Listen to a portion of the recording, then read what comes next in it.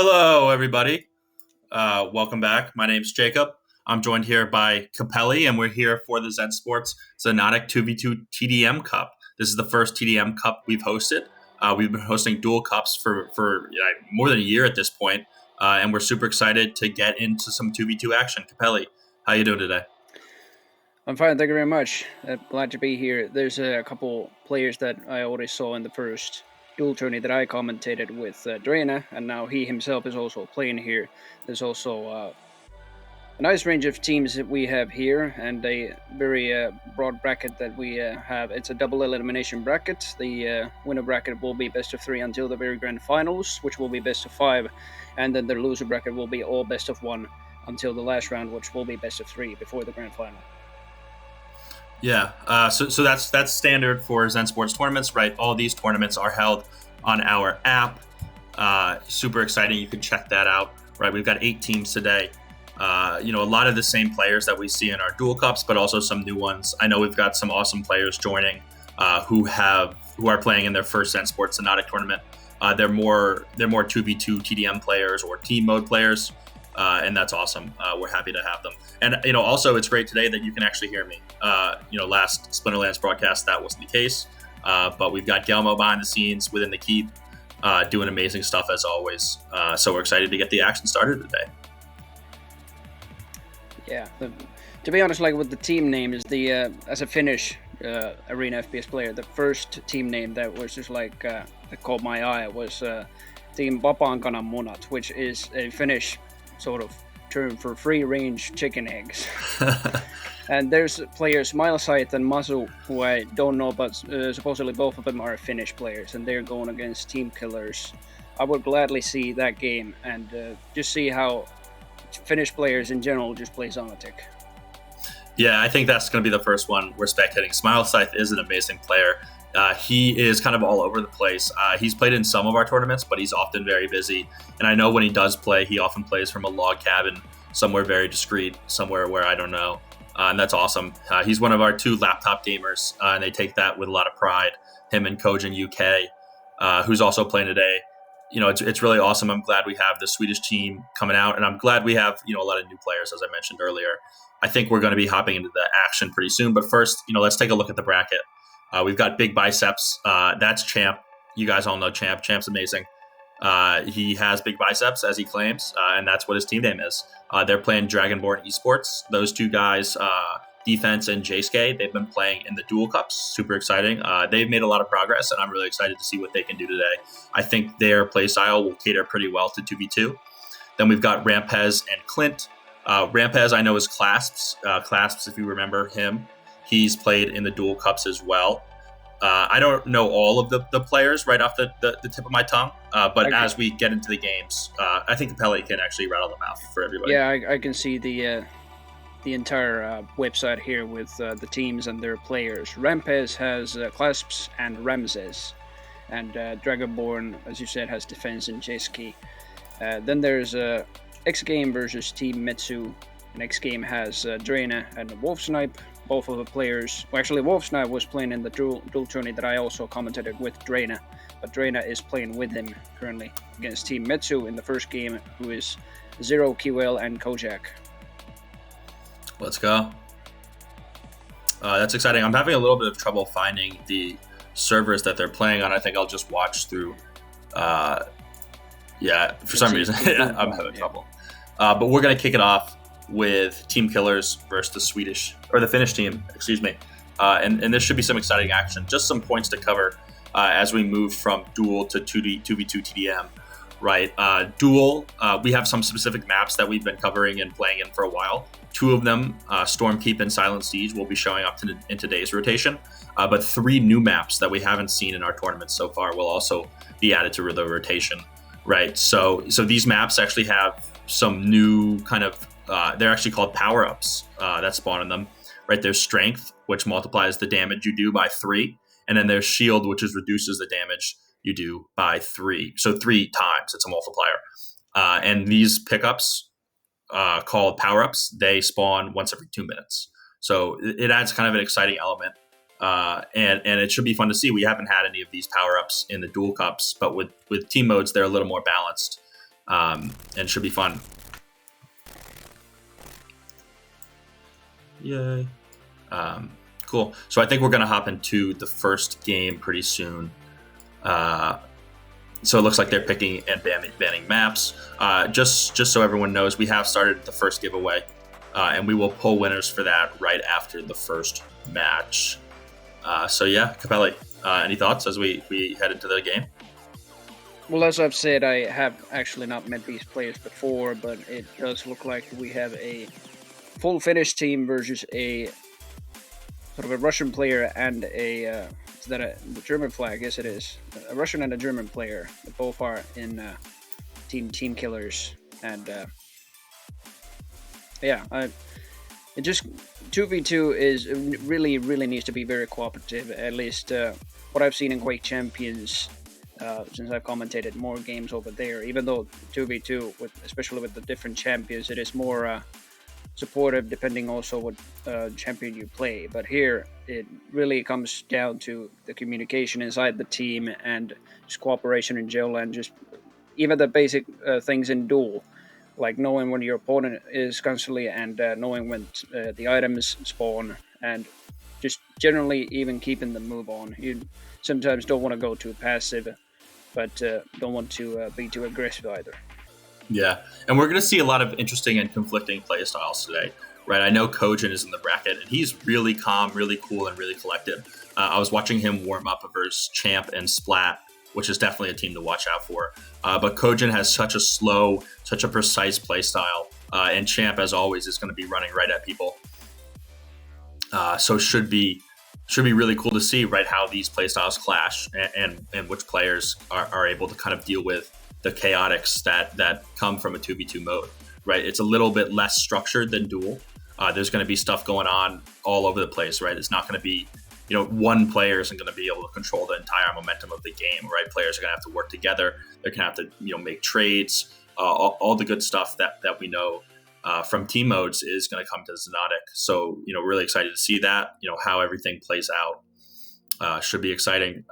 We've got Dodger. Dodger is actually playing with his younger brother. If you've watched any of our broadcasts before, I know you know Dodger. He's an absolute legend. It looks like Capelli just had a power outage, so we'll get him back when we can. Super unfortunate about that. We wish him the best. I don't know where he's located, but there's a big storm coming to the northeast of the United States. I don't think he's located there, but if he is, we wish him the best. So yeah, I think the first match that we're going to show, they're picking maps and picking bans right now. But super excited to get right back into that. And while we do, I can talk a little bit about our upcoming Splinterlands tournament next weekend, right? So this tournament is really exciting. It's the first tournament where we're having a co-sponsor, and the co-sponsor is a company called NFT Horizon. They're a multimedia platform that focuses on the Wax blockchain and the gaming applications. Really a lot of applications on the Wax blockchain. They really write great articles. They have a really well-designed website. It was really fun to kind of work with them in sponsoring this tournament. And they've actually just finished their design for the NFT trophy, and it is crazy. We're going to be revealing that on Twitter on Monday, which is tomorrow. Super exciting. So, look forward to that. It's a huge prize pool, and, we're going to be giving out a Cerberus card today on the broadcast. That's a little sneak peek of that. So that's like a $50 card right now. And not only do we have, I have like 5 Cerberus to give away during the broadcast next week. Bought them really early because we knew we were doing the Cerberus Cup, because NFT Horizon, all of their NFTs are based on Greek mythology. They actually have their own line of NFTs on Atomic Hub. You can check those out. It's linked in our blog post for the announcement. And yeah, should be super exciting. 3, 2, and it looks like we're getting into match number 1. We're following. Holy so shit. it looks like Packer and Hot Dog. Holy shit. Versus. Oh my gosh, those are some confusing names. And it looks like we're spectating the red team, and they've already gotten their first kill. So it looks like this is Mezu. And as you see, we got the sports tokens added as mini shards. If you look at that, how exciting is that? Super duper cool. I was kind of ecstatic we got that. One of the coolest things about Xonotic is that it's open source, right? So you can edit the engine, you can edit a lot of stuff. And as he goes through the warp zone, right, a little bit slower pace to start, gets a good rocket off, evades, is kind of looking to resettle, sees a guy up top, just kind of does a little shot just to let him know he's there. And one of the things about Xonotic, right, you see players with such low health, but sometimes in Xonotic it's really hard to do just a little bit of damage. A lot of the weapons that are commonly used are the Vortex, are the Devastator, are the Mortar, and they all do 60 plus damage. But if you don't hit them, it's hard to do a little bit of damage, right? I know the Devastator, which is the rocket launcher, which you just shot right there, it has splash damage, but it can be really hard to hit if you just need to get like one tap on. And he picks up some sports tokens. The green ones are armor, the red ones are health. A Vortex shot goes right behind his back, but he picks up right where he left off and hits a Devastator. So a lot of crazy action, as you see, as we see Mazu kind of just speed around, grab some health shards in the form of sports tokens, and keeps moving along. Right, we're tied 4v4. As Mazu looks like he's playing on very low sensitivity. He's fragged by Packer, who is, I believe he's been playing Xonotic for quite a while. I've definitely seen him in servers every once in a while. He's got the Hagger out. It looks like he's charging it up. And he gets some damage. Wow, that's awesome. So the Hagger is really not commonly used in Duel, but we may see it a little bit more today. And there we've got Smile Scythe, right? So Smile Scythe is the guy we were talking about. He's got a great YouTube video. One of the things he really excels at is movement, right? He has a whole YouTube series on movements for Quake-esque games, right? Xonotic is a Quake-esque game, and he's really good at that. He has the Devastator out right now. He just did some damage, but he didn't get a kill to show for it. He was close with that rocket. And if you aren't aware, these rockets in Xonotic, you can actually curve them after you fired them. Not only can you curve them, but you can detonate them whenever you want. So it adds for a lot of, and he gets fragged right there by a rocket, as you saw it curved right towards him. So Smile Scythe is going to respawn. Just has the blaster right now. Whips out the shotgun, does a little bit of damage.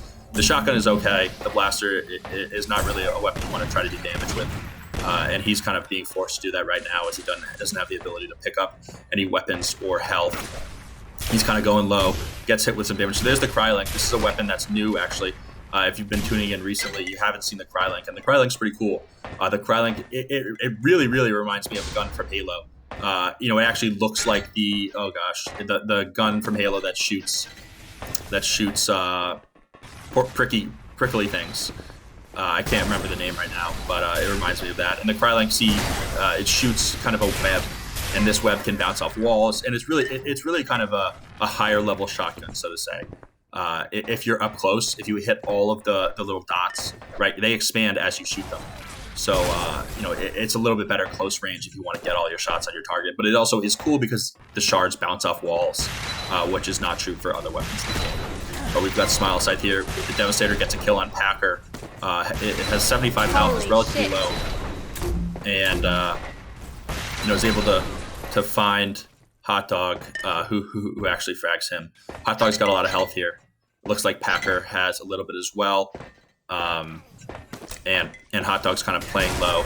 We've got the blue team up 11-8 as they're sticking together right here. Looks like it's going to be kind of the good strategy to have. Try to pick up players one by one. And Hot Dog actually kills himself. In this game mode, there's actually team killing on, right? So, players can damage their own teammates, like in a lot of hardcore video game modes, right? So that kind of adds another level. You can't be spamming your Electro anywhere, as we see Hot Dog with the Electro right now. The Electro, if you're unaware, it shoots kind of particles that you can lay as mines, right? He just did that right there. And if he, wow. So he should have just done a lot of damage there. I'm not sure if he got the kill. As we spectate Mazu now, Mazu picks up the Mega Armor, picks up some sports tokens, and fires. He's got the Vortex out right now, and the Vortex is essentially the sniper rifle in this game. As he is fragged by Hot Dog. Hot Dog was using the Electro there. Kind of an odd weapon to be using in close 1v1 combat. Oh, and he gets another kill there. So that shows you the power of the Electro, right? Oh, wow. So he doesn't necessarily... Oh, wow. He's really going off with the Electro. I may have heard this from somebody, but the Electro is really powerful in this game mode, right? Because there's two players, and the Electro can do so much damage. Right? The Electro can do 150 plus damage just by throwing those 3 landmines out there and detonating them with your primary fire. Just to kind of elaborate on the weapons a little further, Every weapon has a prime. Oh, and he's still going off with the Electro. So it looks like the Electro is a weapon to look out for in this game mode. I actually haven't seen too much to do TDM. Most of what we've done in the past with Xonotic is duel. But this is exciting. I'm happy to see new game modes brought into rotation. The players actually asked for this themselves. I think some of them maybe have been sick of losing to Dodger. We certainly weren't sick of watching Dodger, but we're going to get to see him in a different fashion today as Mazu gets fragged by Hot Dog, and Hot Dog is still going off here with a Devastator and Electro combo, but he kills himself, right? It looks like he exploded that rocket a little early. Either that or direct impacted, and the splash killed him. We're on to Mazu, back to Mazu, who just took down Packer, as his team is down still by 4 points, with about 3 minutes and 40 seconds left to go in this match. Mazu just playing slow. He knows where his teammates is. Wow. So he gets fragged by Hot Dog, but he does a little bit of damage. So Hot Dog is low. Hot Dog is low. His teammate is relatively low too. It looks like the red team has a lot of the health and the armor as Smile Scythe grabs a kill. 15 to 20. It's interesting. I would have expected the red team to win this one. I actually don't know too much about Packer and Hot Dog. It looks like they really know 2v2 well. Because Smile Scythe is one of the best, arena FPS players, period, who plays in our tournaments, right? He's really good. He's really got great movement. It's always fun to see him play as he curves a rocket and just narrowly misses. Grabs some sports tokens, grabs even more health. He's at 99. He needs to get some damage done, right? 16 to 22, his team's down. He's kind of on an island here by himself. As his teammate kind of comes into the fray. He gets a kill with a Vortex, which is awesome. Respawns. Packer does. And he grabs the Electro, which is, as we know, is a very powerful weapon. Oh, wow. Looks like his teammate got the kill right there. So 23 to 17. The blue team is up. That's Packer and Hot Dog versus Mazu and Smile Scythe. Right, grab some sports tokens. That's awesome to see. Has the Devastator out. Hits a Vortex shot. Oh, and the Electro. Wow, the Electro did a lot of damage there, and he got a kill. A lot of trades going around. 24 to 18. It looks like the blue team is playing smart here. They should be sticking together, right, because they're going to be a lot harder to kill together. But, you can only stick so close because of the team damage. And he's just doing a ton of damage there with the Electro, but actually gets taken down by Mazu. Right, they're closing the gap a little bit here. It's 24 to 20, sticking together, which is nice to see. Smile Scythe looks to be super low, but Mazu does a good job there. Just barely misses the Vortex and gets the frag on Packer. That's going to bring the score a little closer. It's a 3-point game as of right now. Takes the blaster up a level. Super fun to see. I love it every time. Every single time they do a blaster jump, I get excited. I don't know. I just can't help it. So, they got another kill there. So 24 to 22. They need to play this smart. They need to not die. Oh, and he gets another kill. Oh, wow. Mazu's going off. Mazu can't die here. He shouldn't overaggress. And he's going to... Oh, wow. He's really doing a lot of damage. He grabs the Mega Health pickup. Maybe not the Mega Health. I think that was the Mini. Because he's at 90 and 15 armor. Right, grabs the Mini armor, which adds 50 to his stack. Grabs some sports tokens. Passes by some sports tokens. Just admiring them, I'm sure. Or maybe he's focused on the game. It's tied up as we move into the final minute of gameplay. We see Mazu kind of traversing the map, grabbing some armor. That's the Mega Armor, so he's got a huge stack. Glosses over the Mini. Can't pick that up, though, because he's too much health and armor already. Does a lot of damage. Does some more. Oh, just misses the Vortex. Just misses some devastating shots, but puts the last bullet through the forehead of Packer to take the tie. I guess the blue team got a frag there as well. Sees a Vortex shot go right behind his back and just, stays put, camping on that Mega Health right there. It's going to spawn in. So we haven't seen any power-ups. I'm sure we have, but I haven't noticed it on the broadcast. But once we get to those, I will make sure to let you all know. Right, more shards, more sports tokens to be taken. Wow, good shot there by Packer to bring it, bring his team to a 1-0 lead. Looks like this game mode maybe 12 minutes. So we've got 2 more minutes. Oh, just misses the Vortex. Does the blaster jump. Tries to get some momentum. Yeah, that's that. So we are tied. We are 28 to 27 here.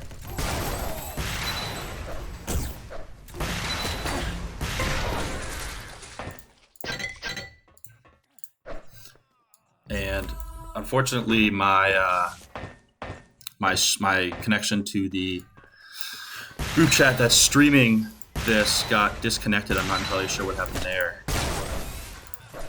So I'll try to do the best I can.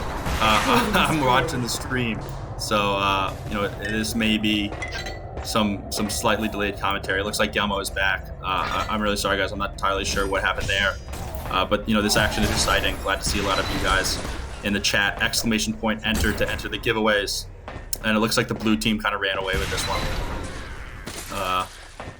As we move towards the final minute, wasn't really expecting the blue team to come out on top here, but that's what they did, and it looks like Smile Scythe and his boy are going to move to the losers bracket.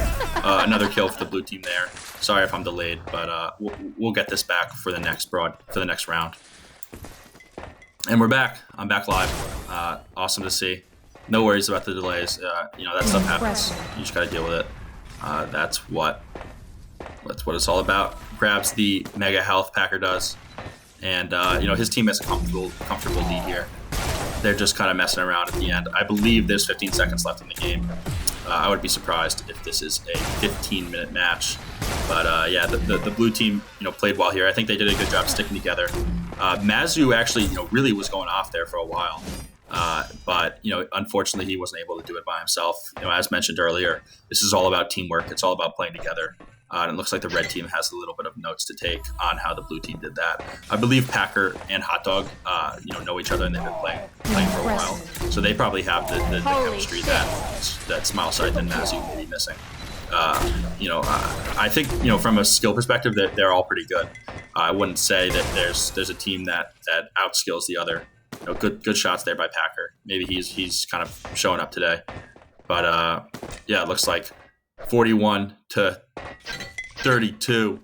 Maybe it is 15 minutes. I know duel is 12, I believe, but this is an entirely new game mode for all of us. So looks like there's still time for the red team to come back as Mazu escapes with 9 health, grabs some sports tokens, and is playing cautiously as he should be.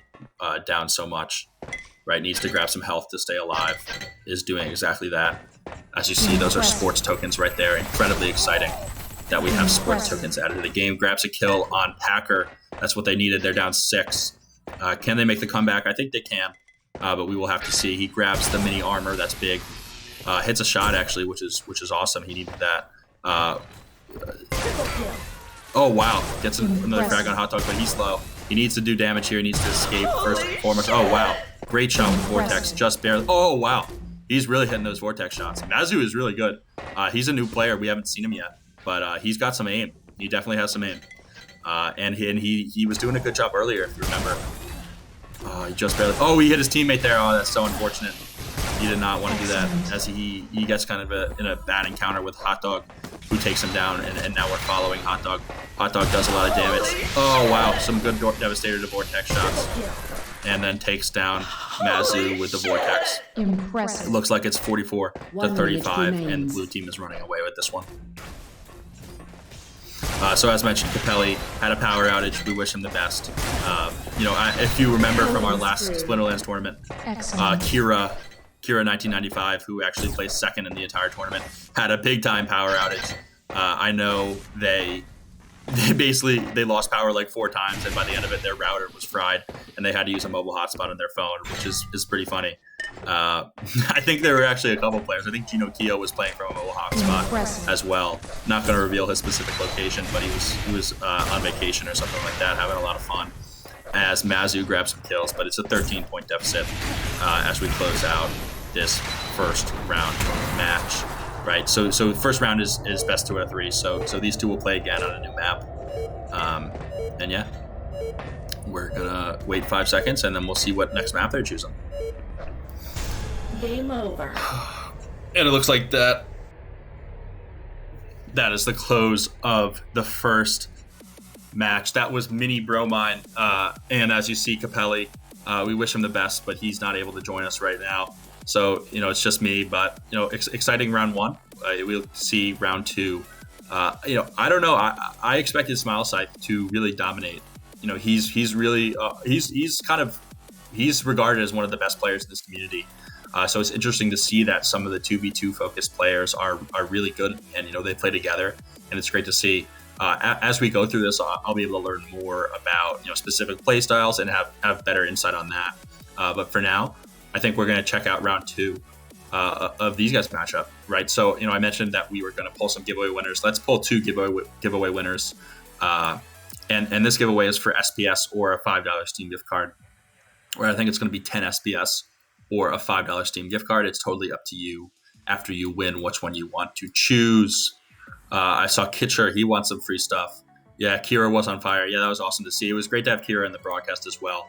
We're going to have some more of the players on the broadcast. I know some of you guys are interested in joining, and we'd love to have that because you guys have such good insight into the game, Splinterlands that is, and it's really exciting to see. Right, tournament next weekend is sponsored by NFT Horizon. Should be awesome. Go check them out, please, if you haven't. Entries are closed. Mid-Devil. Whoa, that's a lot of devils. You've won a Splinterlands card, or it says Splinterlands card, but we're doing Steam gift cards. And Kitcher, you just got in at the last second. So yeah, and right after that, just to be clear, if you've entered once, you've entered forever. So that's how the giveaways for this tournament are working. Right, so just DM me on not Instagram, DM me on Discord for your SPS or Steam card, and we're moving into map 2. This is Stormkeep, super exciting map. As we see Smile Sight, and the blue team already fragged themselves once, so that's a -1. Smile Sight with 38 needs to grab some health. He does exactly that. Does some really weird shots with the Electro. Oh wow, good shot with the mortar there. Needs to do some more damage, and Packer had the health advantage, and he takes him down. Packer grabs the Devastator, misses one shot, hits the next, does some more damage with the Vortex. Isn't able to curve the Devastator enough right there. Is playing a little slow here. He has his teammate on his back, sees the red guy, hits a shot. Oh wow, and he's fragged by Smile Scythe. I'm not sure if Smile Scythe bashed his head in there, but he might have done exactly that. Packer with the shotgun out, running around, waiting for the Mega Armor to spawn. He gets it, has 100 armor added to his stack, and is on the move. Sees the blue guy, his teammate right behind him, goes underground. Nope, grabs the Vortex. The Vortex spawns right there. Sees the beautiful Zen Sports billboards, does a nice little strafe jump onto the Mega Health pickup, and he's off to the races. Sees one of the red guys. It's kind of hard to see which name is which, but red guy suffices for now. Smile Scythe, I believe that is, gets hit by a nice shot by Packer, a really good flick shot with the Vortex, does some damage. Is lucky there not to hit his teammate, grabs the Mega Armor, and they've got really good positioning here, but one of the blue guys is taken down. Oh, wow.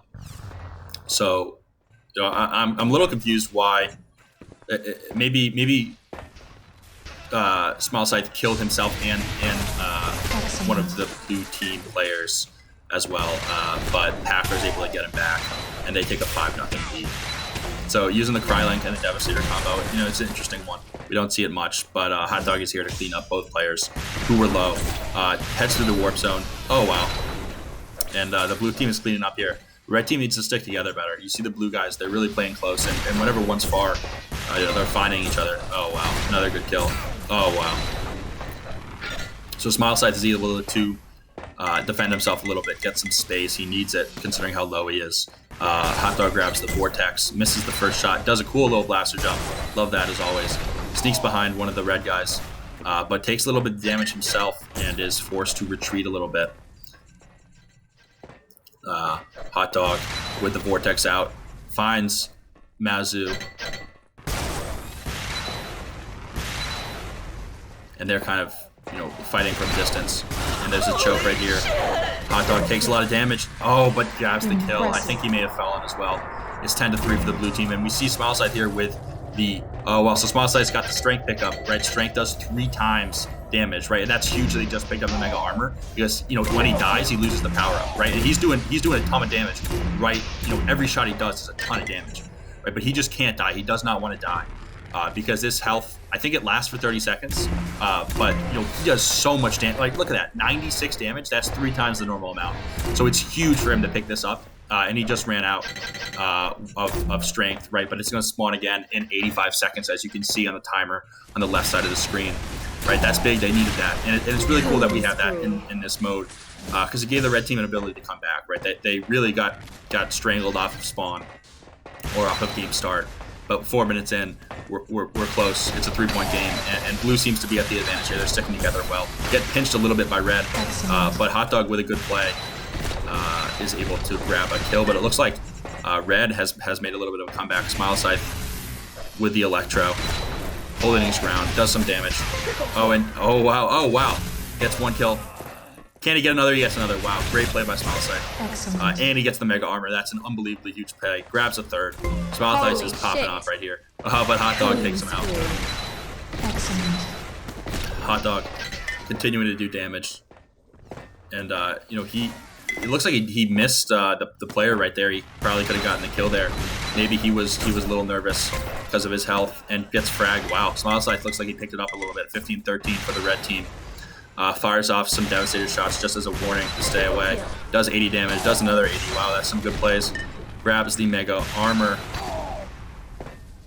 And, it looks like they're gonna kind of reset here. Both teams will. 17-13 for the red team. It's good to see them on top. Blue team took the first map. But, this map, as you may have noticed, it's in our dual cup rotation. Excellent. So Smile Scythe may know it a little bit better than these other players, right, as he passes the Zen Sports billboard. Gets some shards, and the red guys are sticking together near the Mega Health pickup. It spawns in, so Mazu is going to grab it as he has his Hagger out.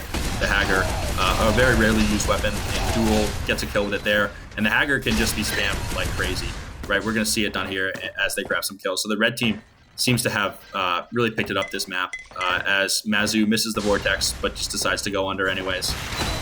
Sticking with his teammate here.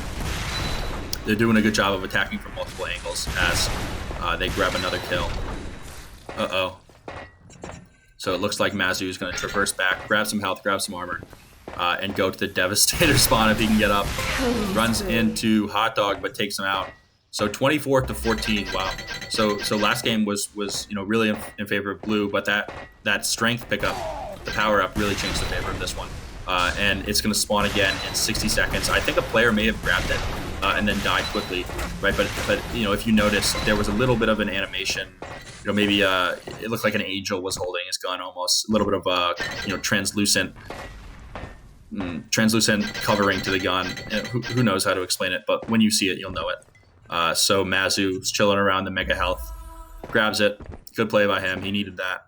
As the red team looks to stay on top, maybe not play so aggressively, but rather grab some resources as he just did right there. That was ammo he picked up, and he's camping this. Oh wow, I love this spot. This is my favorite spot. He goes up there. The blue team read it well. They came from the opposite angle as Mazu grabs 1 kill and is soon to grab another. Right, blue guy is super low, but grabs 1. Oh wow, great plays by Hot Dog. Grabs 2 of them. He was able to do that because he picked up the Mega Armor right in time. As I think Hot Dog may have just fragged a teammate. I'm not entirely sure. It's moving fast. Sometimes it's not the easiest to follow, right? Wow, so good pickup for red. I believe that was Smile Scythe grabbing the Mega Armor. Does some damage, does some more, and finishes off Packer with some good Devastator shots. And then plays a little cautiously. I believe we've just gotten Capelli back. Good to have Capelli back. I think he'll be up and running in a couple minutes. I think, he just got his power back, which is great. Glad to see some power in the household. Smile Scythe. Grabs him. Good shot with the... Oh, wow. Good movement there. Oh, wow. Jeez, he almost got him back, too. He died too soon. He lost control of his rocket. But, good plays there, getting a lot of damage in. As Packer fires a Krylink to warn the red team to stay away. He's camping the Mega Armor room, which is where he was. Moves on. This is the Devastator spawn. There's an underground section right here. Looks like he fragged his dumb self. That's okay. It happens. There's a lot of damage to be done. Oh, he falls into the lava. Not good. As Mazu is able to pick him off and regain their 13-point lead. So, 8 minutes into this one, it looks like the red team is, kind of out to the lead. 30 seconds left for the power-up. That's going to be the big difference maker. If the blue team is able to grab this power-up, it'll make a big difference for them as Mazu grabs some health, takes some damage, but gets the frag on Hot Dog. grabs, I believe, the mortar, which spawns right there, traverses to the mega health pickup, just trying to help everybody understand the locations. But actually, the health pickup gets snagged by Packer, who then takes out Mozu. That's a big time play, but the red team is still up 15. Wow, lot of damage, a lot of stuff being done right there. I think the red team ended up on top there as they come out to a 16-point lead now. Smile Scythe takes Hot Dog down, does a lot of damage with the Devastator again, takes another kill on Hot Dog. He's hit 3 Devastator shots in a row, as you can tell by those emblems popping up. Super cool. It's really cool when you see Dodger play and he has like 30 of those lined up because he never misses a shot. We'll see Dodger a little later in this competition. Certainly him and his brother will be long-lasting, as always. Who knows if they will win? It would be fun to see if someone can really challenge them in 2v2. I really believe that they can. I'm not entirely sure how well-versed Dodger's brother is in Xonotic. I'm sure he has legendary E athleticism in his blood. But, we'll see if he has the smarts and the composure that Dodger does. So, yeah, Smile Scythe here with a Vortex getting attacked by 2 blues. Takes out one of them, but is going to be traded out immediately. Hot Dog with a mortar, just spamming a little bit. Looks a little bit phased as he gets taken out. He looked a little off center right there. His movement, he certainly wasn't where he wanted to be. He was in an awkward position as Red sneaks up behind Blue. 2v1 for Blue here. Mazu's got to retreat a little bit. Does so and finds 2 of them right there. Does 75 with a good shot, as you see, hit his second straight mortar there. Sneaks right behind, and Red is going to retreat to the Mega Health. Mega Health looks like it's going to spawn in either 4 or 6 seconds. Looks like it's 6, so it should spawn right now. This is a big battle because whoever wins this is going to grab the Mega Health, and Blue was too low. As 50-25 for the red team. It's looking like a GG may come out soon. We've got about 4 minutes left to go in this match. Mazu takes on Hot Dog. Excellent. And he takes on Hot Dog again. Holy shit. Back. Hello. Yeah, terribly sorry about me just quitting right in the middle of the game, actually just before it actually started. There's power outage here in Finland. My account at least. Yeah, I was saying, I don't think you're located in the northeast United States, but there was a big storm coming. I know a lot of people are losing power, but it's good to have you back. So blue team took the first map. Red team is looking to take this one. We've seen a lot of momentum shifts happening after the power-up's been picked up. Right, Smile Scythe absolutely dominated when he had strength, and strength does 3 times damage for 30 seconds. Right, and if the player dies, it's over. So, really important when someone on the other team picks up strength that you take them out immediately, because if you don't, Smile Scythe can just show what it can do.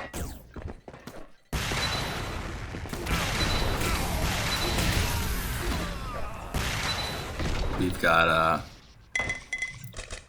Capelli back on video. Awesome. Yep.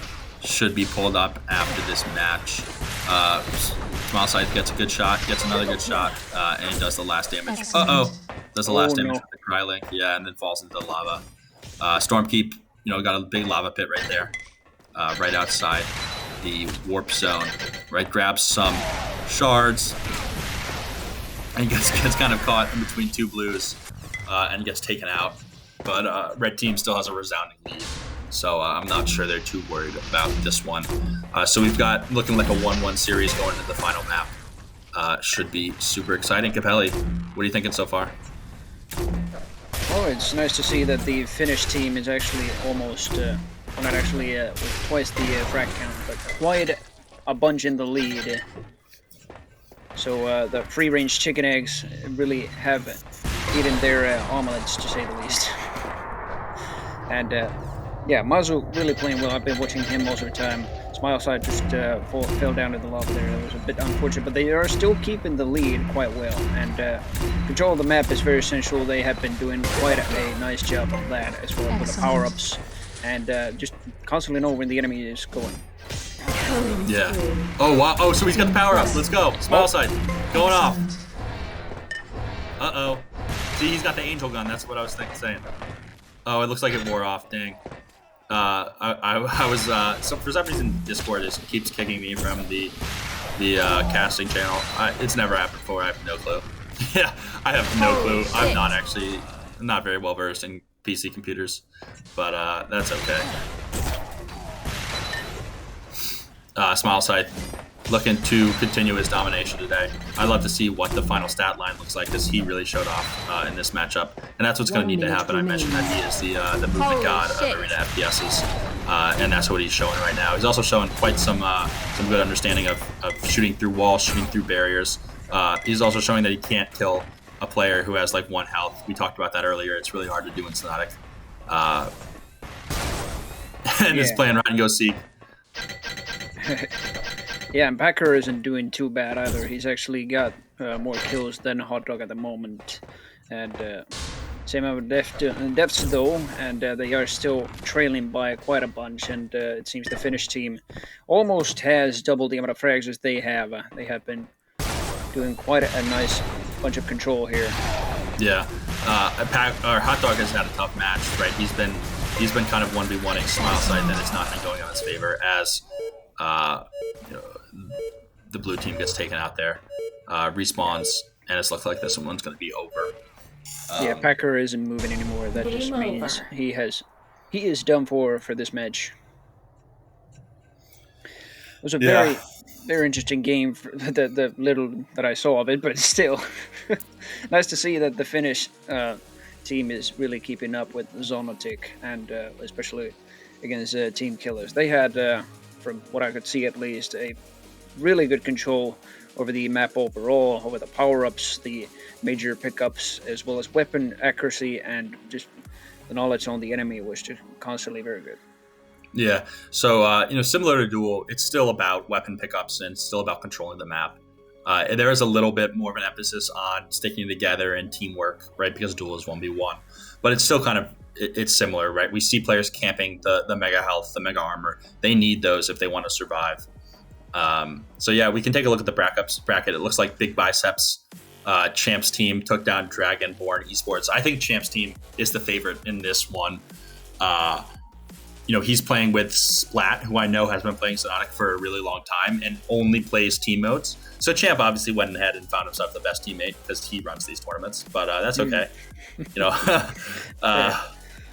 That's kind of what we expected. And as you see, Team Metsu, which is led by ZeroQL, has taken down Team X Game. X Game is Draina, right? If you remember him, he commentated with me and Capelli in the past. He's a great guy. Yeah. Really great accent. So maybe we can bring him on after he's eliminated. Hopefully it doesn't happen too soon, though, as we get into the final map. Wow, this is a cool map. Whoa, this is sweet. I love the textures on this. Are you familiar with this map, Capelli? Let's see. First of all, I have to connect to the server. So you can watch in the Discord group chat, too. Oh, whoa, there's water. No way. That's super cool. So it looks like... Oh, there we go. Yeah, it's the same server. Love the orange, or I mean the yellow. Since I've been in kindergarten, every single time I see orange, I say yellow, and every time I see yellow, I see orange. It is the craziest thing in the world. I cannot even stop it. It's like unbelievable. I don't even understand. Literally, I have a vivid memory of my kindergarten teacher quizzing me on the colors, and I was like, she showed me orange, and I said yellow, and I was like, oh no, I swear I know the colors, but I just get it wrong every single time, and I still do. So this is orange. Well, maybe it's yellow, but red team's out to 2v1. Well, my confirmation. I have good enough vision, I guess it's orange.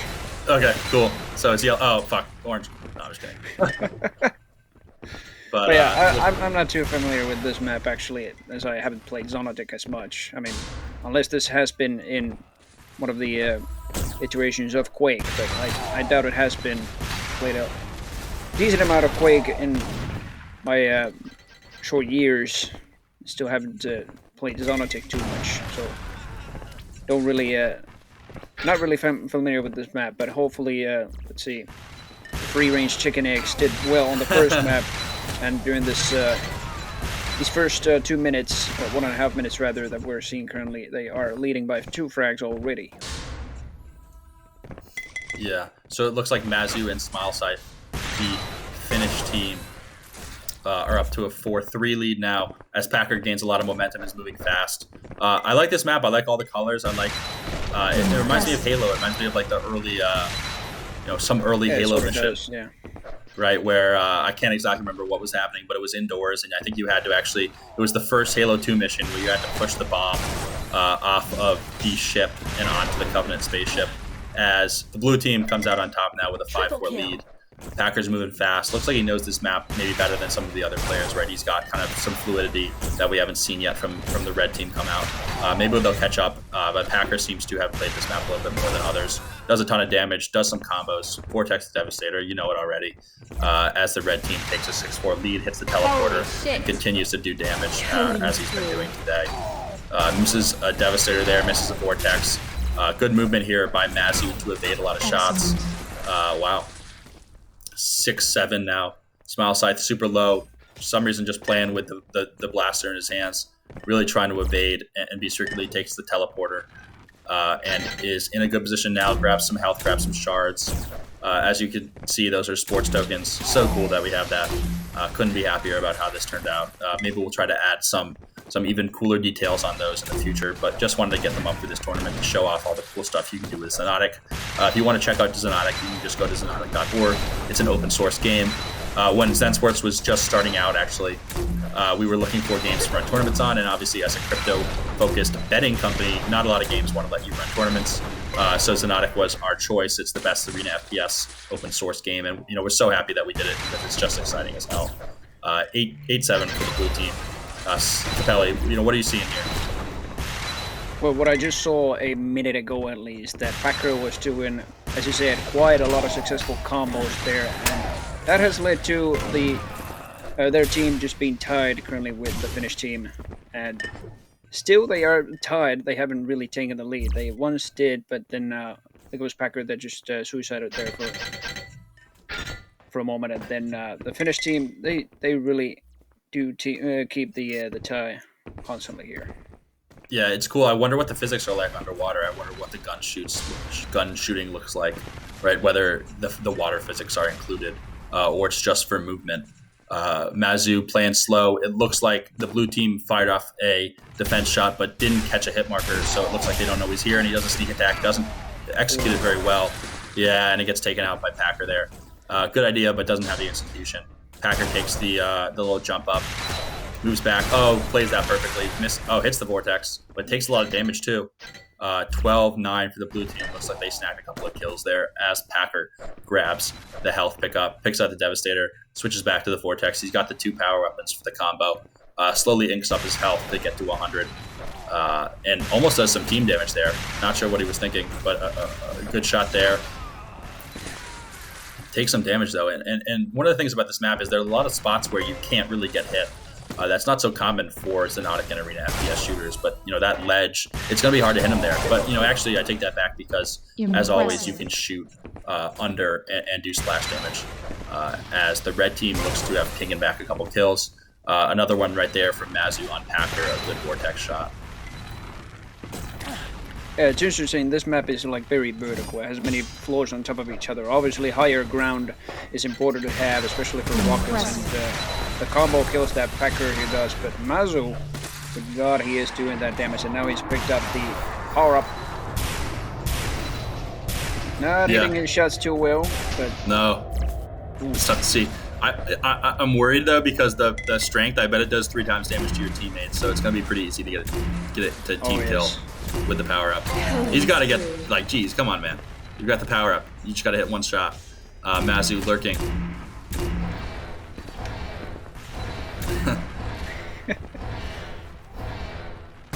Yeah, that hurts. Mazu here. Yeah, he's run out of the power up. He doesn't utilize too many. I would say maybe rapid fire weapons too much. It's triple the damage, even the lower constant damage weapon rather than the instant damage ones. The rapid fire weapons, while they do weak damage, the string power really amplifies them, and you could really get yourself quite a lot of streak of kills really fast as well. Yeah, as the red team continues to take the lead, it looks like they got warmed up from the start. Blue team kind of took them by surprise, but Smile Scythe has warmed up. Hot Dog looks like he's playing fast right now. Does a good blaster shot, but overemphasizes the aiming for the Devastator and misses the shot there. He's got 110, grabs some more armor. He's at 150 now. Wow, good shot there. He frags Smile Scythe, and his team's still down 5, right? So, even the blue team looked dominant in the first match. They're making a little comeback here, but still down 4, takes the teleporter, has a lot of speed going for him. Looks like he heard Mazu, sees him there, misses, but he's right on him. Oh, and Mazu escapes with the teleporter. Oh, wow. So it looks like there's no change in the physics of the shots when you're in water. You just move a little slower, like you're in water. I think it would be hard to balance with the physics of the shots, considering how is a propelled rocket supposed to travel in water? Who knows? Yeah, I was sort of expecting the same as what it is in Quake. Like, I think that it has basically the same, that the water really does not affect the physics of the projectiles either. But yeah, Hot Dog has done a magnificent job just chasing himself some kills here and there. But yeah, the Team Free Range Chicken Eggs have kept the lead quite well here. And just a moment ago, actually, the Team Killers were in quite a substantial lead with 5 frags more. But now they've suddenly made the turnaround. Yeah, it looks like it's 21-17 as Blue takes another kill there. Hot Dog is super low, but is able to get some more damage in, takes the blaster up, grabs a big health, which is 50. Looks like he's got 70. Wow, good shot there. He needed to hit that shot, because if he didn't, he might have gotten turned on. Shit. Oh, wow. Does it? Oh, so that's his 5th Devastator blow in a row. Has the Vortex out, misses 1.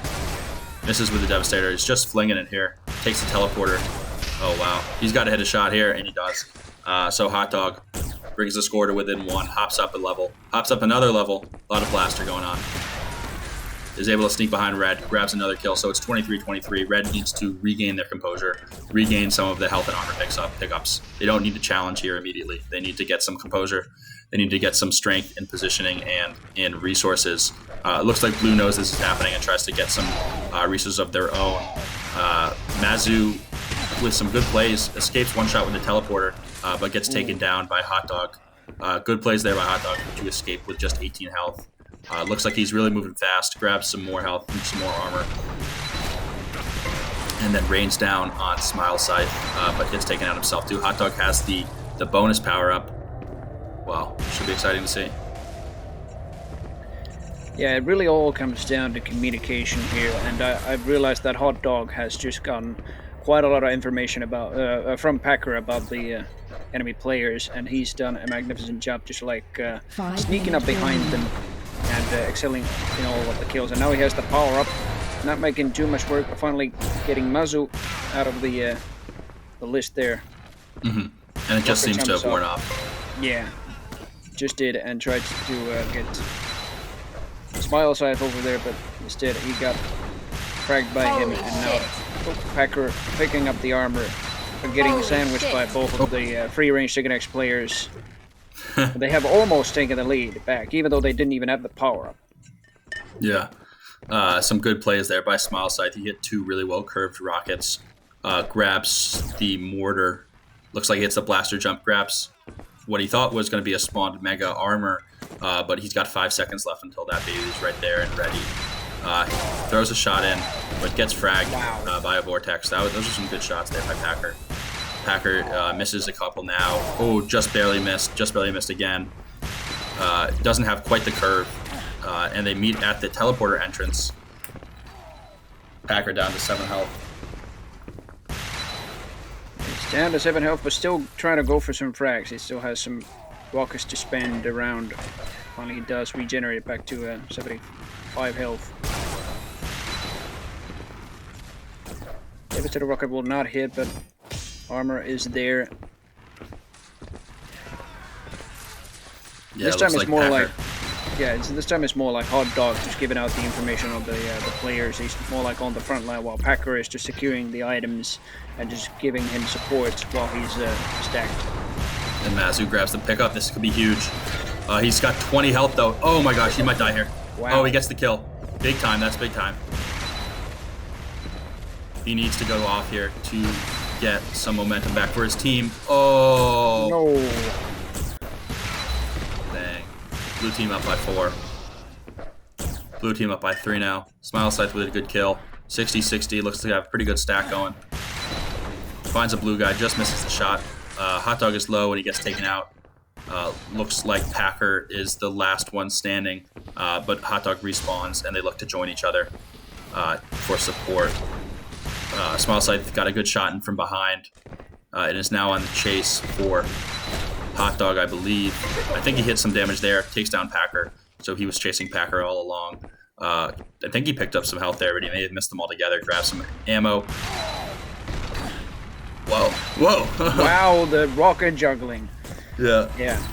That was crazy. I love how the rockets push players back and up and down and all over the place. On the map Zoyland, which we covered last weekend, we saw quite a lot of rainbow shadow flying off the map thanks to Chap shooting him with rockets. Yeah, I think Packer there might have just noticed where Smile Scythe was going. Packer was right behind him and just informed Hot Dog, yeah, he's coming right towards you from below. Excellent. And Hot Dog immediately fired rockets over there into the jump pad and they hit perfectly. Impressive. But they still lived, but now Team Killers have taken both of them down and are in the lead by 2, and this can get very intense. It is less than 2 minutes remaining and only a 2 frag difference between the players. Team Killers are leading, but anything could happen, especially with this power-up. Oh, some big kills there by Packer. Looks to finish off, looks to grab another one, but can't. Wow, 2 red guys. And looks there like, we go. Yeah, and Packer grabbed the power up, so that's kind of going to be the end of this one. Unless the red team can take down Packer super quick. He's relatively low, but takes down another one, and that's too powerful. 3 times damage is a lot. It's really powerful. In some maps, we also have. Oh wow! So Packer just looks to be absolutely dominating with this. Yeah, this is just insta-jib at the moment. It's just railing everybody until they die. Pretty much with one shot. And it wears off, but he took up 11 kill lead with the power up. Knows where red is, takes a good shot at him, and red misses the armor pickup and is able to escape for now, but dies shortly after. 13 kill lead for blue. This one's over. It looks like blue is moving on to the winner's bracket, the next round of the winner's bracket, and red will fall to the loser's bracket. We'll see who they play in a second. Hops in the water, grabs the vortex, doesn't even need it. It's a 14 kill lead for the blue team. They're comfortable. They just should run around, have some fun in the last 15 seconds of gameplay. Yeah, like I said, it really came down to the last power-up there. It could have gone either way, to be honest. Both of those teams had a very good position on the power-up, but in the end it was Team Killers getting the power-up, and it was Hot Dog dominating at the very end of the game there. So, welcome back to the caster room. It looks like we're going to be taking a look at the bracket here. Big Biceps and Clint. I think we're going to catch that matchup next. It looks like Team Killers and Vapun Kanu Matu. Team Killers look to have taken that one and move on to play Team Metsu. Super exciting. Clint, I don't actually know who was on Clint. If you can mention that again, that'd be awesome. But I know Clasps was on ramps and he fell. Yeah, Clint has Dodger and Archer. Dodger especially will be interesting. Yeah. Let's watch Big Biceps versus Clint. I'm not sure what those guys are doing right now, but this is going to be an epic matchup. This may very likely be a little sneak peek at what the finals are going to look like after this game. Actually, let's pull 2 new giveaway winners. Looks like people are having a good time in here. I see Kojin UK just entered. Kojin is actually a player himself, so we'll pull 2 more as we head to Duel 9 server and are getting into the action. I'm not sure if this match has started already or what the deal with that is, but we'll get there and we'll figure it out. And the team, the Finnish team, Vapaan kananmunat, you can just call them free-range chicken eggs. It just means that in English. I have no idea why they chose their name to be in Finnish. It might as well be in English, but yeah. I think they wanted a little bit of anonymity. I think it's probably an inside joke for them that they are the free-range chicken eggs. I know we used to run events on a arena FPS game called Diabolical, which features eggs as the players themselves. Yes, Shu, the highest. Congrats on winning some SPS or a $5 Steam gift card. Super excited for you. Tube Toast. I think you both have won in the past. So good to see you guys tuning back into our events. I know you guys are from the Splinterlands community, but hopefully you find some fun in some fast-paced shooter action as well. We're going to hop back into this game. Tvishkosha says, congratulations. Good to see you as well. I've certainly seen you here in the past. So, Dev. Congrats. Nice. Brace. Be faceless. Thank you for entering as we move back into the action. Looks like, blue team. Oh, no way. Blue team is going off. Wow, did not expect this. So it looks like Archer is just as good as Dodger if well, maybe not. Probably not, actually. Almost certainly not. But he has the Electro here, doing a lot of damage. Takes a jump up. Only has 38 health, but adds 50 to that super quick. Does 164 on Splat. Splat's mad. You know that for a fact. Wow. Champ trying to get some shots in. Does so. Strength has worn off, but he frags Champ regardless. 69 health, 40 armor. Clint Archer is pairing up well with his brother Dodger. Yeah, this is sort of the action that I expected from Dodger, at least. The dual tournament I commentated with Drain, obviously Dodger was the champion of that, and he excels at everything at the same time, all the time. His weapon accuracy holds off at the same time while his movement does, and his knowledge on the opponent and the item timers. And now it just... in 2v2, there's one more thing that he needs to consider, and that is cooperation with his teammates, as well as the timing on the power-ups. Yeah, I believe this is his brother. I'm not entirely sure about that. He told me earlier in the week that he was looking to get his brother to join his team. But I know Archer is a name that has played in past tournaments, and I was not aware that that was Dodger's brother. I don't think... actually, I think that may be Arch, and Archer is the descendant of Dodger. Well, maybe not descendant, but it's certainly his brother. So Archer and Dodger have about a 31-point lead here as we move into about the final minute and a half. This is not what I expected. I expected Champ and Splat to take it to him, but maybe there is some team that can really contest Dodger and his brother. Maybe there isn't. We've certainly seen in the past that just watching Dodger alone is certainly exciting, and Archer looks to be pretty good as well, as he kind of comes up from the top and gets fragged eventually, but not to worry. They have more than double, almost triple. I believe triple would be 72. So let's see if they can get to triple. 1 minute remains. That'll be an exciting one. Yeah, Champ still does play pretty well in Xonotic. This time, though, his communication, I guess, with his teammate hasn't been too well, or let's just say Dodger and Archer's cooperation has just been way, way better. And I can imagine Dodger himself, like I just told, he's doing everything so well at the same time. And Archer, I mean, being Dodger's brother, I'm guessing them sharing the same blood also might share the same skills. Yeah, they've got a lot of athleticism in the family. Gold medal gaming athletes. Yeah. So looks like they have tripled up here. Quite an impressive feat. Dodger just hanging out, doing Dodger things, grabbing some sports tokens. And they, in fact, have reached over triple of the score, in fact. I don't know who suicided there, but either one of the red team went down to 23 frags, and Dodger and Archer 73 frags. Yeah, Dodger it looks like alone, Dodger. Yeah, Dodger alone just got 45 frags and only 9 deaths. Yeah, that is immense. That's a 5 KD right there. So that's pretty cool. I think his brother was about 30 and 19. I think I saw. Which is pretty good as well. 1.5 right there. But when you're playing with Dodger, all you got to do is really just stay alive and be a support guy. Looks like that was the first map. So, hopefully this next one's a little closer. Hopefully it's on a map that bodes well for Champ and his friend Splat.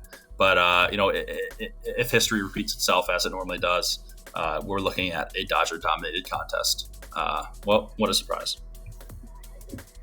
And this looks like the map that we already commentated with the game between Free Range Chicken Eggs and Team Killers. And once again, I'm going to say this map is very vertical and just gaining the high ground here, but also cooperating with your teammate is just very essential here. We already saw very, very good job by team killers, just like constantly keeping the communication solid and knowledge on the enemy, as well as just controlling every single item on the map. Yeah. So it looks like players are ready. We're going to be hopping into the next match. 3 seconds, 2 seconds, 1, and we're in. Start off with Splat, grabs the mega health, takes a blaster jump, grabs some armor too. He's well stacked, hits the water, hits the vortex, is moving fast. Looking around, doesn't see anybody yet, misses one shot, is trying to peek, makes a good escape there. And wow, good shot on Archer as Red takes a 1-0 lead. If they get out to an early lead, oh wow. Now he's 1v1 versus Dodger. That's never a place where you want to be. As Dodger moves fast, seems to evade everything, gets hit with a direct, Dodger might fall here. Oh, but he doesn't.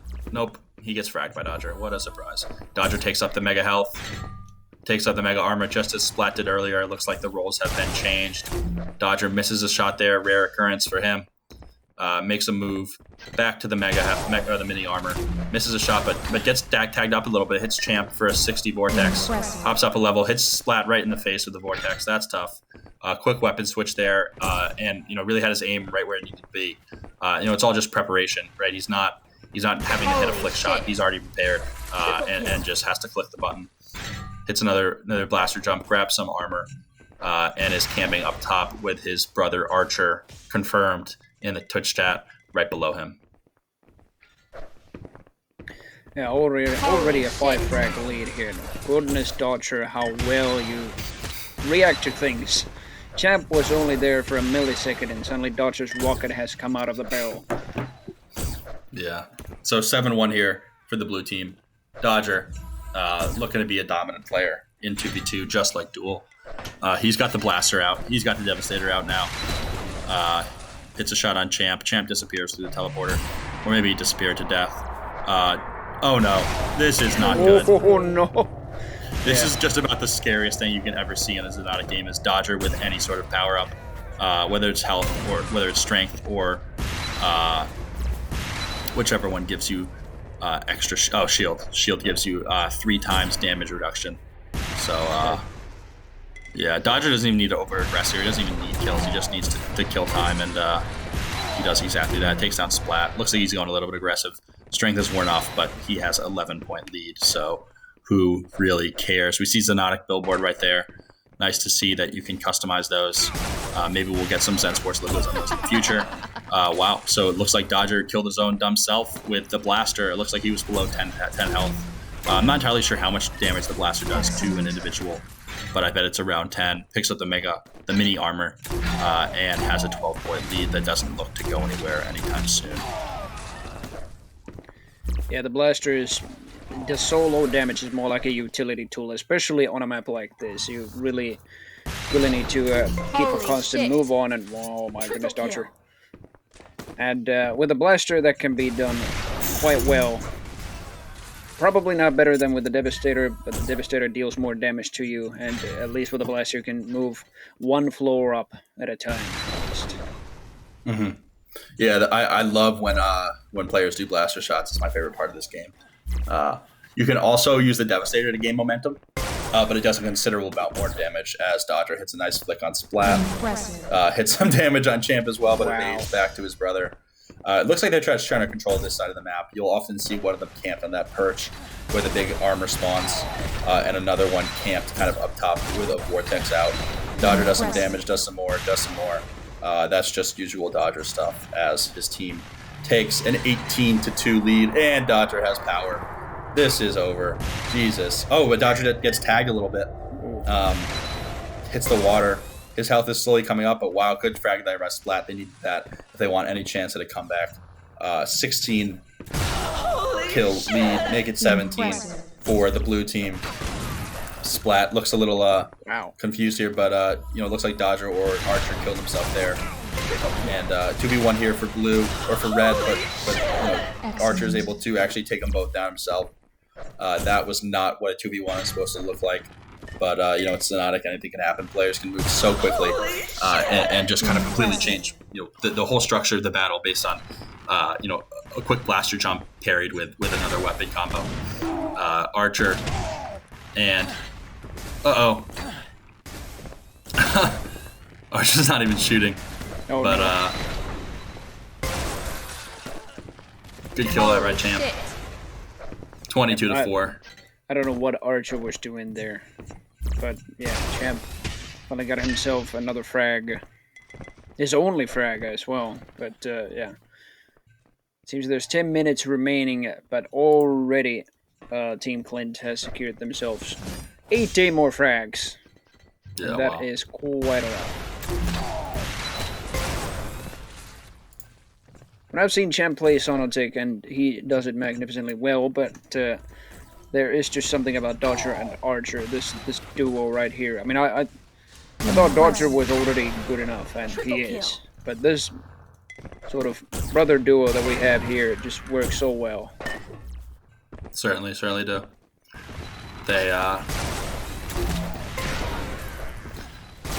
They look to really be dominant here. I wonder if there's a team that can challenge them in this competition. And after Champ gets moved down to the losers bracket, there will certainly be some close matches there as well. Archer this time gets the power up strength, that is, moving fast, grabs the mega health, doesn't really need to do anything necessarily here with the health armor, or with the power up. But, he's doing so much damage, why not grab some kills? Only has 19 health. Is able to evade there pretty well. Gets fragged by Splat. As Splat looks to grab some health, grab some armor. He's got the shotgun out, not the best weapon in the game. Grabs the mortar just in time. Takes the teleporter, but looks to be just he's not playing fast enough to keep up with Dodger.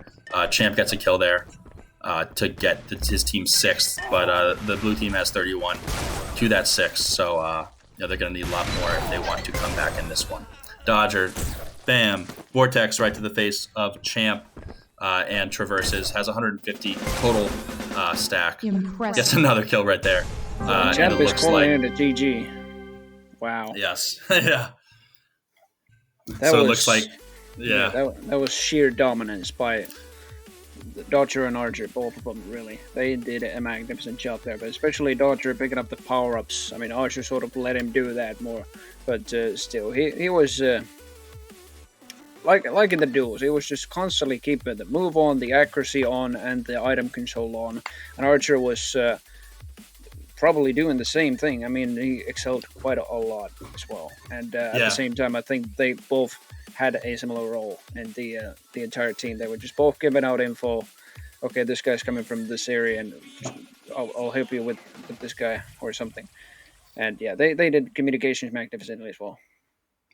It looks like Dodger and his brother showed us what the optimal strategy for this map was, right? They notably stuck to one side, the side with the big armor pickup, had basically Archer sitting on that little arch, ironically, and then Dodger sitting up top with the Vortex, and they were able to kind of control that side of the map and take the lead and the dominance through that.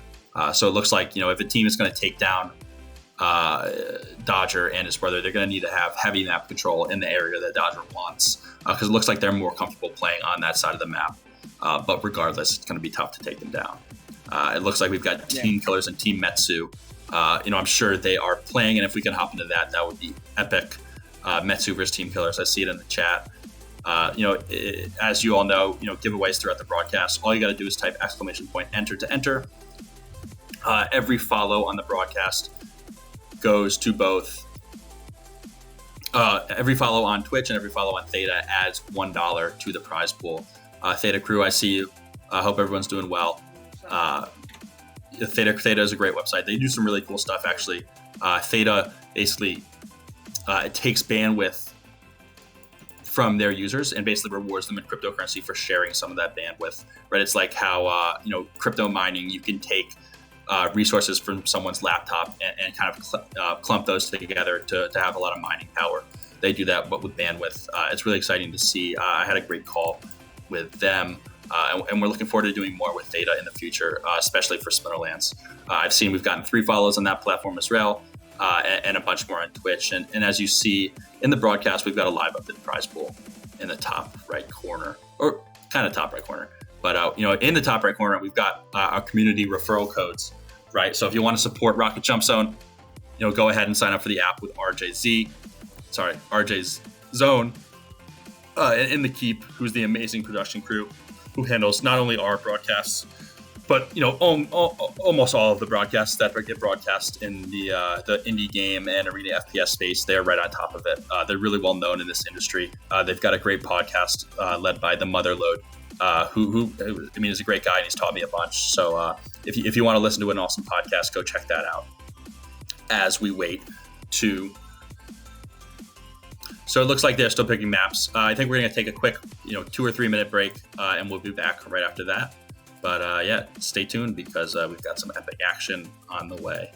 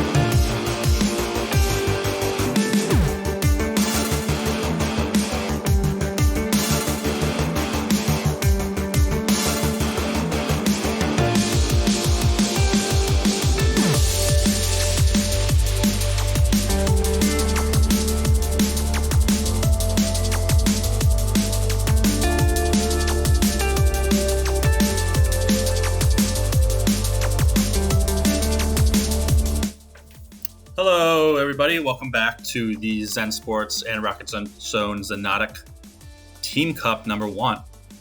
We've seen quite a few exciting matchups so far, and this next one looks to be no exception. We're following Team Killers, who took down what was it? The chicken eggs?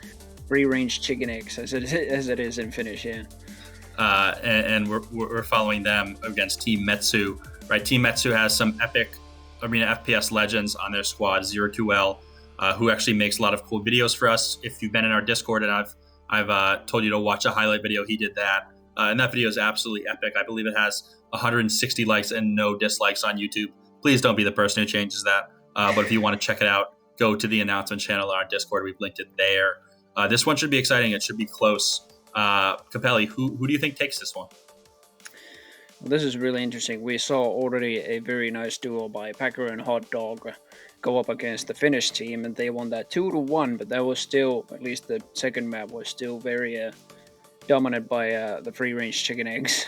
But yeah, ZeroQL, you said it yourself, like he is the editing master for some frag videos and highlights and everything in Arena FPS, but as a player, he is also brilliant, at least in the dual tourney that I commentated with Draina, and I can't remember his placement, but I remember his map control as well as movement was pretty solid, and I can tell, I don't know much about Kojak, but I can tell his cooperation in 2v2 might be very, very good as well. Yeah, Kojin and ZeroQL are both players who have played a lot in our dual cups. I know ZeroQL, he was, I think he's been doing more editing than he has been doing playing in the last couple of years.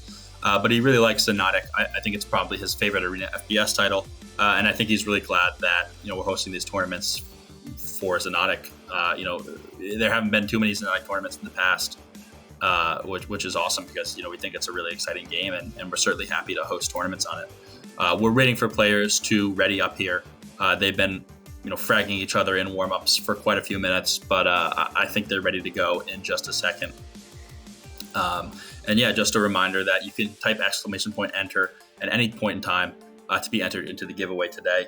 And once you do so, you won't have to do it again. We will be pulling winners all throughout the broadcast, right? Super exciting stuff. If you want some SPS, this is the place to get it. SPS is the governance token of Splinterlands. You can also get SPS by simply holding Splinterlands cards or holding assets in connected wallets in the game. Many of you probably know this, but SPS is a big deal. It's trading for about 43 cents on the dollar, which is crazy, right? Market cap, I don't even know. I think it's 86 million, which is crazy. So 10 DC is about $4. So if you want 10 DEC, this is the place to be. And yeah, so I think we're going to get into this matchup pretty soon. Good to see everybody in chat on Twitch and in Theta. Yeah, let's get it. Yeah, I'm quite surprised they've already sort of played a game already, even though that there's no time or frag limit. But yeah, it seems just from this warm-up alone, I don't know how much the players have actually just concentrated since it's a warm-up, but it does look like that Team Metsu here take it for themselves. This map isn't too vertical, unlike the last map that we saw between Team Clint and Team Big Biceps. But yeah, it definitely offers a lot of places for movement and some ambushes, and when it comes to 2v2, some sandwich moments as well. And we're starting right now. We're starting by following ZeroQL, it looks like, who is firing some mortars, hits a vortex shot, and continues to reverse. Sees Hot Dog, grabs him after missing a vortex, hits another mortar. Hot Dog's in a bad spot, but looks to get out pretty well, but gets fragged again. So 2-0 for the blue team. Wow, another good shot there by ZeroQL. If he could get this frag as well, it is a pretty solid start for Team Metsu. And Mega Hellfire picked up. Still can get that rail. Brilliant. They have themselves a very good start. And yeah, the red team really hasn't gotten around to get any frags for themselves, and at the moment it's only 0QL dealing the frags until he gets fragged himself. Yeah, tough there. Packer with the Devastator from below. His team's down 6-1, and he gets fragged as well. 0QL with the Krylink doing some damage, but gets taken down by Hot Dog eventually. Hot Dog's going to grab some health, grab some armor, but meets another blue player down below. The Krylink is able to save him, and he takes down 0QL. So it's 7-3 now. Red team is up. Blue team is making blue team is up. Red team is making a run.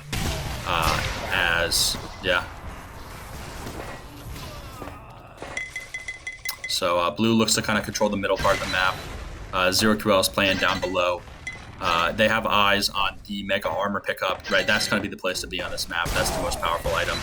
I'm not entirely sure where strength spawns or if it does on this map, but we'll certainly see it if it does. Looks like it does. So we've got it is over there, yeah. Yeah, 95 seconds left on the strength. 0QL still playing slow, as he likes to do. Grabs the mortar, hits down low. Pops up. He's not going to see the player behind him, and he's going to take a lot of damage from that Electro. Yeah, but Team Metsu have themselves a very good lead at the moment. At only pretty much over 2 minutes have been played. And 0QL here is just doing magnificently. If I just look at his stats, he's got he's got 7 kills and 4 deaths, while Kojak has the top frag at the moment. He's got 9 kills and no deaths at all. Wow, that's crazy. It's funny. I was watching Kojak warm up, and he didn't look good at all. But he just falls there. It looks like. But a 9 kill streak to start the game at Xonotic is quite the feat. It looks like we've got 40 seconds on the power up. If the red team is able to grab that could really change momentum. 0QL though, just not missing any shots. Doing really good here. Hits another one right there and frags Packer with the Devastator. Packer was trying to sneak up on him, but 0QL just shooting some defensive rockets. Yeah, I just saw Kojak do a very, very good rail angle there, and he still excels doing it. You're probably watching 0QL. There we go. He is... Nope, he's right next to his teammate, actually. He might have some backup for himself, maybe even picking up this power-up. Hot Dog and Packer are placed not too well, actually, and Kojak will be the one picking up the power-up. Meanwhile, 0QL is just blaster fighting Hot Dog here. It's Hot Dog, actually, who has the blaster. And, he will get completely obliterated by the grenade rifle. 0QL camping the Mega Health. It's going to spawn in 1 second. He hops off of it, and I think actually Red was able to grab it. Pretty bad timing right there for 0QL. And he gets taken down. So it looks like the red team may have some momentum to go. They missed they really need the power up and able to take back this 18 kill deficit that they found themselves in. Packer trying to do a good job of staying alive, but with 39 health, he gets taken out by a single Hagger shot.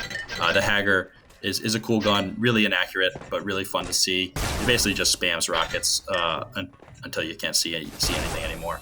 It kind of looks like a Cyclops gun to me. I don't know. That's my observation on it. But 0QL here, kind of playing cautiously, camping the Mega Armor as he does. Camping this side of the map. He needs his teammate to help him out a little bit, and he does exactly that. Oh, wow. Good shot there. What an angle. Yeah.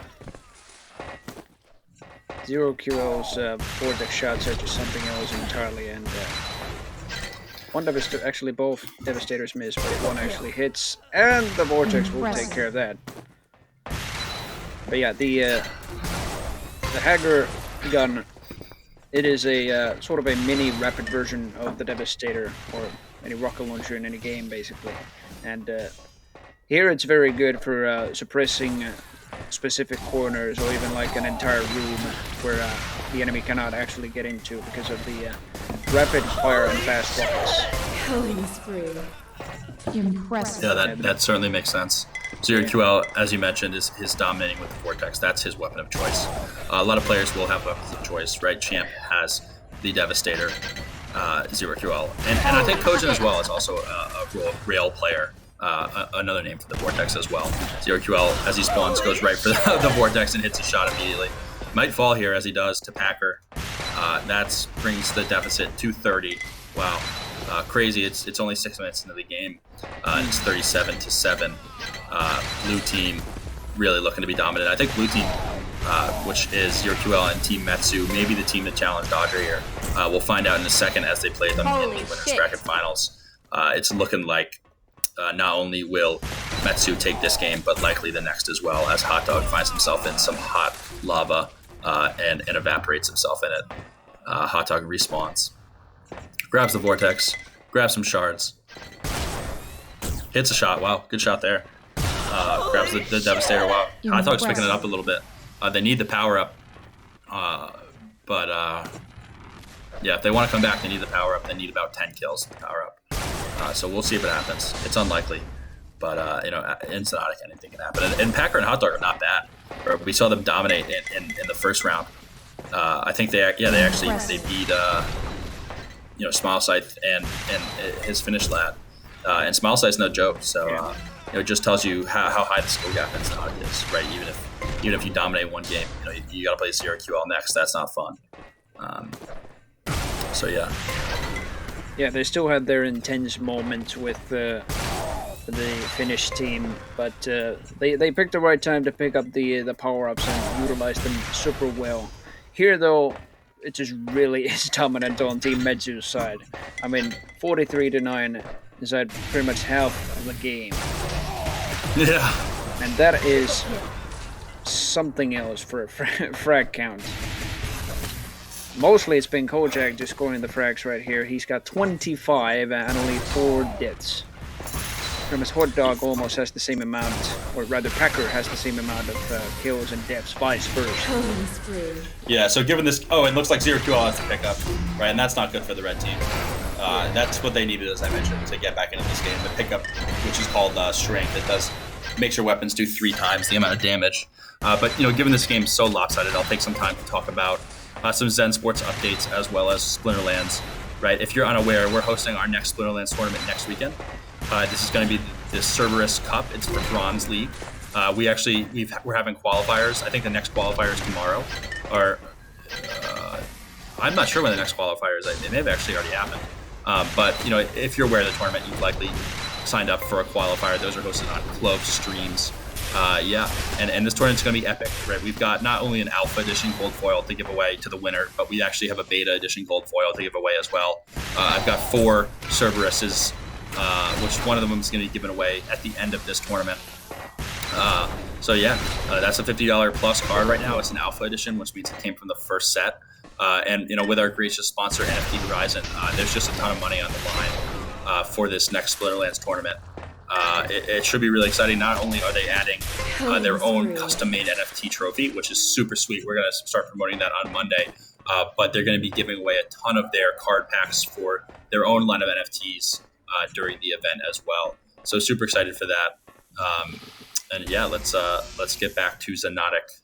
It looks like blue team is really dominating this one. It's not close, but it's going to be interesting to see how Metsu ZeroQL and Metsu Kojin stack up against Dodger and his brother. Right, it's looking like these two are the dominant teams in this tournament, and that's going to be the next matchup after this. Yeah, that was impressive.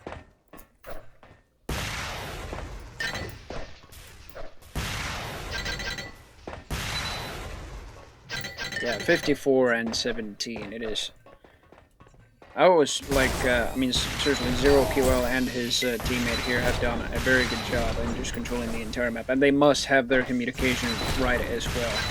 I mean, Kojak here finally falls to Hot Dog the second time in a row, I believe. Also, but he's done a magnificent job just controlling the entire map, and ZeroQL has pretty much the same amount of frags. Just Kojak has 30 at the moment, and ZeroQL has 28. So they've been having the sort of same role, like both of them, like communications and then fragging and weapon control and item control. Yeah, ZeroQL has really stood out to me in this game as being dominant. I think that's because we were speccing him for a while. But if you remember, Kojin started off with a 9-kill streak, and that set the entire tone of the game. That made it clear that, it just basically put Red at a huge deficit early. You can't let that happen at the start of the game. You need to get some trades in. You need to at least have it close. as 0QL, or Kojin actually takes down Packer. So we've got about 4 minutes left in this one, and then we move on to map 2. Some good kills here by Kojin once again, but Packer's able to clean it up and takes down 0QL as well. Excellent. Yeah, I mean, the interesting thing with 2v2, you can do many strategies inside your team as well. You can have the other player just be more aggressive and maybe like as the tagger of the team, so he just constantly spots the enemy players while also maybe controlling small parts of the map, while the other one, while hearing the communications from the other player, which is the tagger, they will secure like the more secure parts, or like more safe parts of the map, where there possibly could be more major items and other control things. My goodness, the power-up run here with Packer. Yeah, this is what he needed. Well, I mean, they're still down 36, but they needed this earlier. They needed to make sure they still got... have time. Oh my god, if Packer keeps this up, they might actually have themselves maybe a tie, even though there is 35 frags to go. Make that 34. Oh, wow. They're Now putting in some work 33. right now, though. Uh-oh. Don't call it a comeback. And I'm not saying it just yet. I mean, well, Packer is... Oh, there we go. He finally falls down. But he was in some fantastic streak over there, especially with the power-up. Yeah, he certainly was. Looks like Kojin is taking back his dominant form, does some damage, does a frag with a nice low combo, Devastator to Vortex. Hot Dog was able to jump right over that shot, but the Vortex to the face comes soon after. Wow, some good shots there by 0QL. Is able to kind of track his opponent and make sure he does damage by shooting the rocket at the ground, right where the player is going to land. Right, he has no ability to evade there. Whoa. Oh. Yeah, but as I was saying, the like you could have a strategy like that where the other player is more like the spotter of the team and the other player is just like the ambusher, I guess. But it's nice to see that Kojak and 0QL can make like sort of not really a compromise, but they can cope into both roles at the same time. They are both fragging constantly, they are both collecting items and spotting the players and communicating at the same time. They are doing it brilliantly. And Yeah, certainly. 0QL only has an 8 frag difference to Kojak here, but overall they are both doing pretty much the same role. As Kojin picks up the power-up once again. Kojin is one of the players mentioned earlier who really plays slow, really cautious, and it pays dividends because he doesn't die randomly, he doesn't overexpose himself. Really a cautious player and makes smart decisions as he goes on a big kill streak here.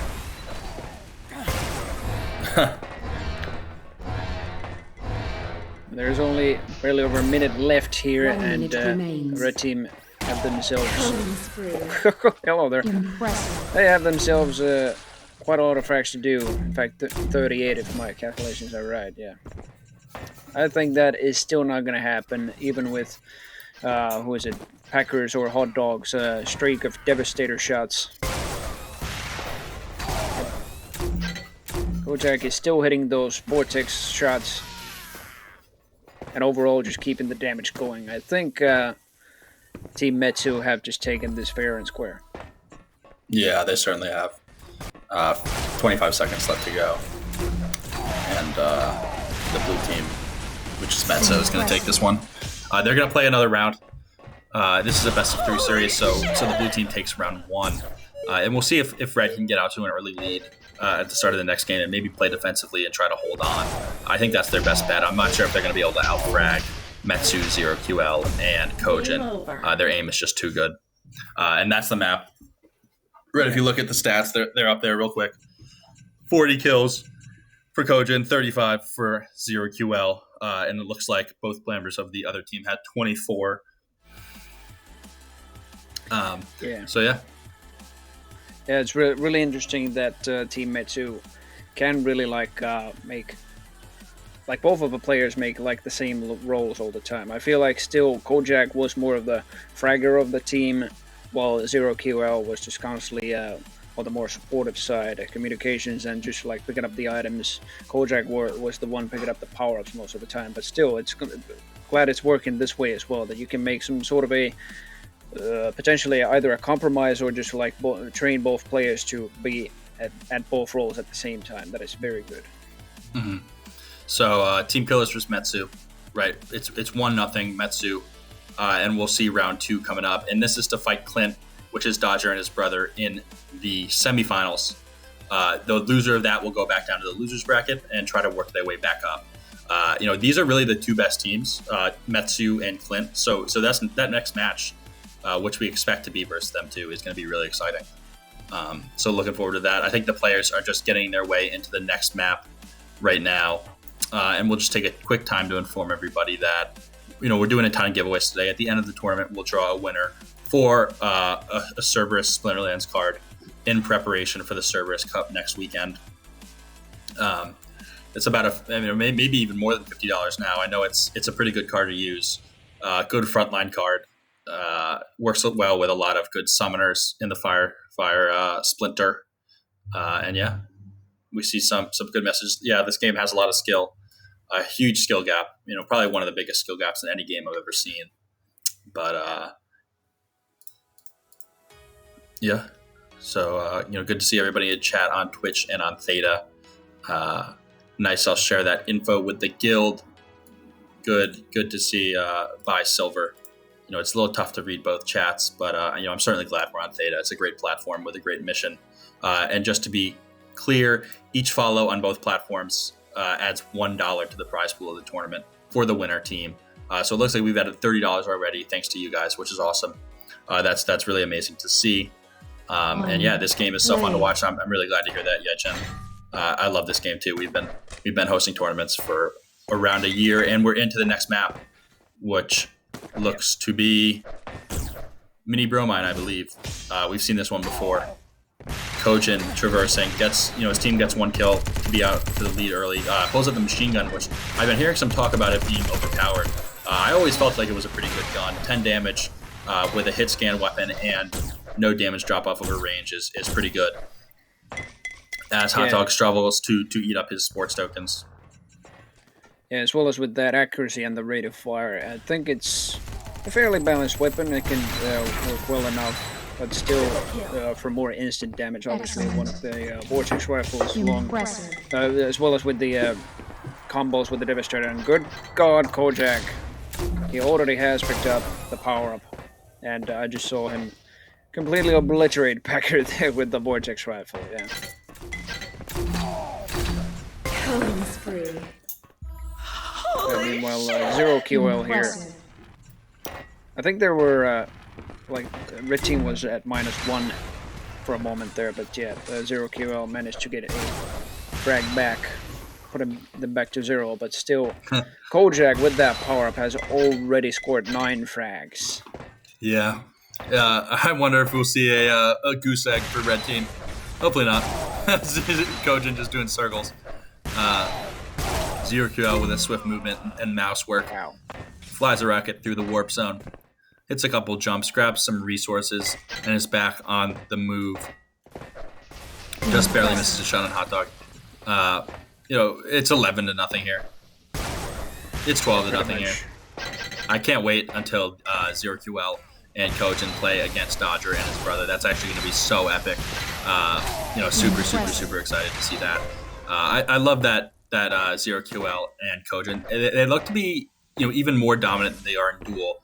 I think the teamwork is there, and I think they're such experienced gamers that they have an advantage here being together and working together. I expect a lot out of them, and it'll be really fun to see them play Dodger and his brother. Hits the warp zone. And Zero QL and Kojin don't really have too much to worry about here. Impressive. So yeah. Let's get this to 1 million followers. Yeah, that would be awesome. That's the plan eventually. I really hope that forever we can keep doing this $1 per follower gets added to the prize pool. Maybe we'll start doing it in sports tokens as well, and that cool stuff. But yeah. And as some of you may have heard, we're doing a huge esports update for our app in September. This is going to fix a lot of kind of the small level issues that some of you are having, such as not being able to see the play button, A lot of this has come to fruition because of our Nevada licensing process. This has been an incredibly tedious process, but it's all, it all worked out in the end. But this Huge Esports update will be awesome. The tournament organizer will now be able to play in events. Players can unregister. Players can invite other players to register. We'll have a better viewable bracket, right? You'll be able to pinch on it, and even soon after the, just kind of general bug fixes come out, we're going to be doing an even bigger update for leaderboards and big time crypto integrations with the games that we run events on. We're working on an FT marketplace as well, where you'll be able to use the sports tokens you've won from tournaments to buy Splinterlands cards, to buy the cards of or NFTs of other games we partner with. Maybe even Xonotic will have some NFTs attached to it in the near future as well. That would certainly be exciting. But yeah, we're also proud to announce the Sports Staking Rewards Program. This is a program for especially, really exclusively for gamers. It essentially means that if you want to hold sports tokens in your Zen Sports wallet, you'll win bonus prize money for placing well in tournaments. So there's 4 tiers to the program, and basically, if you're holding 1 million sports tokens, you're in tier 1, and that means you get a 5% bonus on all your tournament winnings. But if you're in tier 4, you actually get a 30% bonus on all your tournament winnings. Where if you're, JSIC or Genokio or Dodger or Champ, that's a lot of money that you can get in sports tokens. So we're really excited about that. We've seen some orders for 10 million sports tokens on the secondary exchanges on which sports tokens live. So excited to see people buying into that. And as we host more tournaments, it'll become more clear the value of that program. And there's value for us as well to have liquidity for exchanges. It's kind of a win-win, as Splinterlands does with SPS and their staking program. Happy to learn from the Splinterlands team about the best ways to integrate cryptocurrency into gaming ecosystems. They do such complicated stuff, right? It's all so cohesive and it flows so well. It's really been an honor to be close with their team and learn about all the cool crypto stuff they're doing, right? Zen Sports is we've got our own sports utility token, and we want to learn as much as possible about how to best organize our esports initiatives around that cryptocurrency and reward players for buying in.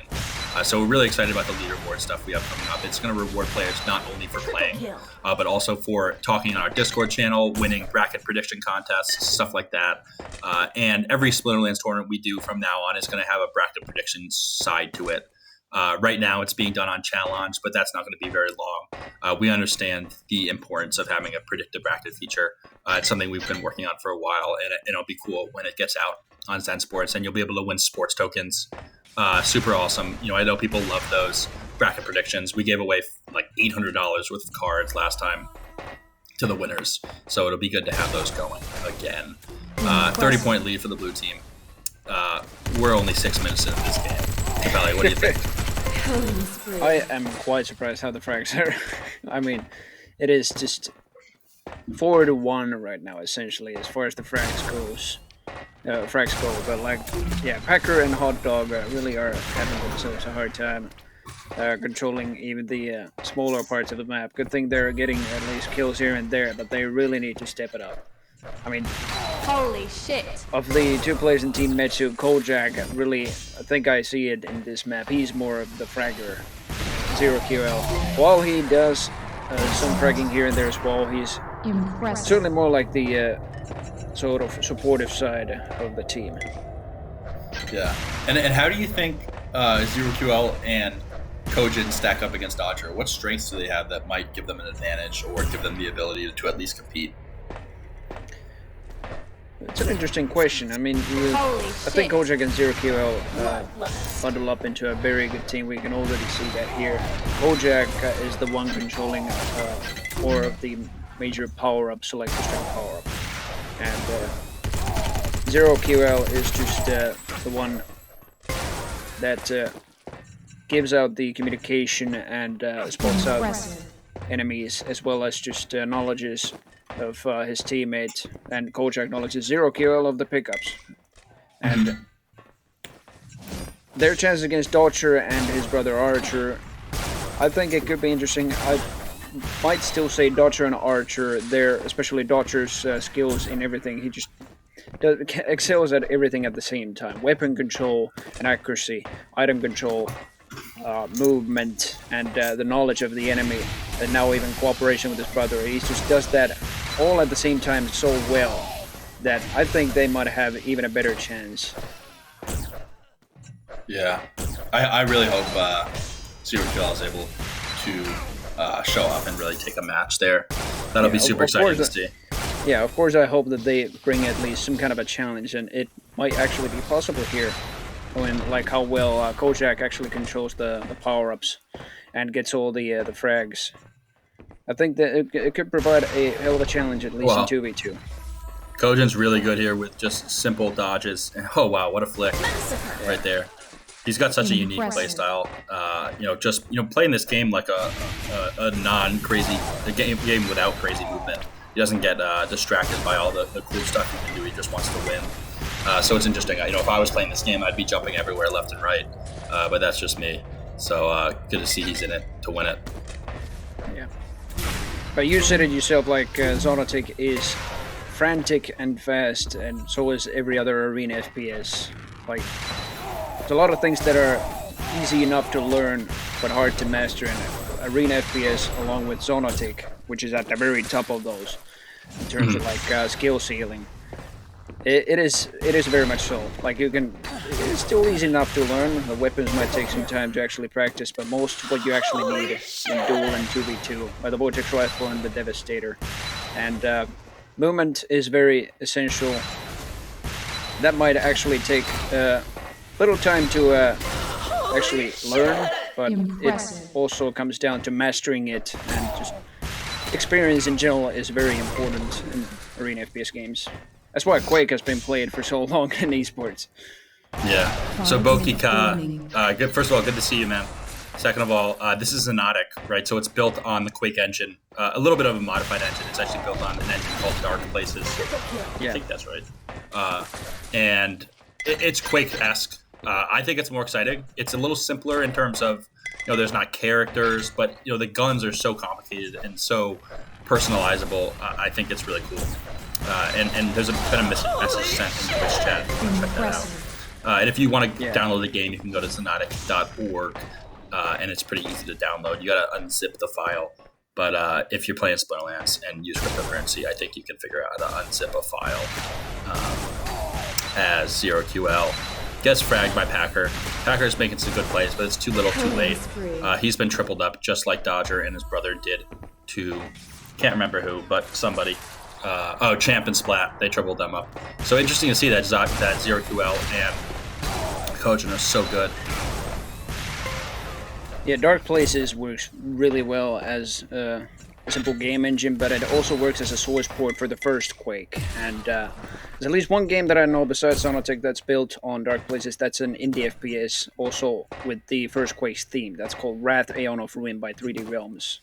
And that's an indie game on Steam. You can also buy that, but that is also built on the Dark Places engine. It works really, really well. Doombringer also, yeah. Thank you, Gelmo, for reminding. Doombringer is a fresh arena FPS as well, which is the multiplayer portion at least is free to play through the demo, but the full game itself is it's also an indie game, and you need to pay the price to get the full game. But for multiplayer, it is completely free. It comes with the demo. That's also built on the Dark Places game. Cool. Yeah, so a lot of games kind of got born from Quake. Quake is kind of the first video game.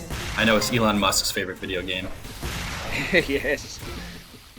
So if you want to be like Elon, play Quake. Actually, no, if you want to be like Elon, play Xonotic. I wonder if Elon actually knows about Xonotic. That would be crazy. It could be something that, if he hasn't known of its existence yet, he could spend some time for a moment if he already hasn't known about it and just finds about it. Yeah, one thing I've been saying for a while is if we add Dogecoin as a betting currency on Zen Sports, we'll get them to tweet about it. I think it could be possible, honestly, given the recent rise in Doge. But I don't know. I actually hope we add Dogecoin in the near future. It would be fun. So yeah, this one's pretty much over. 12 and a half minutes in, 69-27. This is pure dominance by Team Netsu right here. It is. Really will be interesting to see how they fare against Dodger and Archer. in the upcoming game. But yeah, this is. I mean, Hacker and Hot Dog had already a not too tough of a time against the Finnish team, the free-range chicken eggs, and but they still control, like they still got 2 maps and they won that best of 3. But one of those maps ended up being very, very close, and that was actually won by team free-range chicken eggs. So Hacker and Hot Dog still have something to improve here. I actually have no idea what it is. It could be the communication and everything. I mean, Kojak and Zero QL are pretty fast when it comes to movement and just ambushing both Packer and Hot Dog here. It's happened quite a lot of times already, and Packer, his health is just so low. Oh, there we go. Finally, he has stacked up, but probably isn't helping much. Yeah, they are putting up quite a challenge, and would be really interesting to see how much of a challenge it is to Dodger and Archer. Yeah, Bokika is talking about how it looks similar. It definitely does look similar. Similar movement, similar what's it called, physics. But the weapons are a little different, and Quake is more, maybe polished. But I don't necessarily think that's always a great thing. Yeah, there's actually more weapons and different swords as well. But yeah, Zero QL kind of just running around. Doesn't need to do too much. There's 25 seconds left in this one. Uh-oh. As you can see, the Krylink is doing some bounces as he gets fragged by Packer. Every time I see that name Packer, I think of Packer from The Office. I mean, I don't know if anyone... Can I just say, like, Kojak having the word laptop in his name, is he actually playing on a laptop? Oh, yeah, he is. No, he talks about that all the time. Him and SmileSide both play on laptops. Yeah, it's crazy. They also play from, like, crazy places. Like, they'll both be playing from cabins in the woods out of nowhere. They'll be like, they'll be like 10 minutes before the tournament, like, yeah, I can play. And I'm just like, all right, great. And he had a 51-32 score. That is something else for a player score right there. But yeah, they both did well, and really deserved place to go up against Dodger and Archer here, I believe. Yes, they are in the semifinal, which is still a best of 3. Yeah. So I think we'll be right back with that matchup after a quick break. Just one more time. We're going to be giving away a Cerberus card, Alpha Edition, at the end of this broadcast. If you've entered once into the giveaway, you're entered forever. So don't feel hesitant to enter. Maybe enter double in case you want to make sure you get in. I don't know. But we're going to take a quick break and be right back with the Winners Bracket semifinals.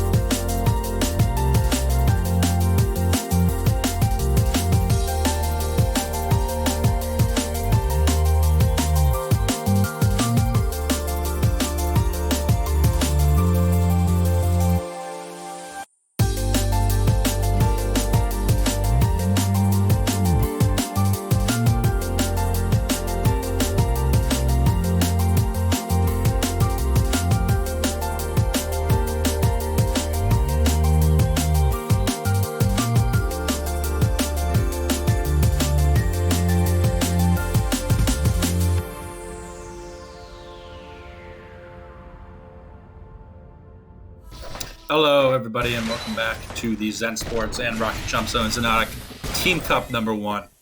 We're jumping back to some loser bracket matches. We're actually in it right now. Clasps and Team Ramses versus is Team Killers, I believe. Pelly, how we doing? Well, we've already seen Hot Dog and Packer fall to 0 Keywell and damn it, who is it now? Kojak, and now they're up against Ramses and Clasps here in the loser bracket. It is a best of 1 game, and it seems that Ramses and Clasps have a really strict lead here by 7 frags. But this has only been the first minute of the game. Currently it's been minute and 20 played. Yeah, I'm just telling the other players to make sure that they wait for us. Yeah. As I hop into this server right here. You're talking about the semifinal players. Yeah. Yeah, we figured we could do the loser bracket first, which are just best of 1 games. I think there's like 3 games to play here, and then we go on to the semifinals, and then to the grand finals. Yeah, and if this is not close, we can jump to Dodger versus Metsu 0QL and them. We'll make the decision as this game progresses. It's looking not to be incredibly close. It's looking like it is at the moment very, very one-sided here. Packer and Hot Dog really have themselves a challenge here with Clasps and Ramses. It looks like Clasps has taken the power-up and now even the armor. Did a couple frags with it and still is going magnificently. Oh, he's getting slightly juggled by Packer here. Still gets him down, and now Hot Dog will finally get him down, but teammate is there to help him. And yeah, they are looking pretty solid. Impressive. Yep. Yes, they are. 15-3 right here. Ram says he's a new player, and he's a member of the bot clan, along with Claspez. We learned last time that that's how he likes to have his name pronounced. Ram says is playing around these sports tokens. Does some damage, but is not able to find the kill. I believe his teammate does that for him. 16-3 now. Hits a nice vortex shot. Does some electros, but and he gets some damage with the electro, but gets taken down regardless. And then the trade comes in for Clasps to take down Hot Dog. Clasps gets some good damage in as well. Does some traversing, kind of finds a better angle, but misses his shot. He's keeping his momentum up, if you can see. Right, he's really has smooth movement. Not turning corners sharply, but rather using his mouse to make swift turns and gain momentum through the turns. Gets taken down by Hot Dog regardless with a good vortex shot to the forehead. I always say forehead, but there are no headshot multipliers in this game. Right, that would be difficult to do, and I don't think it adds anything. I don't think it's already hard enough to hit people with them moving 300 miles an hour. How are you going to ever register a headshot? As Clasps gets a kill. Clasps has the power up here. So with a 13 kill lead and the power up, he needs to kind of close this one out early, right? He can do so much damage, and he does some right there. Gets 1 kill. He's looking to find the other. Yeah, I mean, Clasps is the one doing the kills, especially with the power up right now. But Ramses, for a new player, isn't looking too bad either. I mean, I don't know about his background, but if he's like really new to arena FPS in general, then this is a really nice performance he's doing already. And but if he's played like stuff like Quake previously, then I can definitely understand. Xonotic isn't too hard to get into if you've already played an arena FPS. Certainly.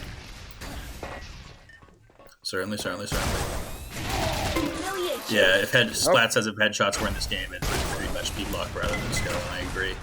It's too fast to measure headshots. Yeah. Clasps just got meleeed there. A little bonk to the head, but they still keep going. But Hot Dog and Packer still have themselves 10 more frags, so 10 total frags, I mean, and they still have 14 to go, but they could be doing worse. They could have been stalled down to, 4 frags that I last time checked. They still keep on. They still keep on actually doing frags. Yeah. Impressive. Good shot there by Hot Dog with the vortex. Playing this slow. Throws a mortar in there. There's a couple mortars in the warp zone. Sees red. That's his teammate. Misses a vortex, gets taken down by Clasp's rocket. That was a good combo. Vortex and Devastator. Looks like I gotta turn auto spec back on.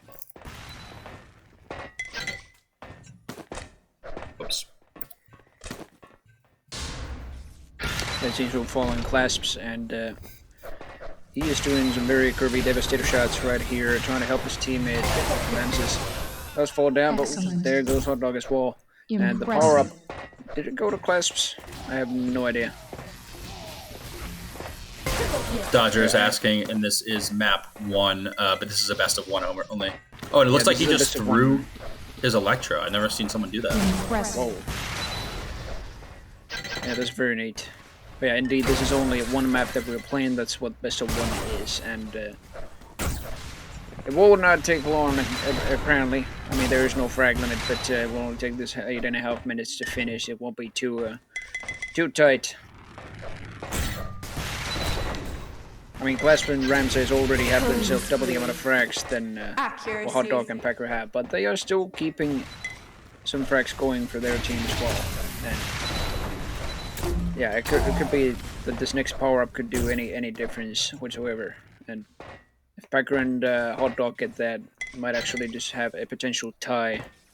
Hot Dog, for one, in their team is just the one doing frags at the moment, and if he gets it, might have themselves a potential tie or even take the lead here. But oh my goodness, Clasps still taking the armor. Impressive. Still Good gets shot fragged there by Hot Dog. Oh, another one on Clasps. Woo. They're down by 12 here. If they get a power up, it's not impossible for them to come back. Ramses is super low as well. Looks like he got fragged down by 11. This could be the start of something. He needs to hit that shot. Oh no! Wow. Gets him anyways. Damage Still there. 10.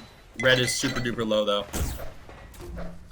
They managed to stay alive, which is huge for now. But how long can they hold this position? They need that mega armor or that mini armor. Right, grabs it. That was a mega 100. And it looks like the blaster does 9 damage to your feet when you shoot it there to propel you forward. 9 kill lead for the blue team. They had a much bigger one before. Great play there. Looks like they need to finish it off, and they do just that. Wow. Big time plays by Hot Dog. We've been following Hot Dog for a while because he has been playing out of his mind. Grabs the mini armor right there. That's 50. He's got 89, now 110 and 75. That's a big stack going his way. He's traversing with the Electro. Gets some good damage in, but needs to finish the kill off. Can he do it? He's got blue right next to him. Oh, wow. Oh, wow. Yeah, Ramses goes down. Hot Dog is still very low. Clasp still trying to get some shots. Hot Dog, but Hot Dog is the one that still stays alive. And my goodness, how well he dodges those rockets. Yeah, he's been playing out of his mind recently. 6 kill lead for the blue team. Red team has all the momentum right now after another great shot by Hot Dog. Oh, Clasp does some nice dodges there and uses the Electro to get the kill. Still only a 6 kill lead for the blue team. Right, this is closer than it was, a couple minutes ago because Hot Dog absolutely went off. It looks like Clasp is going to retreat a little bit, grab some shards.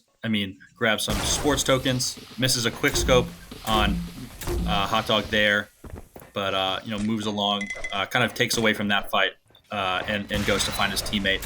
Finds Hot Dog or Packer, but misses a couple easy shots. Hits him in the back of the head with the Vortex, and good prediction rocket, really good right there, and takes him down. That was a big time play by Clasps right there. Hot Dog had a lot of health, and maybe it was Packer, but he had a lot of health, and Clasps was able to take him down.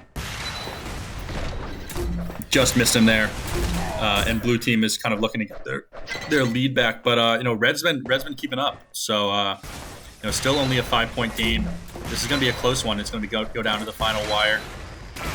6 kill lead now for blue. Packer gets a kill to take it to a 5-point game. Packer versus Ramses right in the middle of the map. Ramses looks to be doing a lot more damage, but both players have to escape, and Clasps gets the kill. It's a lot of trades coming in here. Unfortunately, the red team kill himself. I'm not sure which member that was, but he's able to respawn, Hot Dog that is, and get a kill with the blast with the shotgun. Good Vortex there. Some good shotgun shots. Oh, he's trying to do the melee, but keeping his distance so that Rams can't do it back. Oh, gets him with the Vortex, and now Clasps is right there. Can he get Clasps too? Oh, great shot there on Clasps. Grabs some armor, and he needs to re-engage here and get that kill. Oh my gosh, what an unbelievable shot. But Clasps is able to take him out. We've got some pretty exciting action here, huh?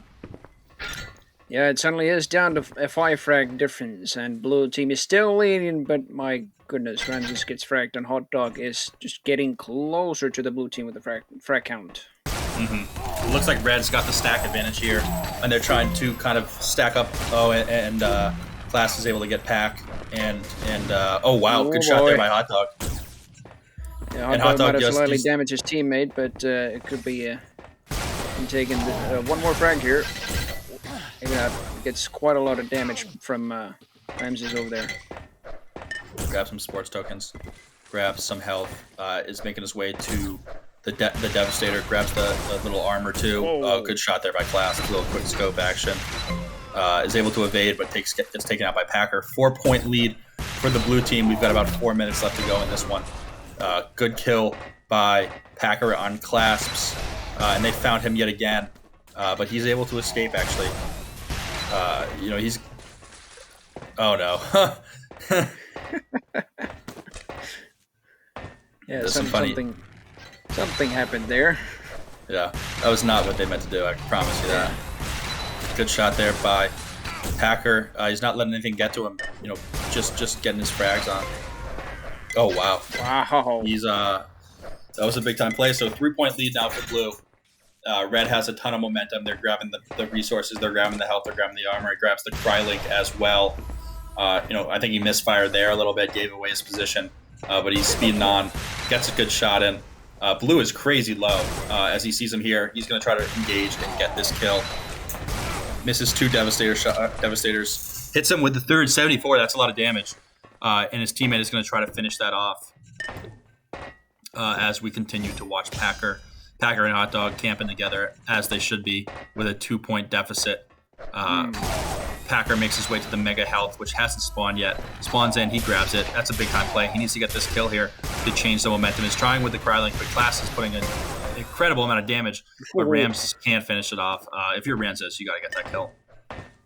Yeah, I'm quite surprised Packer actually survived that sandwich, and more importantly, it is only a 2 frag difference right now, and my goodness, what a comeback Packer and Hot Dog have been able to make here versus Blue. Impressive. And they still keep doing damage, and Packer, with that lucky surviving, his teammate finally does there, but still keeps on doing damage. And I think either one of the teammates have just said to each other is like Morpheus and Matrix. It's like, you're faster than this, you're better than this. Don't think you are, know you are. And that's what they got the inspiration to push in and make a hell of a comeback like this. They still have 3 frags to tie it up, but I think they can barely do it. Oh, great pockets by Clasps there. Oh, wow. I mean, Ramses. That was big. Oh, but Rams takes the trade, and they're back up by 4. We've got about a minute and 10 seconds left in this one. Triple kill. Impressive. So still 4 points. 1 minute remains. Clasps with the plays, looking like he's going to close it out here. We're following Clasps, who is running all over the place, gets some good damage in. Just needs to save his life, really. Hot Dog gets a kill. 45 seconds left. It's a 3-point game. Holy shit! Now it's back to 4. So it's looking like even though they made the comeback, it's hard to overtake the blue team. They never really gave up the kill lead. Just a couple frags difference there. Yeah. That was some tough aim there, right, Packer? I think he wants those seconds back. Yep, it was very, very close. I mean, only a 7 frag difference. The most that it was like 2 frag difference. Yeah, most of the time there. But yeah, Team Blue still, Clasp and Ramses still pushed it up to the limit and strictly took or kept the lead rather. And that was a great match. And sadly, Hot Dog and Packer are barely out of the tournament. Yeah, that's tough. It's really good to have them playing, and I wish them the best in future team events. I think we'll certainly bring this mode back. I believe in the future we'll rotate duel and then team cups. Right, players love the team cups, and we'll give them what they want as always. And we're going to move on to another losers bracket match right now. The next one in the bracket, actually, as you can see, right. big biceps versus ramps. This is going to be a good one, right? Ramp has clasps and ramps. They're good players, but big biceps, which is champ, and Splat, they're good as well, right? They dominated Dragonborn in the first round. So yeah, it looks like this one's going to be a close one, and then we can move on to Clint and Team Metsu. So I think we're heading to the server right now. We'll be there momentarily. And yeah, if you want to enter our giveaway today, just type !enter. And as Mr. Magoo says, never skip leg day.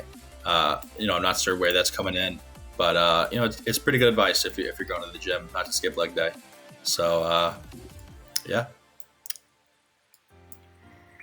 Yep, it seems they are still selecting the map. Champ is asking heads or tails, and yeah, we could go into some highlights while they are selecting the maps. It will not take too long. It's only one map they will play. It's the loser bracket after all, but during that time we'll be looking at some highlights, so see you in a couple minutes.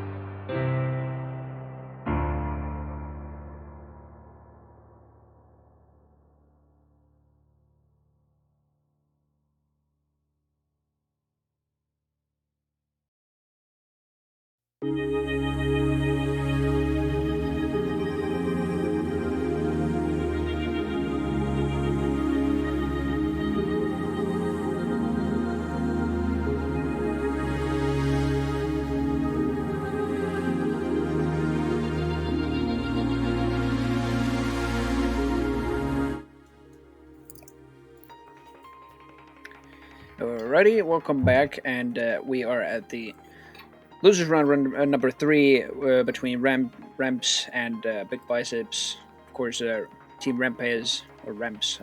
How do you pronounce that? I don't know. Since Clasps is pronounced like that, and Ramses is pronounced with the A pronounced. I don't know. It's silent letters or something else we Finns don't understand. But in any case, that's what Team Ramps has, and then Team Big Biceps have Champs and Splat. We already talked about how they pretty much went 2-0 against Dragonborn Esports, and then went 0-2, sadly, on Team Clint, which are now waiting for the semifinals to begin between Team Metsu. And now Big Biceps are against Ramps.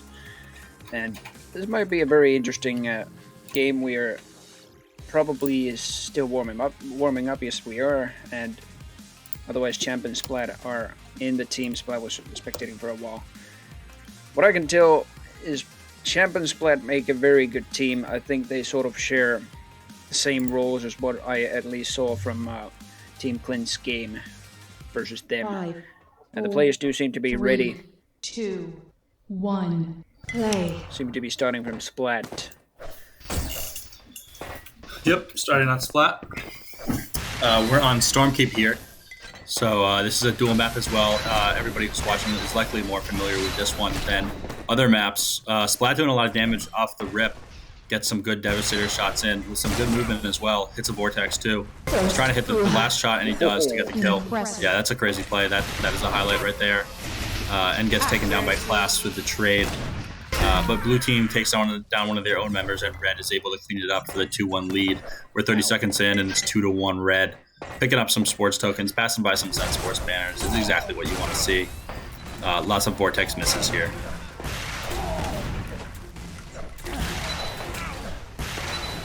Oh, wow, that's some pretty awesome backwards movement right there by Splat. Yeah.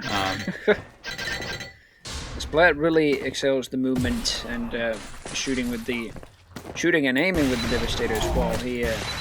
Look at the Mortar and Devastator combo is what he really seems to do super well. But if he actually has the Vortex Rifle yet, but when he doesn't, he's just seems to be spamming mortars around corners, which suspects players are really. This time he got cornered by Clasps himself.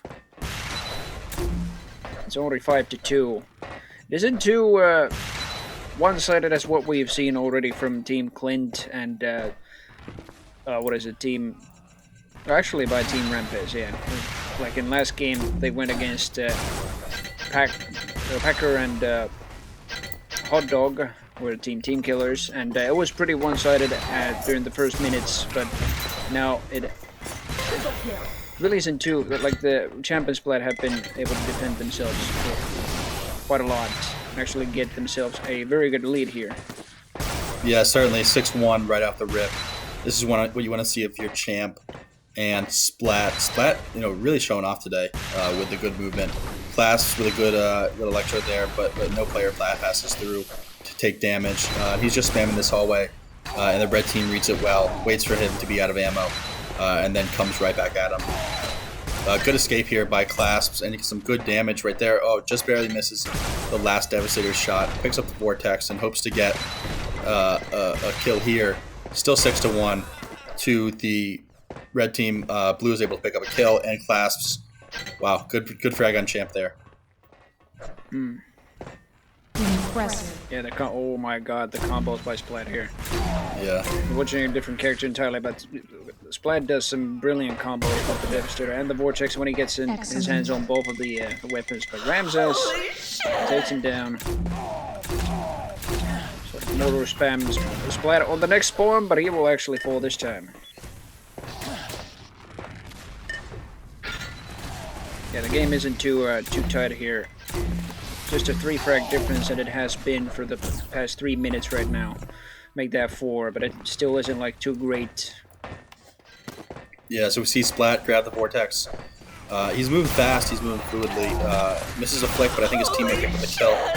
And it's a 1v1 him versus Clasps. He's got much less health, but is able to make a good evade. Hits the Vortex shot, and just barely gets out of the way and accidentally frags himself. That's tough. Certainly got a lot of damage done in the process, but the only thing that shows up on the scoreboard for now is a kill against himself. 10-6 for the red team, as we're following Splat still, I believe. Well, I mean, Splat was pretty low there already and almost cornered on that two-way. Excellent. Two-way corridor there, I guess. The other way, you could go through a rocket or a mortar jump, and he really had to do that. But at the same time, the game was going so fast that he had to quickly estimate his health just to make that mortar, so he wouldn't kill himself. But in the end, he accidentally did. So that's kind of unfortunate. Yeah, 13-8 here for red champ. This is going to be a close one, though. I believe blue will come back. They can grab momentum with the next power up if they're able to get it. 13-9, so it looks like blue took another kill. Good shot there by Clasps on Splat, and it's kind of 2 red on him right now. And Splat gets the frag, does some damage on Ramses as well, and looks to grab the mega health. Does exactly that, and that's a big play for him. And he's able to take down a blue player, it looks like. Should be. Oh, wow. Some good evades by blue. But I believe they took him down. So 15-9 for red.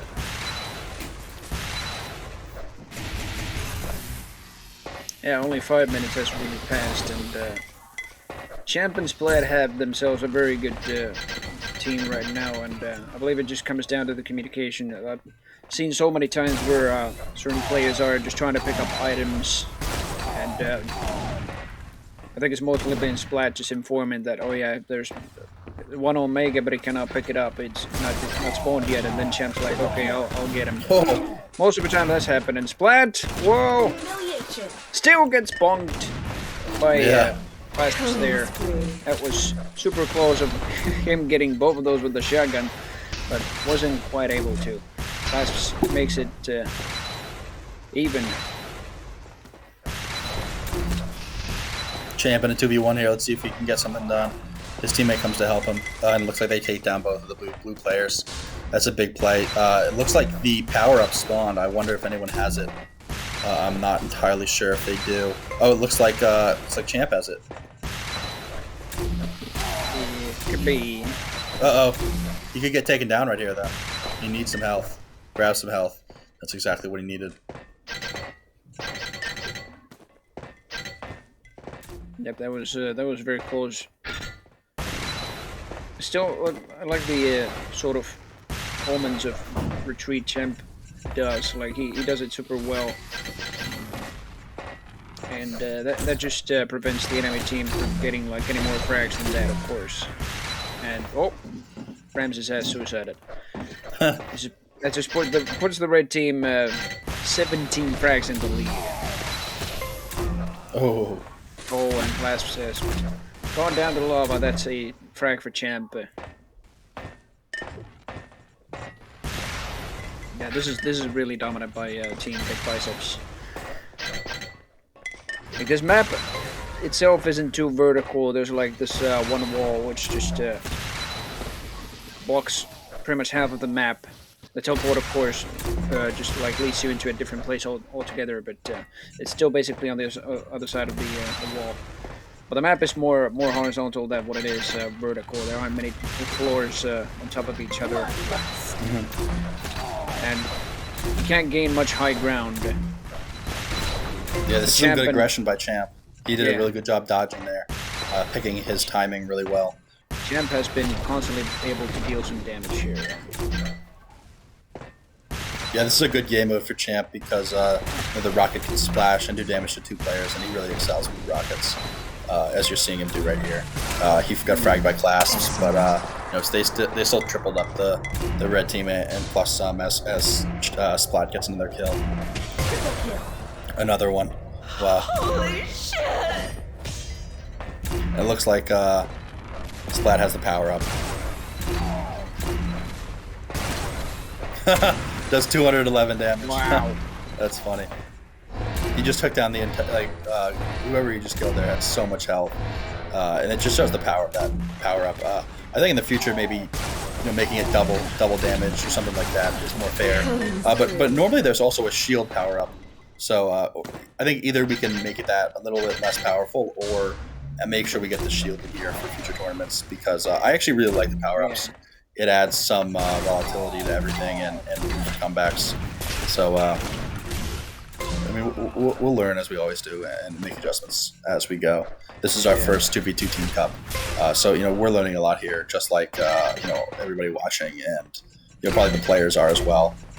Haven't been too many 2v2 Team Cups in Xonotic. So, it's certainly exciting. I think we'll also do 3v3 as well as we get more players into the game. Capture the Flag is certainly a fun mode in Xonotic with all the fun movement. It just sounds exciting given what this game is like. So mega health is picked up here by the red team, and a lot of damage being done with the shotgun.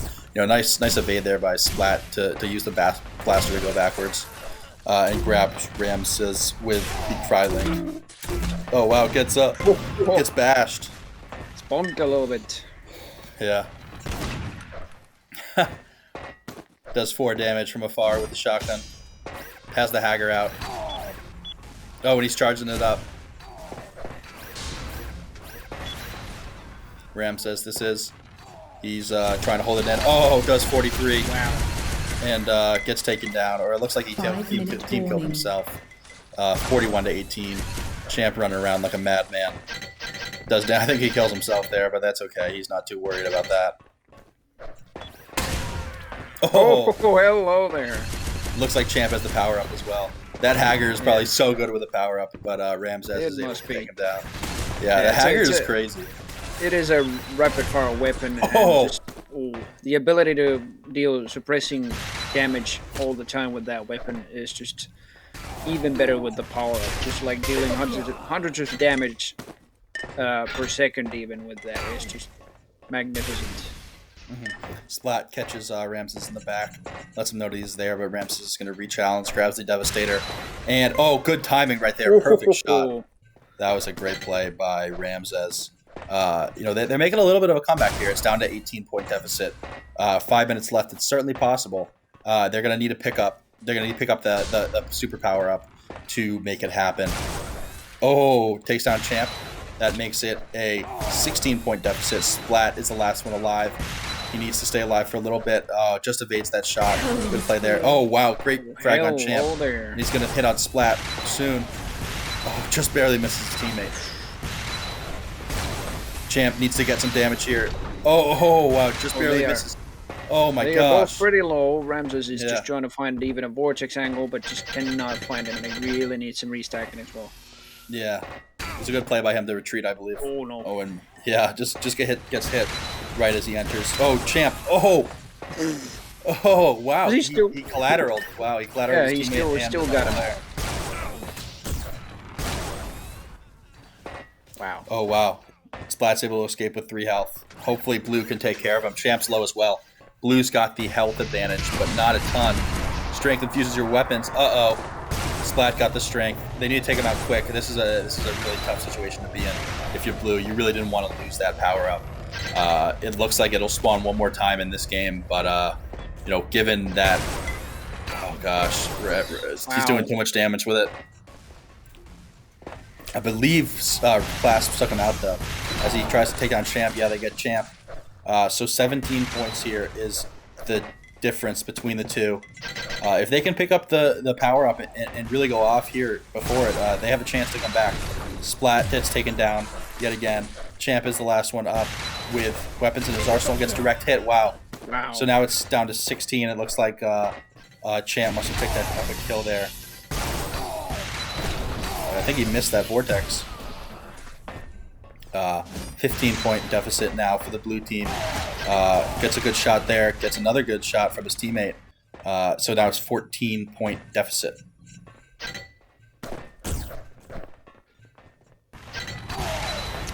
Yeah, there's still quite a lot of damage on Class, but yeah, just barely under 2 minutes remaining. They have the Team Blue had just scored quite a comeback here for themselves. But they still, oh my god, the damage! They still need 11 more frags, and yeah, just hello there.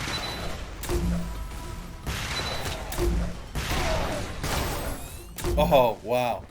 I think 11 frags, even if they keep up this pace, and if Champ and Splat are suddenly unable to do any frags back, I think they might actually just tie things up pretty well. But Clasps here really needs to fall back and do some defensive and suppressive fire, and Splat has got the power up. Dang, that's a huge play by Splat just to grab it, right? Because now it's not going to respawn. And they're down by 13, so huge play there by Splat to just be aware of it. It's spawn time. Players will track the spawn time of items, but when it spawns 120 seconds later, it's hard to keep track of that. Right? You need to have a long mental timer going. And whether he had that or he got lucky, I don't know. Probably a little bit of both. As strength wears off, and it's a 15-point deficit. 16 now for the blue team, and with 25 seconds left, they're not going to be able to come back here. So it looks like Champ and Splat will move on in the losers bracket to play the loser of Dodger and Metsu 0QL. Yeah. Holy shit. It's really a good try at least to make some kind of a comeback out of this. But Clasp and Ramses, they are both skillful players. But Champ and Splat, really nice defensive play, and especially Champ here. He had more deaths, but he also had more kills than Splat, and I think it was more of the aggressive side of the team, while Splat was just more of the supportive side, and he was actually the one who picked up more power-ups. I think that's the reason why he also got less deaths. But they were really defensive. They really kept their control pretty much all the time while the game was going. I don't know how many power-ups Blue actually picked up, but not many, I can tell. Yeah. So that was losers bracket round 3, I believe, and we will be moving on to the winners bracket semifinals. Should be super exciting, right? These are the 2 best teams in the tournament. It's pretty clear about that. So really excited to get into this one. I think players are likely all ready to get going. We'll hear about this on the back end soon, but in the meantime, let's take a look at the bracket. So we'll be in the server super soon. Looks like Big Biceps will play in the losers bracket finals. We saw Big Biceps fall to Clint earlier, so that losers bracket finals is going to be a really close matchup as well. Who knows who's going to be in it? I would expect Clint to take this one and move forward. Dodger has just shown to be too dominant in these tournaments. So that's kind of my prediction going in. How about yourself?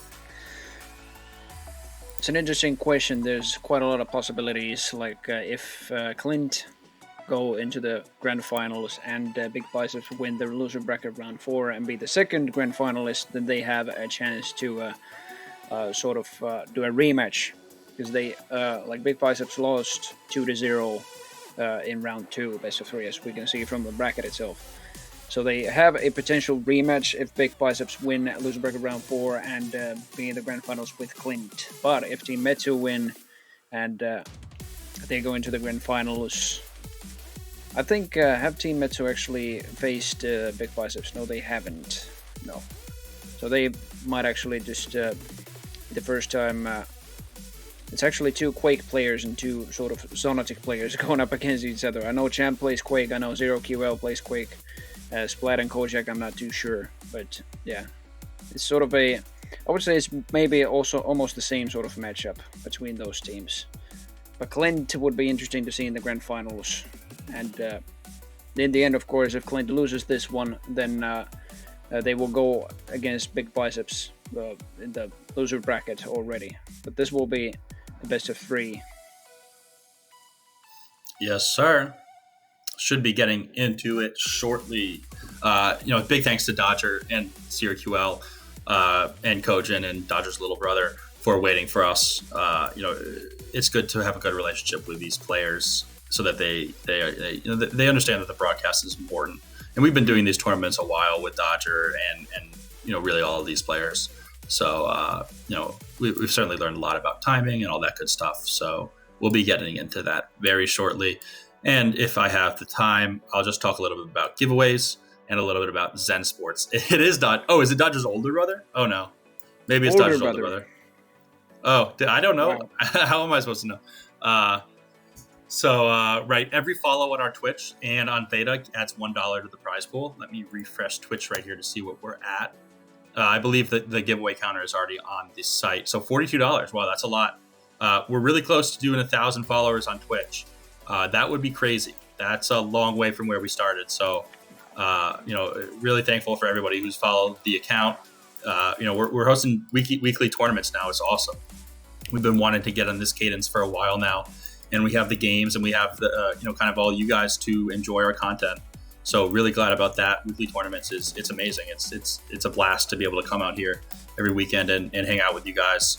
So yeah, and also giving away a regular foil Cerberus card at the end of this broadcast for everybody who has entered into the giveaway. Right. So if you want one of the best cards in Splinterlands, certainly a $50 card at least. It'll be $5,000 in 2 years. Obviously, that's how Splinterlands grows. But yeah, so just stay tuned for that, and hopefully you're enjoying the action. Yeah. Let's see. So we have brothers Archer and Dodger here on one team, and then ZeroQL and Kojak on the other. And this is a match sort of what we've almost been waiting for. Players are still not ready, but I can still give my predictions here. Sort of, it's like Archer and Dodger. They play really well together. I've already seen Dodger in duel, and said this already before. But he just does everything so well, and he does them all at the same time. He just I don't know. He sort of has multiple sections for his brain to think of different different things at the same time. Seriously, that's what it feels like. He moves and just has the item clocks in his head and just sort of has the sense where the enemies are constantly going and where they currently are, and doing all that as well as with weapon accuracy, just all of that at the same time. Plus now in 2v2, the cooperation with his teammate and being his brother could be at the same level as Dodger. This could be a really, really interesting game for them. But ZeroQL and Kojak could provide a hell of a challenge as well. ZeroQL being more of the supportive side on the team, and Kojak being an excellent fragger as well, what we have already seen at the tournament. So Yeah. they could provide one hell of a challenge. So it looks like the players are in the server, but they're just waiting for some players who don't know that the tournament's going on to leave. Right, Xonotic is open source. Yes. Right, anybody can download the game. Anyone can hop into a server, which is one of the beautiful parts about it. But sometimes during a tournament, it can be a little frustrating. But obviously, we're here having fun, so not a worry in the world. Big thanks to everybody who's tuned in today. This is right now our most watched Xonotic tournament, which is awesome to see. I saw some comments about, oh my gosh, this game is so exciting, and I agree completely. I've been feeling that way for about a year now. I love fast-paced, exciting shooter esports. I actually like strategy card games as well. I played a lot of Gods Unchained, and I play a little bit of Splinterlands. But I really like these fast-paced games as well. And I know there's actually a lacking of these fast-paced arena FPS or just FPS shooters in the blockchain gaming space. So maybe that's a room for Zen Sports to really get involved at a deeper level. Maybe build our own game ourselves in the near future. Because things are going well, so hopefully that's something we can do. It'd be incredibly amazing to do that. It'd be so much fun. So I hope everybody's enjoying the action, and we're going to get back into the winners bracket semifinals as soon as we can. Yeah, arena FPS in general is just something, I already said, it's easy to learn but hard to master. But on top of that, it is just like super enjoyable to watch.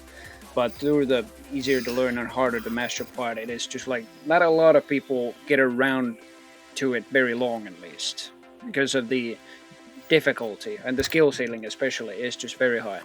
And Xonotic especially is just at the very top. I'm glad I've even myself gotten a lot of comments that Xonotic is an enjoyable game, and a lot of people have been eager to try that at least, and most of them have been eager to stay as well. Yeah.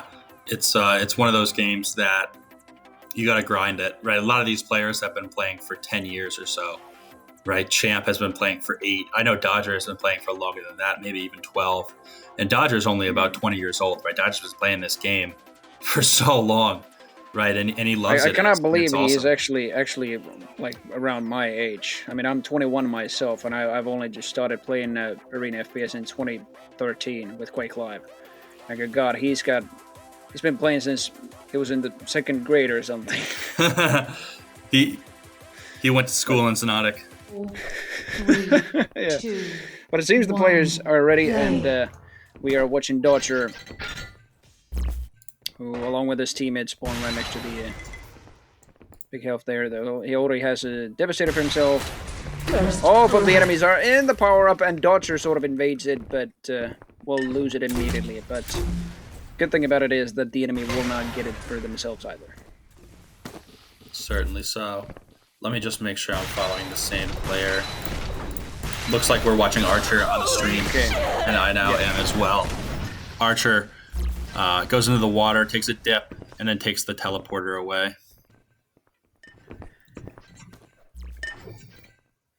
Looks like he's just playing slow.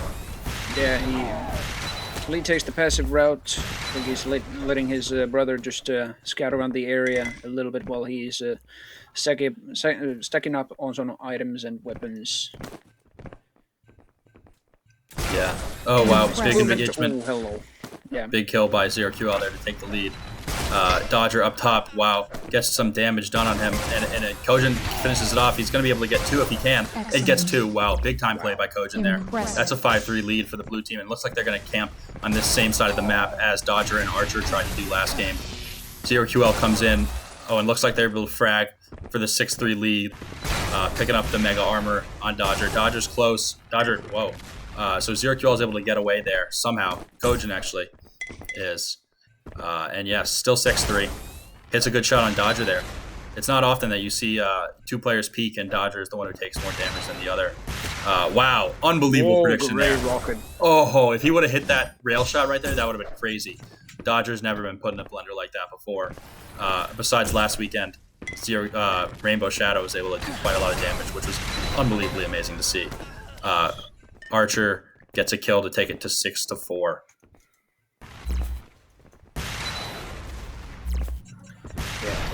Archer, I can definitely see he's a little bit on the weaker side of movement than his brother right here, but definitely the weapon side is still going.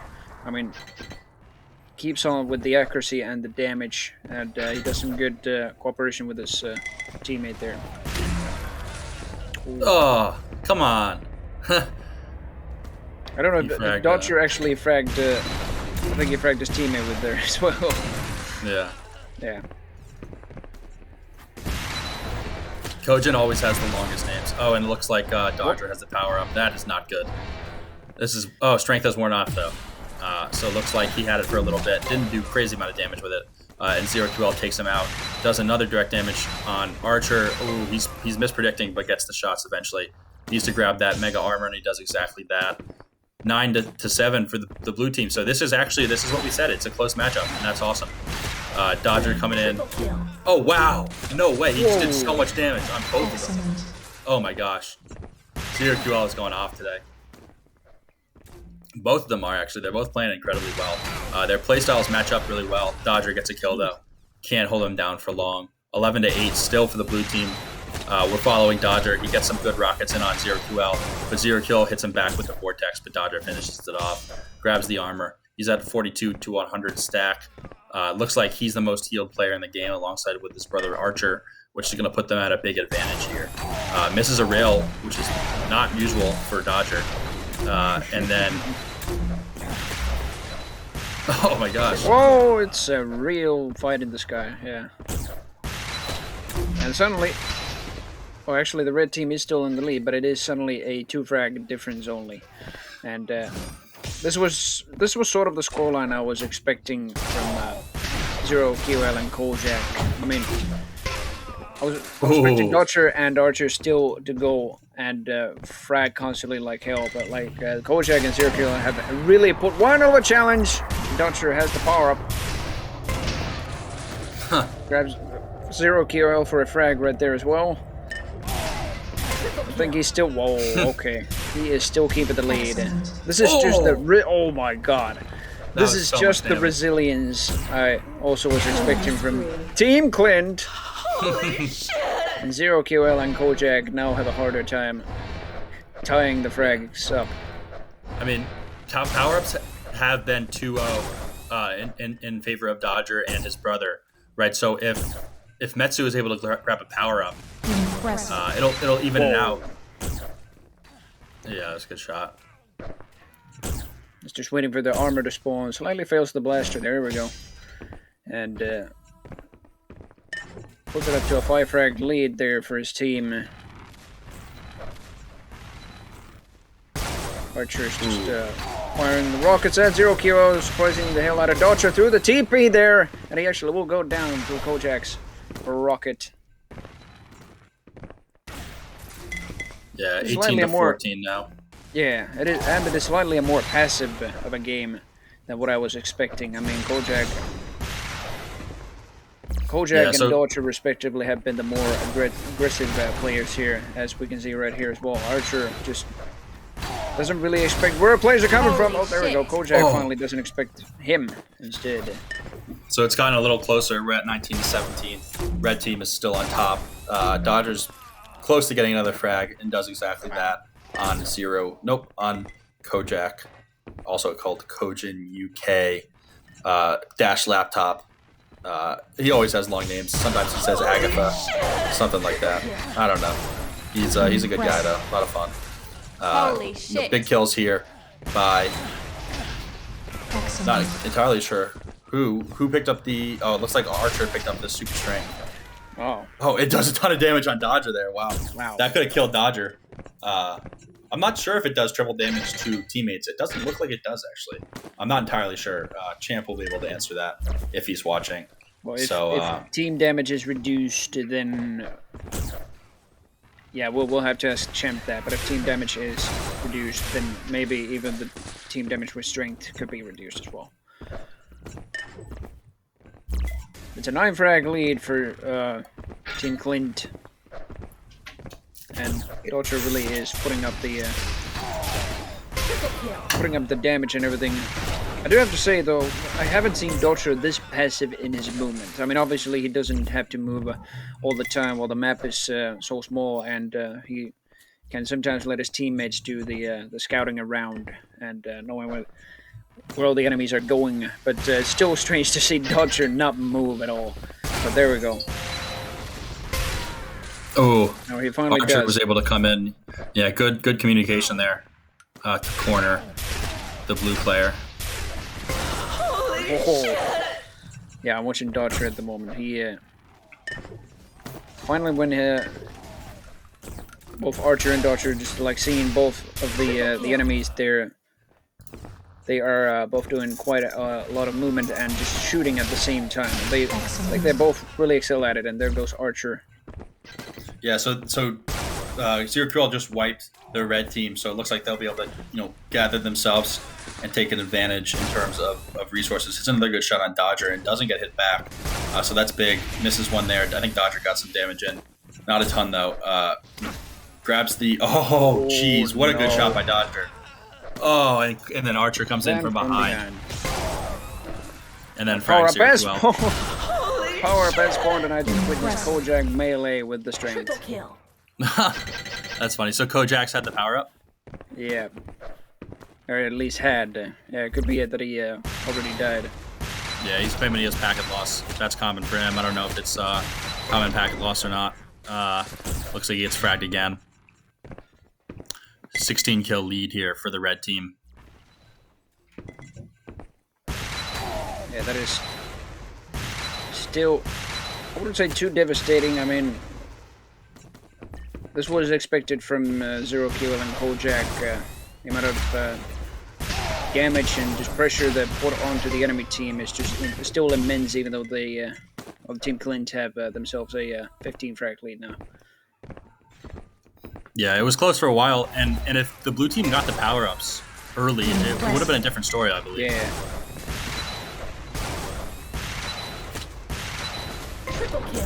Oh, what a play there! That was some crazy movement out of Dodger to combine with the Devastator shots that he placed perfectly. And they're now both looking for players. Dodger can finally spot one right behind him when ZeroQL goes through the TP. Misses the... there we go, finally hits one Vortex shot, fragging ZeroQL, but Kojak is there to get the frag back and even the odds. So it looks like he now knows one player's position. Yeah. Grabs the armor, takes the teleporter, hops up to the other side of the map. So, looks like both players on both teams are a little spread out. Red is kind of in the middle, and blue is on both sides. Good shot there by Koja. Needs to finish it off, though. Sees Dodger.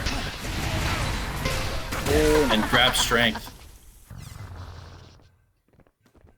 I'm not sure if he's still alive to keep the strength. I don't believe he is. I believe he got fragged by Dodger. Dodger picking up some of the armor. Oh no, now he's facing two players. He gets Archer, but Dodger will get Kojak down, and that spawn is not too friendly for him. Dodger will get him again with the Devastators. Yeah, so it looks like Dodger and his brother have taken a resounding 18-point lead here. Most of this lead, blue was out early to the lead, but Dodger and his brother have had the composure to stay focused, focus on the armor and health pickups. And take the lead through those. ZeroQL though grabs a kill.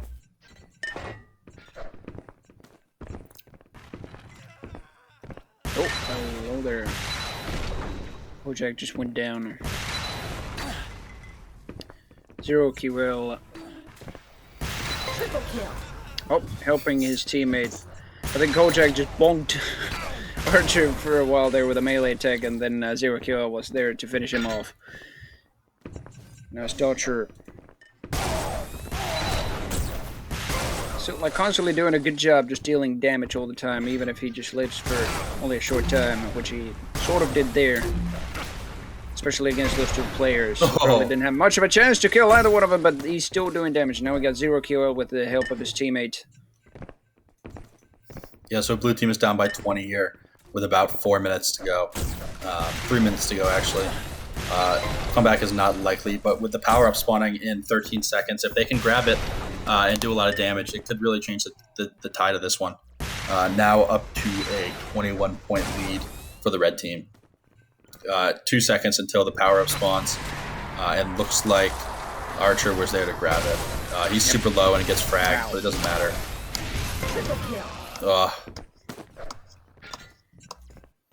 Dodger was able to finish that one off. That could have been a big kill for the blue team and Kojin. Great vortex shot. Great rocket and again into a vortex. Dodger is just usual Dodger, that's what I can say. Killing spree. Whoop. Same goes here.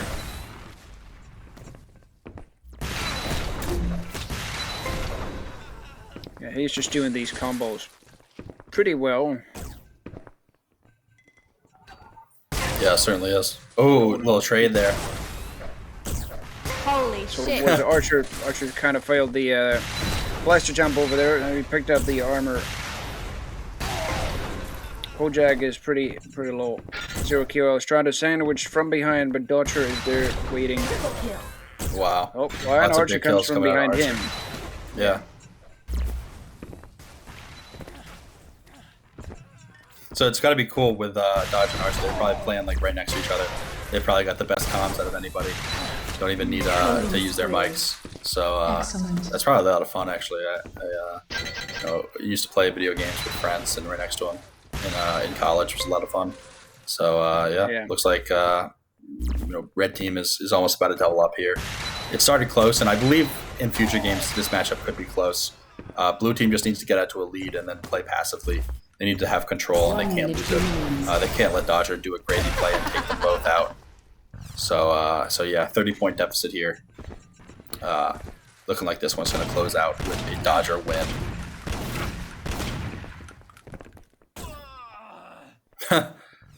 I think he tried to blaster jump there and took himself out. Uh-oh, Kojin's got the power up. Whoop. Well, Zero Kill is already calling it a GG on the chat, at least. I have no idea if he's just calling. Kojak also going AFK. Yeah, so that looks like it's it for this one. Yeah, it could be reasonable. I mean, it's a 30 frag difference, 30 frag lead to be specific for Team Flint, and it's a really well-deserved map here. And Dodger and Archer really make themselves a good combination of a team.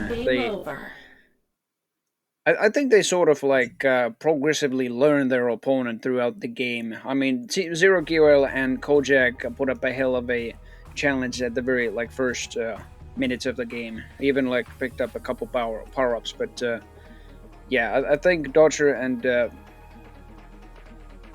whoops, Kanye is out. Well, in any case, I think I can still continue. I think Dodger and Archer are just progressively learning Zero Kills and Kojak's sort of strategy throughout the entire game. But this was only the first map, and Zero Kill and Kojak or Team Mitsu still have themselves a chance to tie the scores up and even win the potential tiebreaker map. But we are again on Stormkeep, it seems, and it's still warm up. But this map also being not being vertical. It's pretty much the opposite as the last map we already saw. It's more horizontal than vertical in its scale. I think this one is still gonna be in Dodgers and Archers' favor.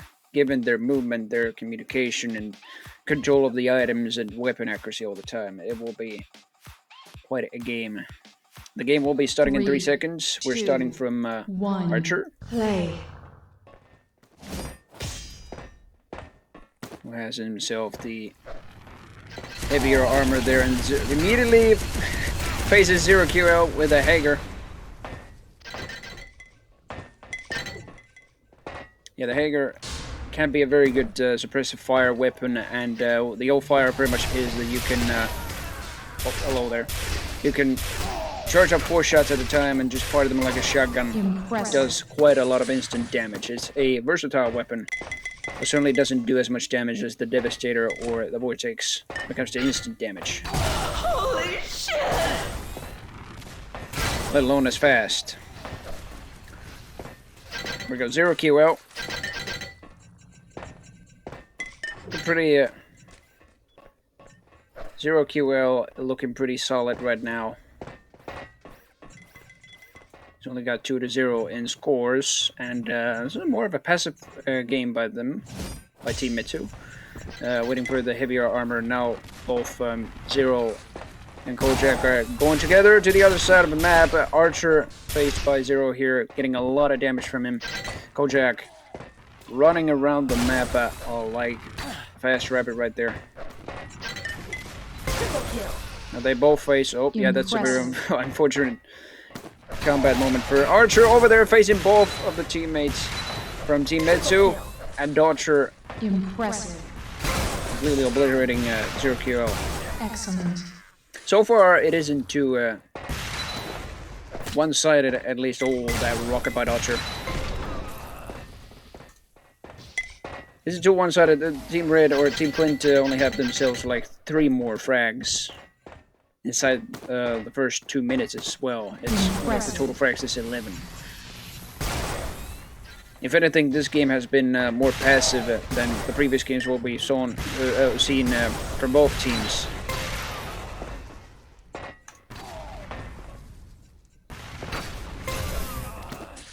Wow. Archer. Great damage and great shots on Kojak. Still putting it on, and in fact, 0 QL will go down. I think it's Dodger who has the power up. Archer going around the map to sandwich somebody. Oh, he's seen somebody. That is 0 QL.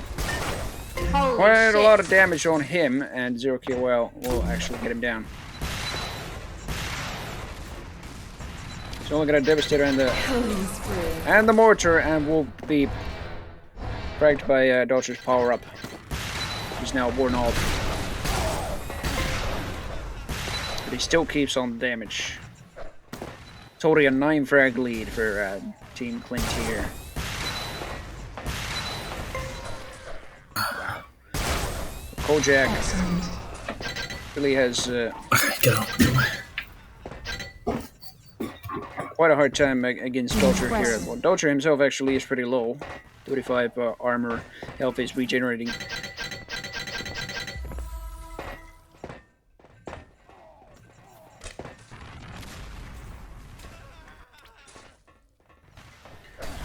And it started out pretty much the same as last map. Team Mitsu just put the same sort of challenge against Team Clint as in the last map, though this, I believe, was for a shorter time. It was only like the first 2 minutes. Then suddenly Team Clint, both Dodger and Archer just got themselves like fully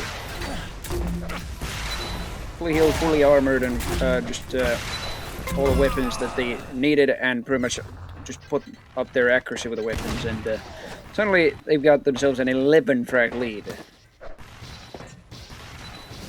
Now 0 QL with the Hager. I think he really likes this weapon. He must. Does pretty good damage. Gets Dodger down with it. Archer still does not fall. Kojak with the power up now.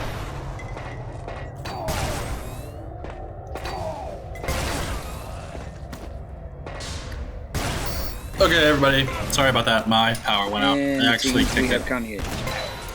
Yeah. Back in. I kicked the power cord over, so my whole router disconnected. Kind of tragic. My fault, though. Looks like red is still dominating, but pretty close, actually. It's like power outages everywhere in the world right now, because I just had... I had one a couple hours ago. Yeah. I'm just an idiot. I kicked down my power cord.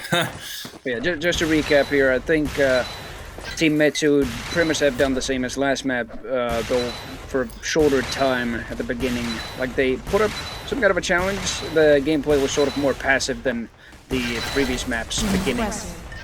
And they still got, like, tight frags all over until, like, after 2 minutes, Team Clinch really put up their game and really have themselves quite a setup here. They currently have a 10 frag lead. Make that 11 right now as Archer gets one of the 2 members down.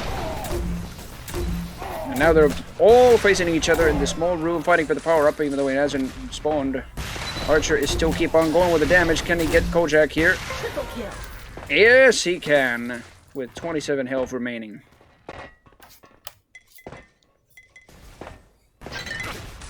It's a 13 frag lead, and finally 0QL, we've got Archer down. Almost again. Oh my god, what the melee. Yeah, this one looks still pretty close. Looks like the power up is about to spawn in 5 seconds. About if the blue team is able to grab it, it'll be huge. It looks like red is camped right on it, and Dodger grabs it, which is not what you want to see. Dodger with a big stack too. Frags 0QL, puts them up 15. Gets another one. Wow. And he knows where. Oh my gosh. Oh, he misses him completely, but still will get him. 0QL. Just really cannot even take a moment to breathe there. Rocka will miss. It's so crazy. That's literally the Dodger spot. Dodger did that in our first tournament ever, and I was like, oh my gosh. But he gets so much momentum going, and that rocket flies so far. It's crazy. I still remember it from the first tournament ever. It's kind of ridiculous. And this is Dodger's favorite map, just so people know. Probably his most dominant as well. He just knows all the angles. I don't even know what Coach is doing. Coach can get angry sometimes when things aren't going his way, but we love him. So good to have him here as always. 0QL putting up a fight though. Yeah, I think who they're fragging more, like who Team Metsu are fragging more is probably Archer, because Dodger, just look at him go. That's crazy. And he's still doing it. 0QL only has health to work with, not much armor, if any. And he will die to Archer this time. Wow, this is just a scoreline right here. It's a 25 frag lead. Team Metsu have been stalled in like this counter right now. I think it was 18 frags a minute ago, if not even longer ago. But they've only gotten themselves a frag ever since. And Archer throwing out the question marks in chat. I'm not sure what he's confused about. This is domination. No questions asked. yeah, I don't know what he's wondering. He should be happy that he's just in quite a lead here with his brother. He's still very accurate with the Devastator, accurate enough at least. He's still not gonna get the power up. That will be Kojak, Dodger here. Trying to find some corners to ambush. Oh, did Dodger get the power up? No, it's Kojak, and he is dead now. Nice take on the power up there by Dodger.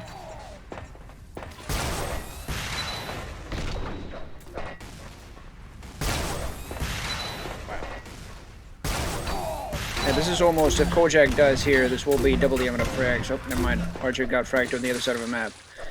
Almost double the amount of frags. Oh. Okay then, Dodger. That is what I call spawn control.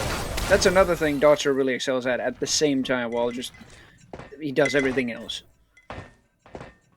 Yeah, he's really in control of this game from start to finish. Really every part of Xonotic he understands well. It feels as if he's just augmented into Xonotic. He just has like the frigging... He has keyboard attached to his arm or something like that. That's what it feels like constantly, because he is just managing so many things at the same time. Impressive. Oh, Some just good look at damage this. from. He's getting juggled all around. He finally died, but oh god, he's still keeping all the damage. Archer. Wow. Still does to ZeroQL, who also isn't doing bad. I mean, he's got 21 frags, but only 28 deaths, so he's almost at a KDR of 1. He's using Trying to get some, some more unusual weapons here. Oh, Ow. yeah. That was tough play there. Archer made a good play there to grab the armor when he had a chance, and then take the kill as well. Oh, I think Kojin had the strength there, but he wasn't able to stay alive long enough to make good use of it. And Dodger grabs a kill there on ZeroQL. 25-point lead, 24-point lead. So this is still relatively close. Blue team needs to get lucky, but they can get a win off of these guys, I'm confident. I think we'll see them advance in the next round, but that'll be an exciting one as well. So yeah, 26-point lead for the red team. Dodger just doing his thing. Can't really be stopped. And that's kind of the story of Xonotic. Holy shit.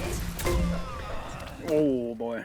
Yeah, it's funny you're saying like this is still relatively close, but it's a 26 frag difference. I'm just not used to that. I mean, Quake is slightly slower maybe, but still pretty fast. I mean, usually even in 2v2, if somebody's got 26 frag difference or a frag lead, and there's pretty much 3.5 minutes left, I think most people would think it's over. But in Xonotic, like this is super fast.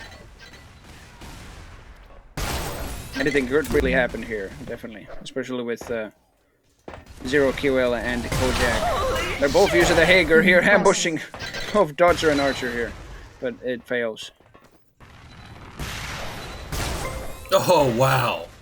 That was crazy. Dodger just put a little smiley face in chat because he knew that was ridiculous. Just such good timing. Oh my gosh, and he does it again.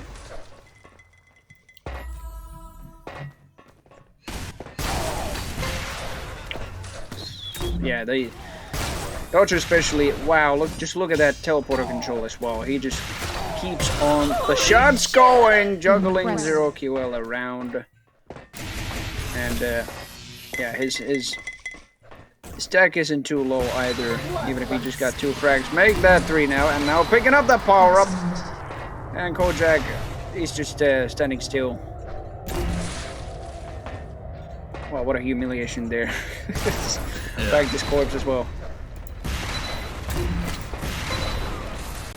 And ZeroQL just pretty much has no chance, no control over the air as well. And Kojak is calling it a GG. Yeah, that was kind of expected. So the match ends with 12:48. 12 minutes and 48 seconds into it. It looks like Kojin and ZeroQL will fall to the losers bracket. They'll play next, though, in the losers bracket final, which is a best of 3 against Champ and Splat.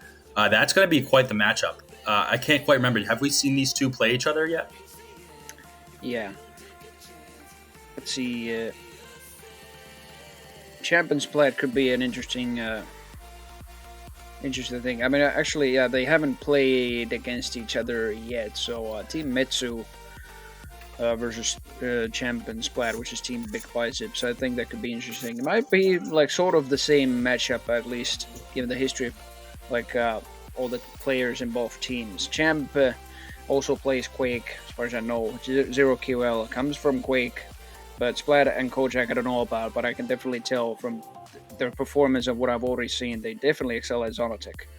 So could be a very similar, a very close matchup as well. We might have ourselves a very close game.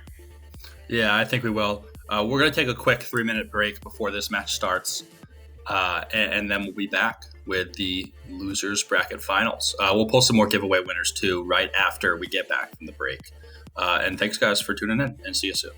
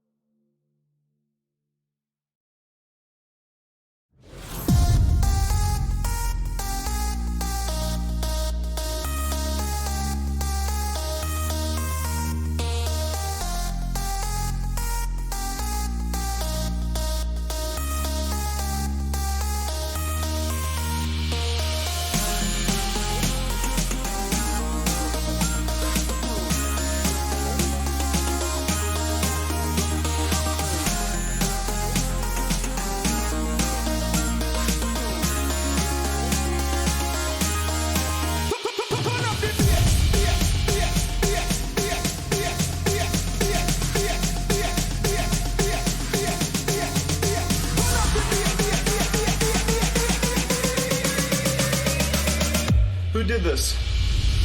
Who the freak ate my snack pack?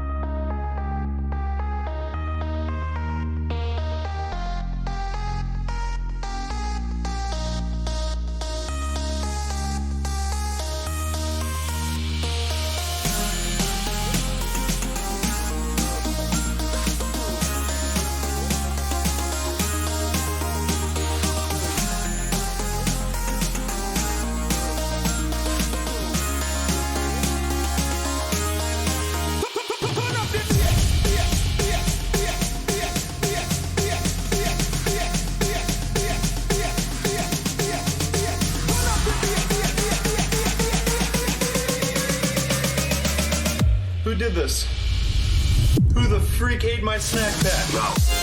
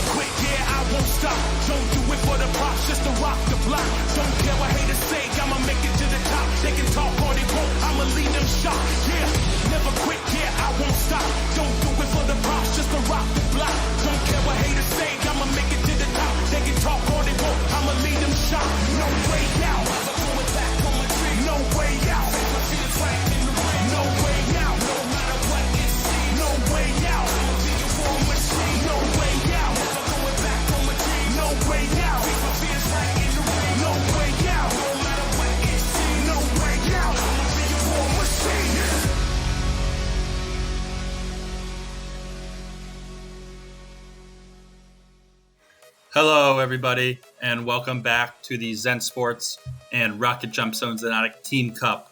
I'm joined here by Capelli, and we're about to start the Losers Bracket Finals. And what a tournament it's been so far. We're still seeing absolute domination from Dodger, but we're seeing some teams getting close to contesting him.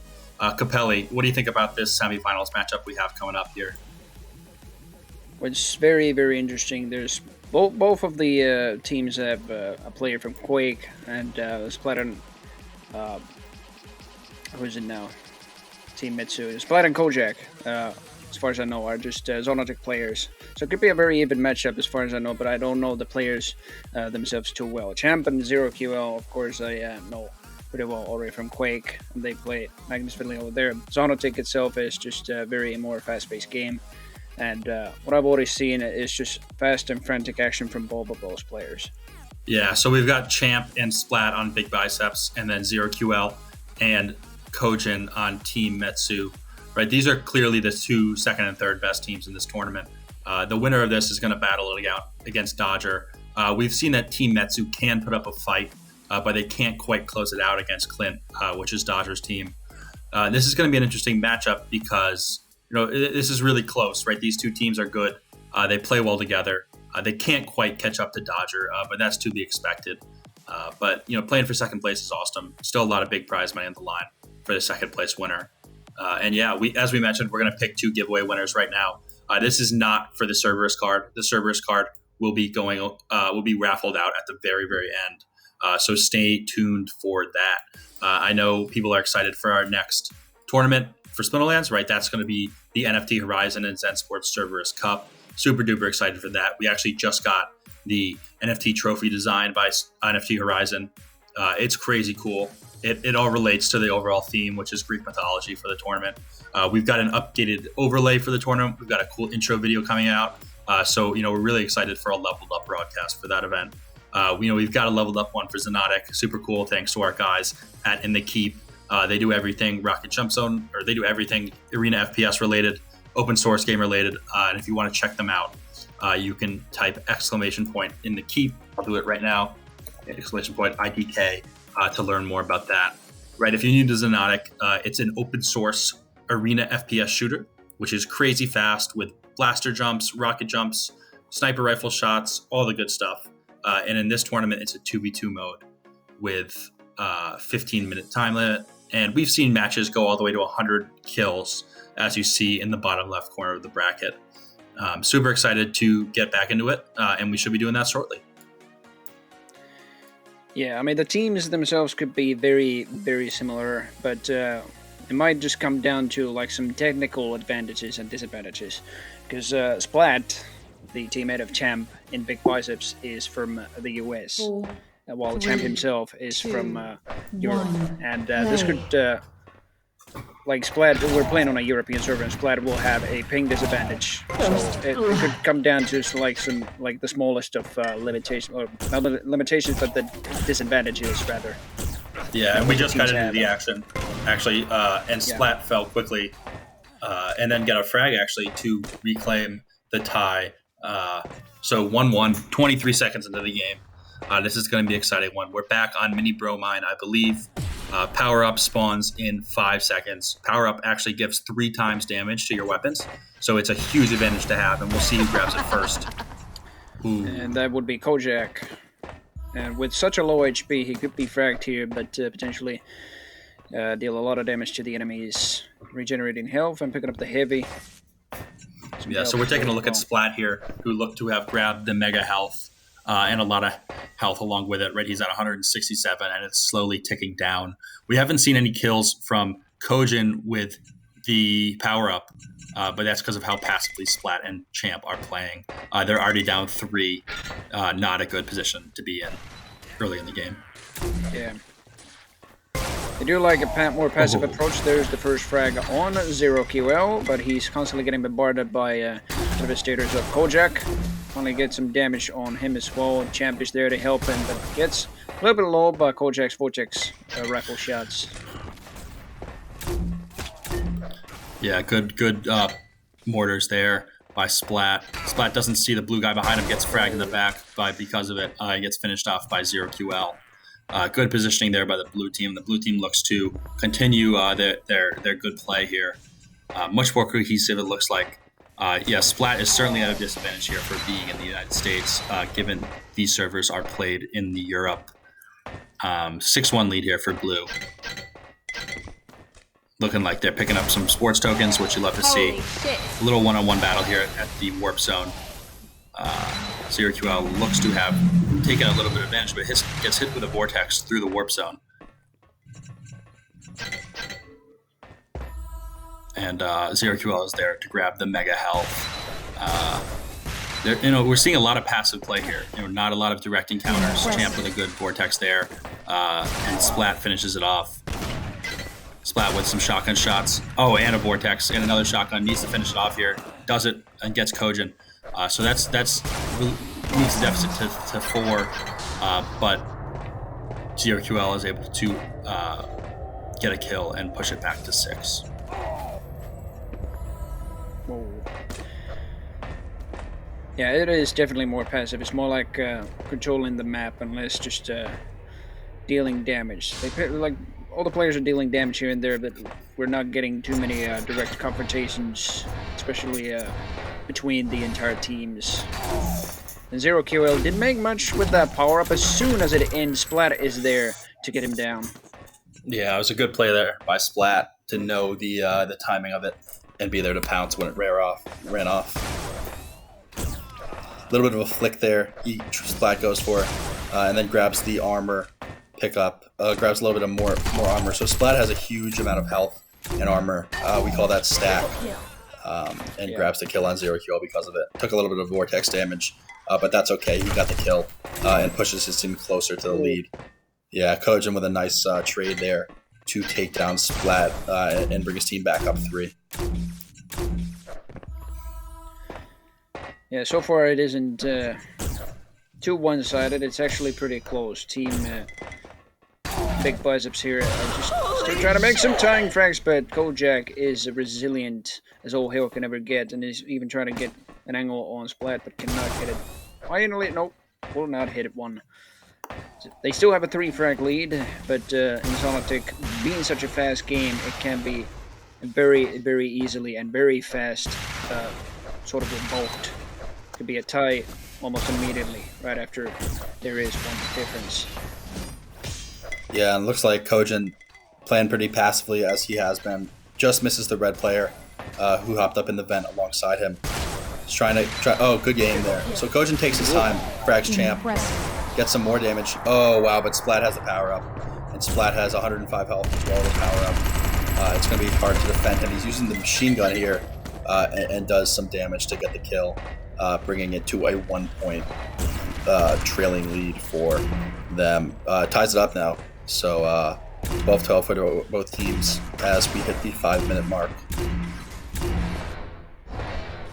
Yeah, the machine gun can be a very good choice to be used with the strength. You do quite a lot of suppressing and constant damage with that.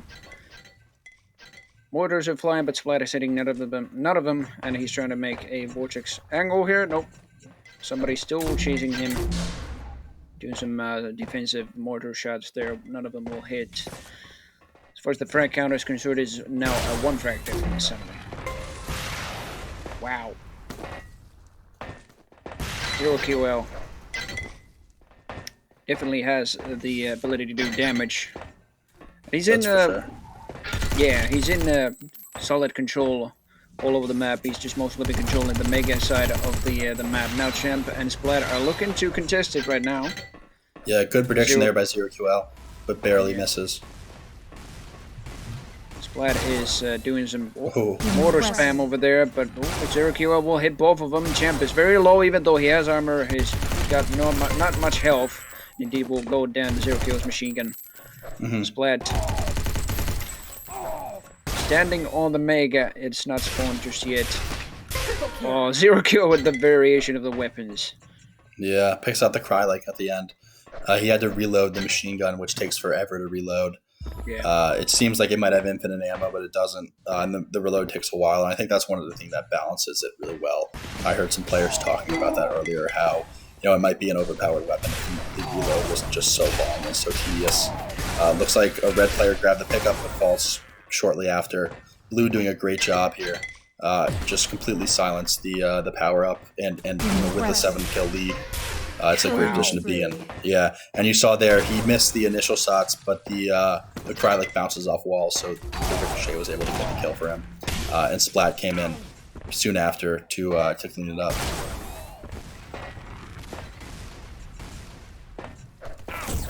Both in Team Blue are pretty low, even though they are on completely opposite sides of the maps, but Team Red is just pretty much sandwiched by them. Oh my god, what a mid-air by Kojak. Yeah, we see Champ with the rocket launcher, and now ZeroQL with a Devastator. ZeroQL's hitting a lot of shots here, and gets Splat there with a Devastator. Picks up the Mega Health as well, which is huge, and is about to take down Champ if he can. Needs to hit a shot, and does exactly that. He should have had the Krylik out the whole time. He doesn't need to be trying to hit Vortex shots there. It's not worth it. Just needs to do... I mean, but the thing is that these players don't know just how low the other ones are. So, that's definitely something to keep in mind. Oh. Some melee shots, and Kojak will actually suicide. I think since they have quite an advantage in frags, it's more sensible to reset your health. Now he's picked up the Devastator. Well, he's still low on health, and Champ will get a frag from that. Yeah, 26-18 here. Blue team is still on top. Champ gets a nice Vortex shot there. To bring it to a 7-point deficit. Picks up his sports tokens.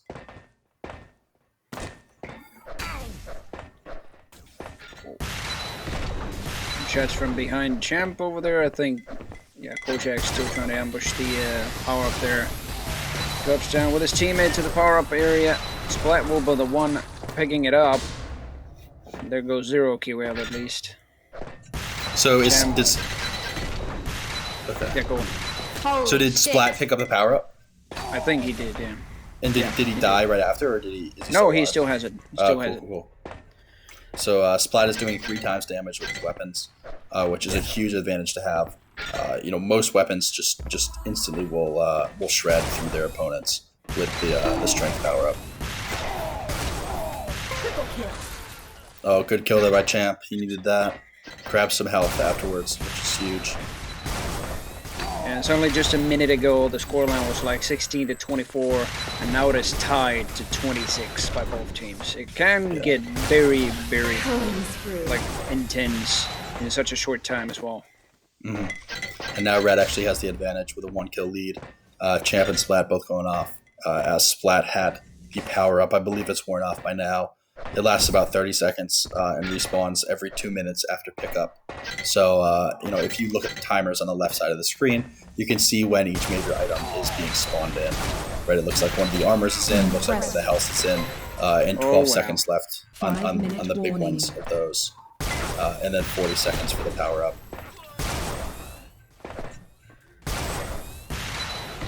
Yeah, it's only team Big Biceps have taken the lead, that being Champ and Splat. That's only a 5-frag lead for them. And this is sort of the action that I expected from both of the teams. I mean, anticipated it would get this intense at some point. Holy shit.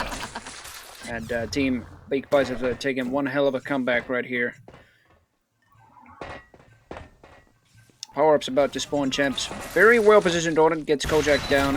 Teammate coming from the same position, but ZeroQL will be a bit too much from that. And I think he will also die to Splat. ZeroQL might have picked up the power-up and then died with it. Yeah, it's interesting to see. It's still a good idea to pick it up, even if you're such low health, right? Because then it just stops the other team from picking it up. Yeah, it denies it from the other team. It would be cool, though, if you picked it up and it was still active, if the power-up actually fell on the ground and you could pick that up. That would be interesting. I think it does something like that in Quake, but not yet in Xonotic. Maybe that's something we can add, and would certainly be a cool addition.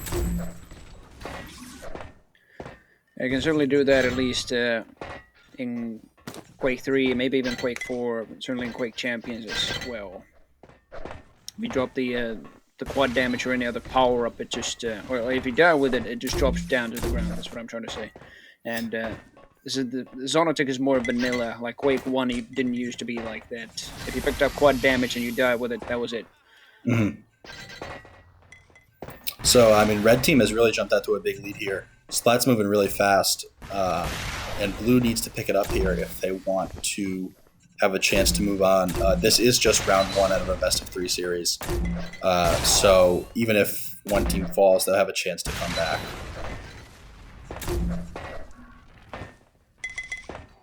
Yeah, Big Biceps have still kept quite a... this isn't like a very big lead, but they've kept it for quite some time, actually. It's a 6 frag. Make that an 8 frag lead, actually. Whoa! Maybe a 9. Kojak has quite a lot of health here, and yep, Splat doesn't. Will get obliterated by that Devastator Rocket. Yeah, Kojin still has a lot of health. If Kojin can grab this power up, it'd be absolutely huge. It could be a big time change in momentum. Oh, Here it is. no, Splat got it. Yep. Jeez, Splat fell right after, but it stopped Kojin from getting it. And if Kojin would have gotten that with all his stack in place, he would have gone on a rampage. But we'll save that for another day. 7 kill lead here for the red team. Kojin's playing slow, not needing to rush. There's 2 minutes, and 2 minutes is forever in Xonotic time. Kojin's tracking down Splat, trying to get an angle on him. Oh, and he just does. Wow, great shot there. Couple of good shots. Needs to finish this off. Has the shotgun out. Oh! Look at the melee. Oh my gosh, he needs to get one. Oh, and he gets champ. Oh. Wow. So 7 kill lead now for the red team. Kojin is looking strong. Oh, he frags his teammate. Oh no. Oh no. Because it didn't frag him, but it just damaged him quite a lot. And yeah, both of them will go down eventually. That was tough. It's so hard not to shoot your teammates, especially with all the fast-paced movement. So 1 minute left. We've got a 10 kill lead for the red team. It's going to look hard for the blue team to come back here. Splat is super low. Just evades a vortex shot there, which is a smart play to back up. And then finds Kojin on the cross to take him down. 13 kill lead. It's possible, but it doesn't look like Kojin and ZeroQL are going to come back. I don't expect this series to go in 2 games, though. I expect them to come back next map and make a statement. Oh wow. ZeroQL doing a magnificent job comboing the mortar and the vortex, so just look at that. And he's still keeping it an 8 frag lead. Less than 30 seconds to go, and power up will be there to spawn. ZeroQL still has a low stack. Champ rocket jumping into it, and they have secured the power from themselves. Yeah, and that kind of ends it with Champ taking the power up. Yeah. He has quite a little bit of stack, and I think players are just going to wait here for this game to end. Champ and Splat have taken game 1 versus ZeroQL and Kojin. Game 2 coming up soon. Yeah, it was quite a close game. I sort of anticipated it would go this way. Both teams are identical enough to, or at least with the accuracy and control and the communication even, but it really came down to the power-up control and everything on each time, actually. It was very, very close towards the end. Yeah, so in 2v2, it kind of seems like the power-up is the most important weapon or item pickup. Right, in duel, it's generally the mega armor, which players will camp and make sure to control. But the power up is just so strong here that players really need it if they want to make a big run. So we're seeing a lot of camping around the power up, and it's really becoming a deciding factor in the matches. Right, which team is able to get the power up quick and get some kills and get the lead, and then be able to play more passively later in the game. Yeah. Now we're moving on to Stormkeep, which is second map in this best of 3. If Team Big Biceps, meaning Champ and Splat, win this one, they will be securing their position in the grand finals. But if Team Metsu win this one, they will go to the tiebreaker map, and scores will be tied, and whoever wins that map will be going to the grand finals. It could be either one.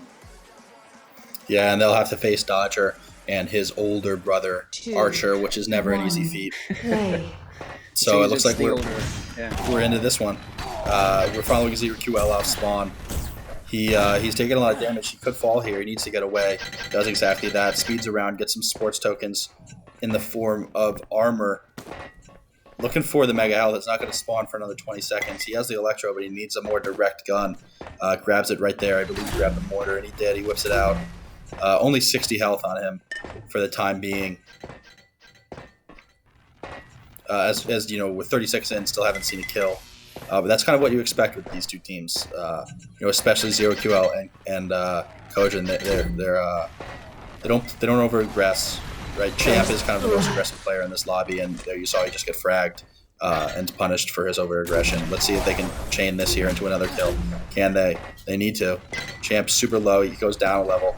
Misses a rocket. Evades. Splat's gonna be the one who's in a 2v1 situation here. 1v2 make it. And he escapes as well. Gets fragged though by Zero QL, who also is about to take down Champ. Oh, just barely misses. Oh, and Champ's right behind.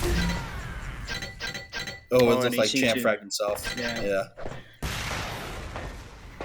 Yeah, that's going to be a -1 score, which means they make an extra frag to get to 1. And Zero QL is still going. I don't know if he's died. No, he hasn't. He's made all the frags for his team, actually, and still continues to do so. My goodness, he's doing quite a lot of damage. Champ goes down 3 seconds later. Splat here is having a tough time just fighting both of the enemies in Team 2. And Zero QL gets the pickup. Both of them with the and gets another one. Impressive. Zero QL. What is this, an 8-kill streak?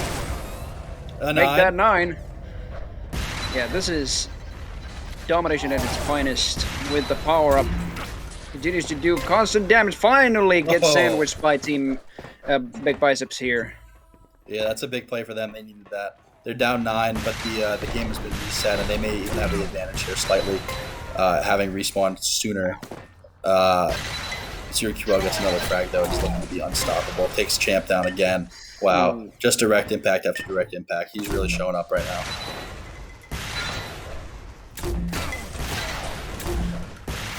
I mean, they look just as dominant as Dodger and his brother did, without a doubt. But at this point, I'm just wondering where Kojak is, because he's been quite, like, Zero QL has been doing most of the frags, and just like, that leaves Kojak slightly behind. Oh, wow. But, oh, hello Good there. shot there. Where he finally is, actually. Yeah, so 14-1 here. That's crazy. The red team took the first map, and this is 14-1. I wouldn't expect it to stay this lopsided for long unless Blue was able to absolutely control the power-ups and health armors for the rest of the match. They're doing a good job sticking together here, moving towards the Mega Health spawn. Fires an Electro. That's going to get a kill. Another 75 damage. Grabs the Mega Health and another kill. Kojin's going off now, too. It's 16-2. Red doesn't look like they can get anything going for them. Wow, they're just taking shot after shot. Yeah, this is just beautiful looking at Zero QL, guiding those rockets into everywhere. I wish we could do like a listen-in with the players. That would be so much fun. Maybe in future tournaments we will. Yeah. But there we go. Yeah, finally, Team Big Biceps get the power-up that will be Splat. Before we do I know in the Call of Duty League they call it the Astro Listen-In, but before we do one of those, we need a sponsor from a headphone company. So Turtle Beach, if you're out there, we need you. Yeah. Triple kill. Oh, wow. Zero QL. Holy Really shit. excels with the Devastator here. Look at him just bounce enemies around with the Blaster first, then just finishing them up with the Vortex or the Devastator. Yeah, he's not flicking either. He's making controlled mute. Oh my gosh, that was crazy. He just knows where his opponents fly constantly. That's where he's looking at immediately. 24-4 is ridiculous.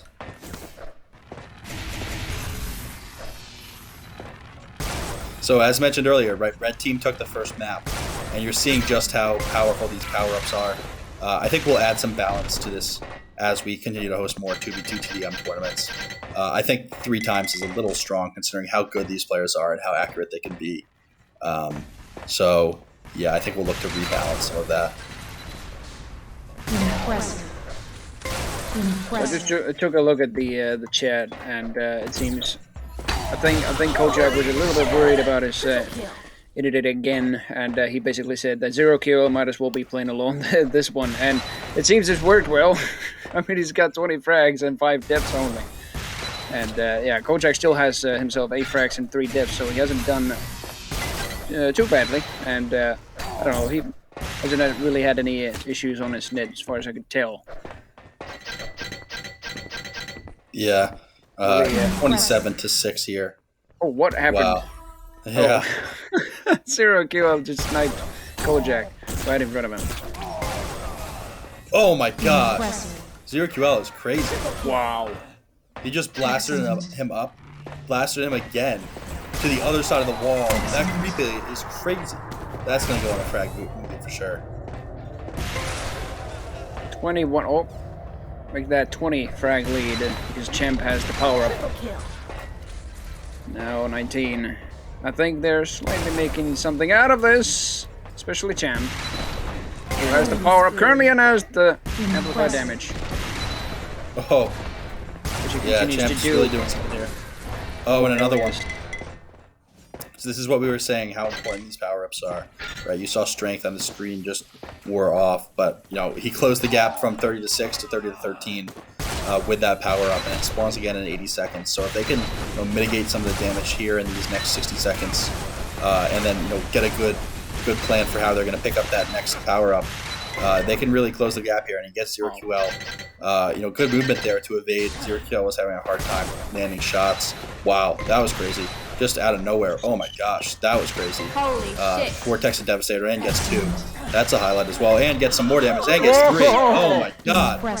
18 kills now for the red team. They're coming out hot. Excellent. And Definitely coming back. yeah. We mentioned that Xonotic can change pace so quickly, and that's exactly what we're seeing here. Super exciting to see as 0 QL gets fragged again by Champ. Champ is looking just as 0 QL looked earlier in the game. That is unstoppable as he frags yet another and brings it to 32-20. Are we going to see a complete comeback by the red team, you think? I would think so, yeah. This is pretty much the Champ that I know as well. He just, when he just gets the flow going, he really just keeps it going. And even just makes it faster as well, because the damage output he does even without the power-up, now he's currently on low on health, but it's really immense how he just does it. Weapon accuracy is just, when he's not really in trouble, is just immensely good. But right now, Marlon gets fragged. Kojin. Will be Kojak getting the power up. Killing spree. Oh my gosh. Yeah, Kojin, he's getting some big plays out of this power up. Red team needs to take him down, but he's got so much stack and he's got such good aim. He's about to take Champ down. Oh, he misses him. Can Champ get it done? No, he can't. Kojin with the vortex to the face takes him down. 39-22. With this power up, Champ and Splat are gonna have a tough time coming back, especially with Kojin not even needing the power up to do so much damage. Yeah, I think they still have secured the lead for some time with that power-up. Kojak and 0 QL really are defending their position quite well.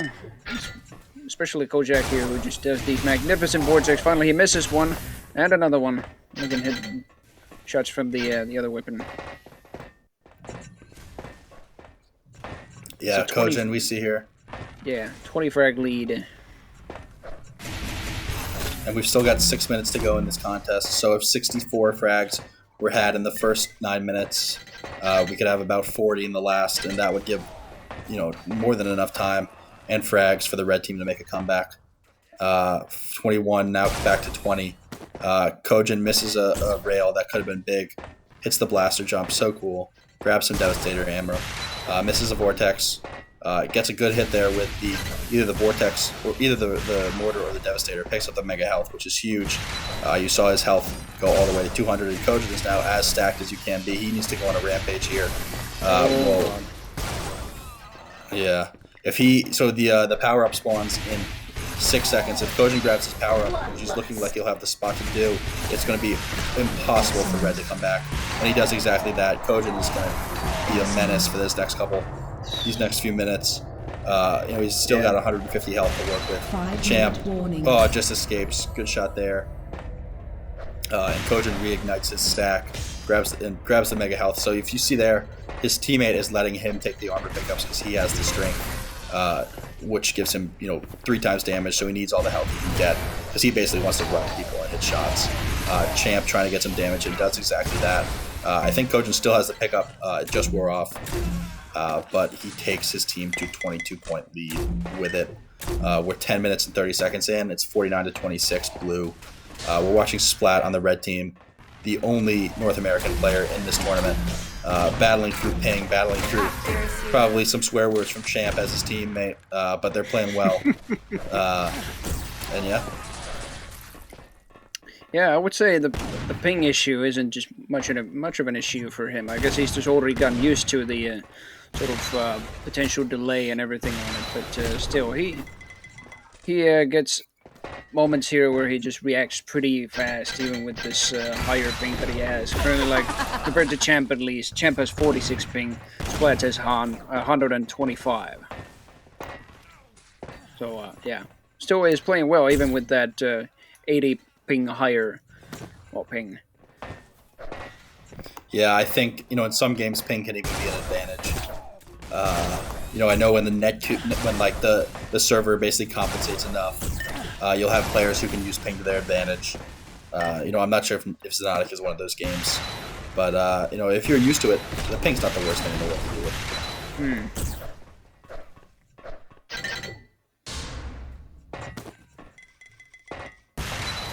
It is pretty much almost double the amount of frags what Team Mitchell have here, and I don't know who picked up the power. Might have actually died with it. Yes, they did. It looked like somebody did, but they might have died. Yeah, so it's back to a 23-point lead. I think that's just about as high as it's been in this contest. 0QL and Kojin not able to be stopped, and really they got out to such a strong lead early. There's nothing the red team could do. Champ really played well throughout this contest, but even though he went on a huge streak with that power up, Kojin and 0QL have had the ability to just shut them down when they have needed to and take back the momentum. And currently Splat at least is playing a bit more passively. So is Kojak, I would say. There we go. Finally, when they spot each other, everybody starts moving a bit more. Oh goodness, Champ is putting quite a lot of damage out on Kojak. Indeed he is. Finally getting him down. Inside 2 minutes, they still have to score 21 frags, which is could be quite an amount. It just comes down to the next few power-ups, whether or not they will get that.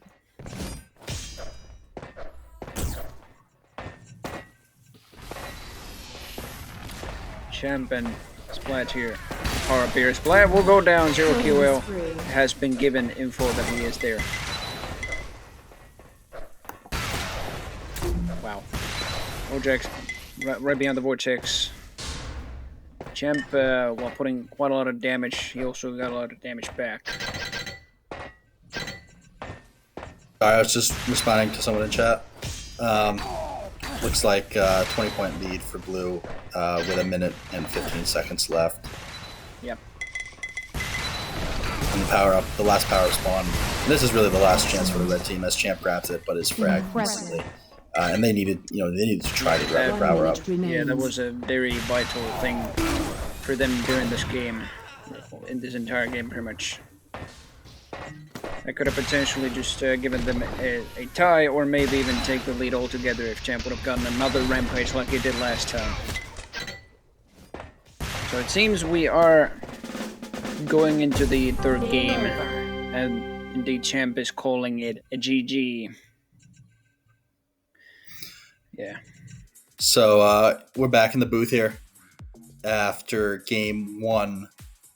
Game 2, my bad, of the losers bracket finals. Yeah. Losers bracket finals, yes. And game 3 is going to be the decider here. Yes, it will.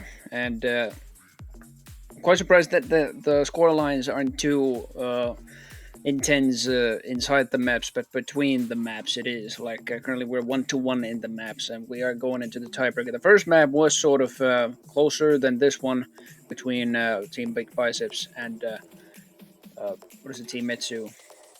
But yeah, the map after that, Team Metsu pretty much won that with over a 20 frag lead. This one though, we're playing all breath, and this is a more vertical map now. I think this is where Champ and Splat excelled the most when, like, it was sort of the first map, which was more vertical. We're starting in 3 seconds Play. from 0 QL. And we've begun. 0 QL grabs some armor. This is a cool map. I'm not sure if we've seen this one before today. Have we? I think not. No, not at least on the stream. No. So yeah, so this is new. This is called Breath. Cool map too. I like the colors. I like that little jump he just did right there. 0 QL. Yeah. Picks up his green sports tokens, which represent 5 armor points each. This room reminds me of a room in Dark Zone. As 0 QL grabs the mega health. No 2-0 lead for the red team here. As 0 QL just narrowly escapes. And 0 QL is blue, same with Kojin, and Splat and Champ are red. I believe that's the same as the last map. Oh, wow. Nice shots. Yeah, nice shot there. So it looks like red takes an early 4-0 lead, which as we've seen, kind of starting the game strong is so important. Being able to get that positioning for the first power-up is really what has decided some of these games early on. And it looks like red, they're doing a great job of sticking together here, right? Not overcommitting from any specific angle, holding their angles and holding positioning on the power-up. They know the power-up spawns. We don't know yet because this is the first time we've watched this map. But after the first spawn, we will know. Holy shit! Impressive.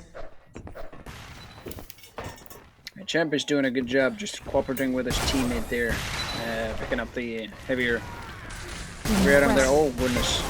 0 QL, however, he takes some damage there, but still ended up fragging both from Team Big Biceps, and still continues to do some very good shots. Picks up the power up and even gets Champ down.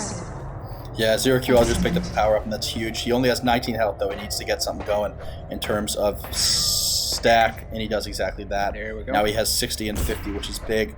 About 20 seconds left with the strength infused weapons. He needs to get some aggression going here because he's wasting time with this strength. Oh wow, he just shredded Splat there, and now he's on his feet to find Champ. Champ gets some damage in. Can Champ get any more? Oh, he's completely cornered, but 0 QL gonna hit him. Finally, he does frag him. So 6-5 now for the blue team. Yeah. 0 QL got that frag right after strength wore off. It's looking like players are having a little bit of trouble grabbing that armor pickup over there. Those boxes may be a little bit difficult to jump on. Splat now getting cornered by 0 QL, who has just so much health and so much armor. He's a hard man to take down. Tankified, to say the least. Gets some more damage and takes down Champ with only 28 health remaining. Yeah, the armor there, I think those boxes are placed well to make this sort of a choke point for the lighter armor there.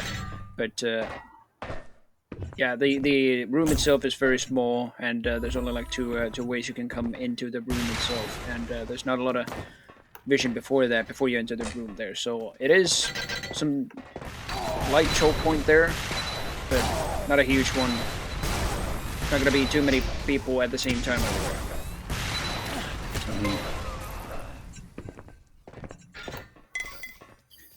Champ now doing quite a number of damage again. We'll get fragged by Kojak though. Yeah, Kojak just playing back, playing calm, making sure he controls this part of the map. Is moving forward a little bit here, and is going to sneak up, or was about to sneak up on behind on the red players a little bit. Oh no! Looks like 0 QL grabbed the pickup. Am I right? Yeah. So 0 QL is going to have a lot of damage to be done here. It's nice of Kojak to save him the armor there, and now he's got quite a stack. versus Team Biceps here. He will most definitely go on a rampage. Yeah, so we saw a red team come out to a 6-0 lead, but it's been 16-2 since then. Kind of a crazy shift in momentum as Kojin is going to be close to getting another kill, but can't quite finish it off.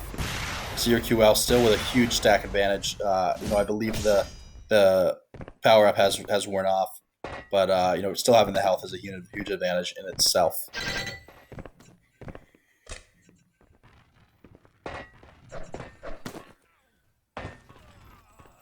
So Kojin here, playing calm, playing cautiously. A little bit far from ZeroQL and finds himself in an engagement here with a red player. Red player kills himself.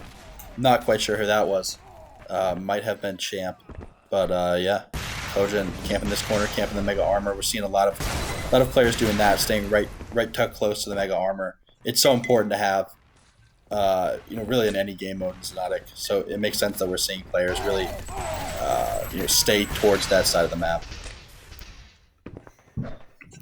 And they have a 6 frag lead here. I think ZeroQL did some work with that power up actually, and Kojak here, slightly getting hit by Champ's Devastator rockets, but still was quite a lot of damage back. He's really in good control over that heavy.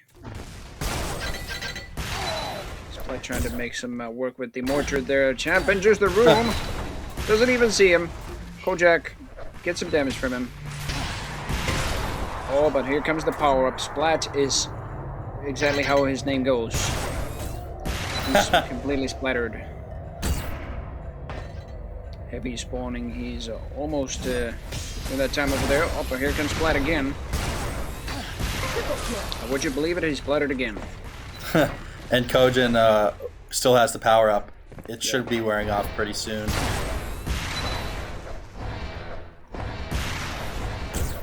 And it has just worn off.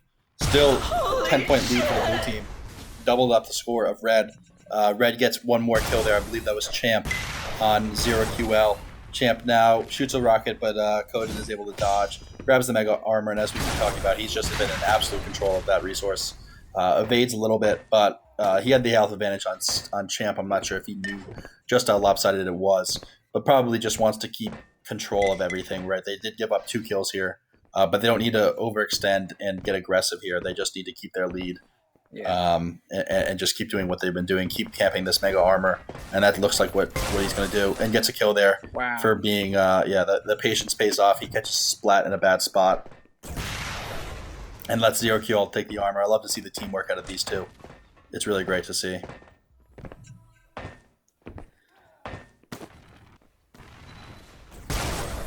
Yeah, I mean, Kojak, I think Team Metsu are just making sure here that they control at least one side of the map constantly. And my god, those shots by Kojak, he's finally making some work. That was as crazy. well with the weapons. So, they keep a constant control over one side of the map. This time it's the heavy armor. And every time ZeroQL or Kojak get a power-up, it's secured for that pickup as well. And we've seen Kojak just most of the time here. I mean, he hasn't even died for minutes, to say the least. And finally, they're contesting the power-up. Splat will get ZeroQL down. Wow. Champ will be completely obliterated, but Kojak actually goes low. Yeah, he fell into the lava there for a second. Yeah. But, I mean, how many times in a row have we seen Kojin pick up that Mega Armor? It's ridiculous. So many times. We have seen no other player for the past 4 minutes at least, because Kojak's just been on the other side, just controlling the heavy, and ZeroQL has been the one doing the kills. Yeah, it's either Kojin is picking it up or camping it and telling ZeroQL to pick it up. Could be. Yeah, this time it's Splat trying to sandwich Kojak with Champ over here, and it works pretty well. I think it ended up being a melee kill. And it's Splat this time taking control of the heavy. And they might have themselves some sort of a comeback here if they just gain the advantage in stag. Presumably not. Splat goes down at least. Excellent. ZeroQL together with Kojak actually is very low. Splat comes from the other side of the Devastator. Champ is pretty low as well. Splat has some stack to work with for the power up. Blue is completely just falling back here. So it looks like players are dropping weapons for each other. Where we just saw Zero QL pick up Splat's Devastator, which is interesting. Maybe, Zero Kojin's Devastator. So that's something we never saw in Duel because it's 1v1. But interesting to see players doing that here in the 2v2 TDM.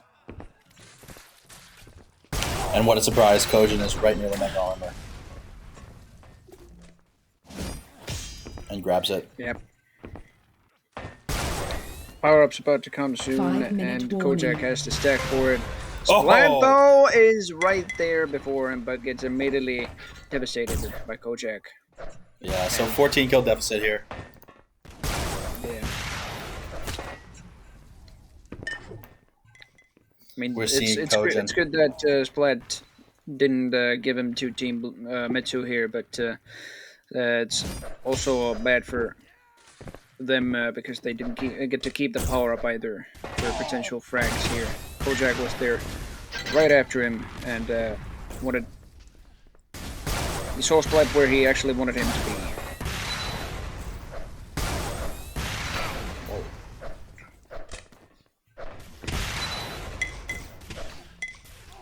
So 33-20, blue team with about 4 minutes to go. Red needs to come back here if they want to advance to the finals versus Dodger and his older brother Archer.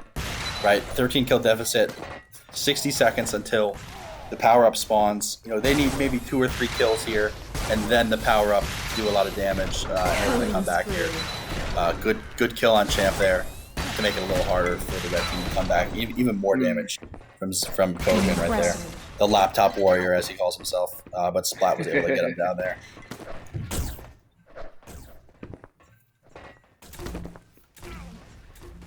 They've got a 12 frag lead, and Splat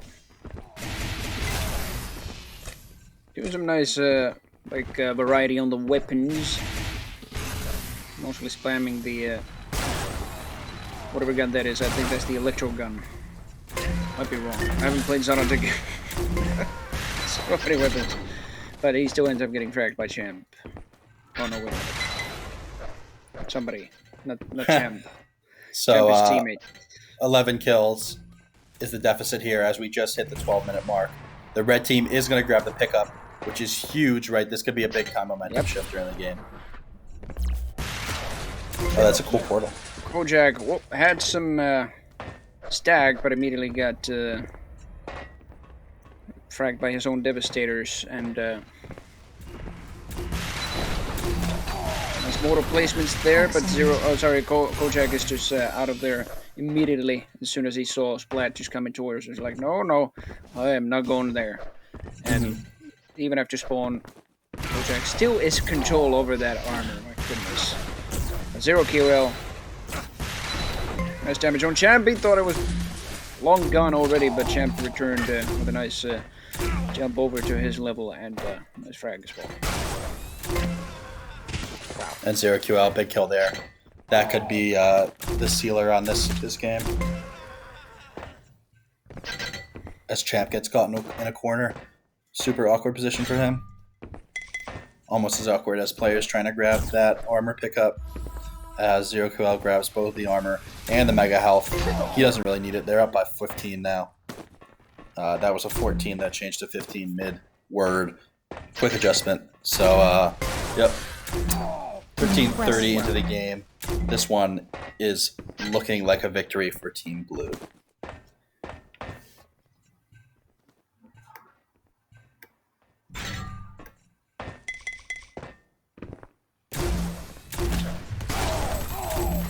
Killing spree. Whoa. Impressive. 0 QL.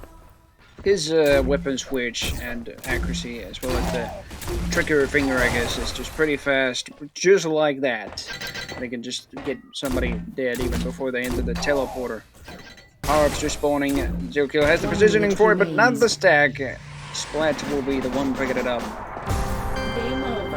And they're still calling it a GG. That was quite a best of 3. I mean, it was very intense even on the last map. The thing is, think Champ and Splat just didn't control the other side of the map super well. I mean, most of the time we just saw Kojak control the heavy armor, but like, yeah, they were mostly on the other side, but power-up control also not too good. Kojak was just most of the time securing the heavy for either Zero QL or for himself when they were picking up the power-up, and that just pretty much sealed themselves the game. Yeah, that's the most dominant I've ever seen a player have control over an item. A specific item other than Dodger and Dual Cups. That was pretty crazy to see Coach, and really, he had positioning and he kept it for the entire game. He didn't over aggress.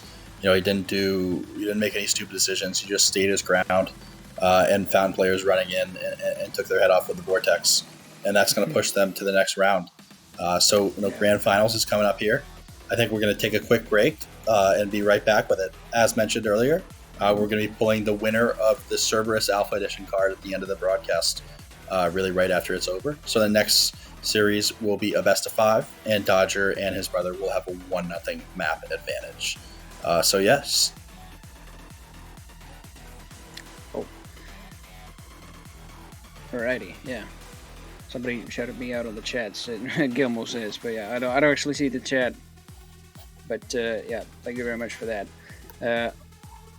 Yeah, we will be taking a short break here before the grand final itself. Yeah, it will indeed be best of 5 in between Team Clint, or Dutcher and Archer, the brothers of Xonotic, and then Team Metsu, who we just saw beat Team Big Biceps.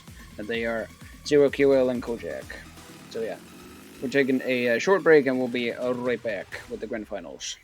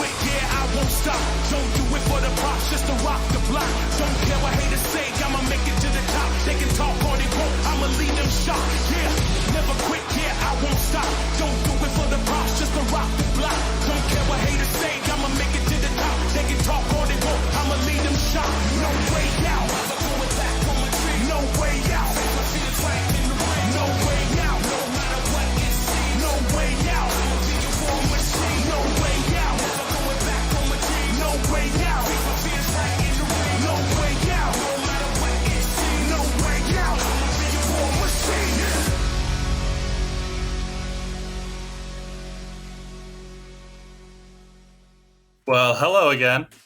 My name is Jacob. I'm joined here by the great Capelli, and we're about to start the grand finals of this 2v2 TDM tournament. Capelli, how you doing? I'm doing mighty fine, thank you very much. First of all, I do have to say this tournament has taken for some time, and we've seen quite a lot of very fast, frantic, and interesting action here. Xonotic is a very fast-paced game, and is at the very top there with all the arena FPS games that's competitively played. And the teams that we have here in the grand finals, first of all, it will be a best-of-5 game, and hopefully they will be finished choosing their maps in a moment. But Team Clint, consisting of the legendary Dodger and his brother Archer, they do quite a really good combo together. The Dodger is just really known for just managing everything at the same time. He just does the weapon accuracy and damage super well, movement at the same time, and just he has this clockwork mind for the items and power-ups every single time he does it. And now he's cooperating with his teammates super well.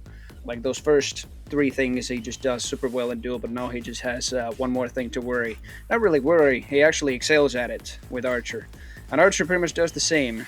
He, even though he's his older brother, he's pretty much intact with Team Clint's other teammate, Dodger. Yeah, just typing up a message in Discord right now. I think we're going to be able to hop into this matchup soon. Unfortunately, Capelli, it's late where you're from, so you're going to have to go, and that's totally understandable. We did not know that these matches were going to be 15 minutes apiece. Duel, they're 10. This has been a very, very long tournament, but if I may say, the grand finals always has been like probably the most intense part in the entire tournament, and I definitely will be having an interesting time watching this, watching the VOD of this when the stream is actually over. And Team Clint especially, well, let's just say first of all, Team Metsu has put up a hell of a sort of challenge against Team Clint. They already did in the semifinals, and now they're having a rematch in the grand finals. This time it's best of 3. And even though Team Clint still scored 2-0 in maps in that first best of 3, inside the games, Team Metsu still had the grit in them, basically. Zero QL and Kojak also make one great combo together. Yeah, they certainly do. And it's really, really, I mean, it actually makes me so happy to see all these players that have been competing against each other in our tournaments for the better part of a year now playing together. And Kojin and Zero QL are 2 that have played against each other numerous times, and they're showing off some incredible teamwork today, some incredible generosity in sharing items and just doing optimal things for the team rather than each other. It's really great to see, and I'm glad we started to do these team events as well. They're proving to be a lot of fun. I think people enjoy this action. It may be a little bit easier to understand for a newcomer, stuff along those lines. So as I mentioned in Discord a few times and on this broadcast, we are going to be pulling a winner for an Alpha Edition Cerberus card, right? This is kind of to remind everybody and hype up and get you all excited for our Cerberus Cup next weekend with Splinterlands, right? You guys voted on having that tournament at 1 p.m. Qualifiers have, I believe, been completed. So players who have qualified or I've been reaching out to them. We've got maybe 8 or so people on the app. We're going to get them all closed early so that we can get bracket predictions going and get all that fun stuff out. I hope people are enjoying the action today. We do both Xonotic and Splinterlands, and super excited about how it's all going. Yeah. Well, really? Are they already inside the match? Okay. So it looks like the players may have started before us. Well, that's fine. Not good. Dodger, come on, Dodger. They really haven't cooperated too well. But before you start, well, they already have started. Before you start the broadcast on the game, I really have to go. And huge shout outs to Rocket Jam Zone and Zen Sports, as well as In the Keep, just hosting this tournament and just giving me the possibility to commentate here. I will be really enjoying watching the grand final in the VOD as well. But right now, I have to go. It has been a really enjoyable tournament, and you just go and commentate and watch the enjoyable grand final. I will be getting ready to sleep. So, goodbye. Have a good sleep, man. See ya. Okay, so it looks like they did start with us. So I think we're going to count this game as a match. I don't think there's anything else we can really do. We can't really jeopardize the competitive integrity of the event. So we're just going to hop in it right now. And here we are. All right. So it looks like it's 24-16 in favor of Dodger. Looks like we're spectating Kojin here, who grabs a kill on Dodger, but's traded out instantly by his brother Archer, but not before Metsu Zero Kill does a little bit of damage. Zero Kill gets another kill and needs to put some aggression on Dodger, who's weak. Oh, gets the Devastator shot. Oh, just barely misses, and Dodger takes him down. Wow, with the Devastator. Quite a play there. He's going to pick up the power-up as well. Archer does, I believe. Wow, good kill there by the blue team and Kojin to take down Dodger. So wow, another kill, and it looks like Kojin grabbed the power up. So 21-26, this is epic. Thank God we let this match go on, because it's always good to see the underdogs. Oh, I don't know what happened there, but 22-26. This is the closest a match has been thus far against Dodger, and Kojin needs to. Oh, his strength just wore out right at the wrong time. No, he needs to get some damage in, and he gets it. So he takes down Dodger. Kojin, somehow he still has a lot of health. He's in a dangerous position here. Oh, just barely misses with the Vortex. He hit the Devastator shot earlier to bring Dodger down low. Grabs the Mega Armor. He's in good positioning here. This is exactly where he wants to be. We saw them controlling this side of the map in the last game. Can they do it again against a much stronger pair of opponents? We will see. Kojin traversing with the Vortex, backs off after hitting a shot, takes some damage himself, moving around slowly, grabs some ammo for the Vortex, sees, nice shot on Archer to take him down. It's 25-29. Looks like Dodger was getting some frags while Kojin was as well. Still with a 4-point lead is the red team, as Kojin, as always, is camping this armor, grabs it. What a great play by him to stay composed and stay on top of that timing. He's in his usual spot, kind of camping around. He's moved a little bit back further than he did last map, but aggresses, comes back, isn't really sure how to play this situation here, just decides to disengage after a while. But I think he noticed that the player was there, as he does some good backwards movement, a blaster jump, and is right back in the fray. Really, you see Kojin, he's crouch walking, and wow, he gets the Mega Armor again. What a play. And is he able to get the kill? I'm not entirely sure.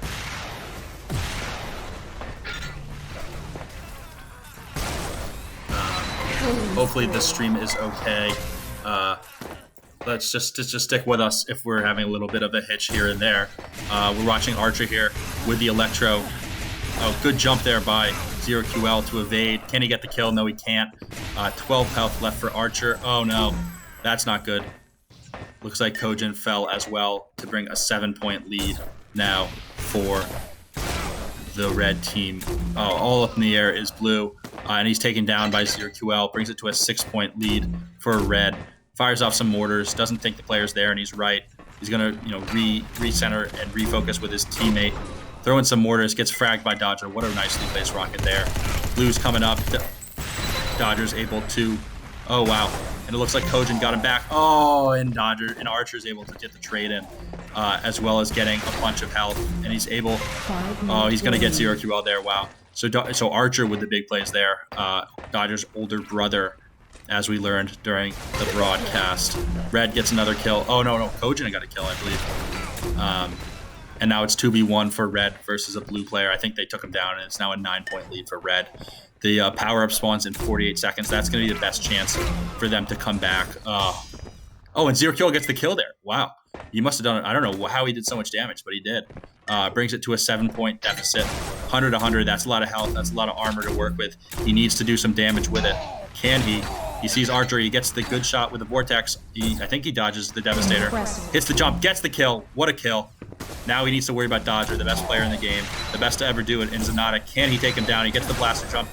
He misses. Oh, Dodger's got him low, and he needs to evade. Good play by him to get out of there, and Dodger just won't let him get anywhere and gets the frag. Dodger has 100 health left on his plate, 15 armor now after picking up his sports tokens. He's aiming in. He doesn't know where the players are coming for, but he has the best aim in the game, so it doesn't really matter. He waits for a player to drop and gets the kill. Wow, what good positioning. Oh my gosh, Dodger with the power-up. Can't be stopped. Can never be stopped. This is Dodger. Wow. So Dodger, he has the power-up, which does 3 times damage, as mentioned earlier. Right, just waiting for ZeroQL to peek. Just moves too quickly.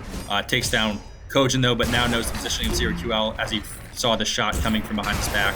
His power-up is still active, and ZeroQL gets the kill. I believe the power-up was about to end anyways. And ZeroQL, he needs to get the kill here. Wow. Shit. That was a big play by Archer to fire in that Devastator to get the trade. The trade was huge because if it didn't happen, it was going to be a 2v1 against Dodger. We're following Archer here, who gets the kill on ZeroQL with the Vortex out. He's speeding and grabs that tiny little health or armor right there. Grabs what I believe to be the... Oh, that's the Electro. It's weird. He's got some weird weapon combos on. And he frags ZeroQL for the triple kill. 8-kill lead now for the red team. Good rocket there by ZeroQL. ZeroQL's got a ton of health. A lot of electros going on, spamming. He does not know that Kojin's right there, and Kojin waits for. Oh wow! What an unbelievable play about Kojin to wait for the. Wow, he waited for the electro to expire and then instantly hit him with a devastator. That was crazy. That's what Xonotic is. It's crazy fast paced, but if you know the timing well enough, you can get the job done. As Kojin takes down Archer as well. Kojin is back to playing where he likes to be. He's down below now, but he needs to get back to his mega armor positioning. Can Kojin... Oh, and he gets taken down by Dodger. Dodger with 67 and grabs the mega armor. That was a big play out of him. He needed to regain that momentum, and they're up by 6. 6 is not a lot, though, especially in Xonotic, as Dodger's flying all over the place. Gets the 7. Oh, Kojin! Oh, I have no idea. No clue what happened there. But it looks like Dodger came out on top. As he frags 0QL again. What a great matchup this has been. Unbelievable.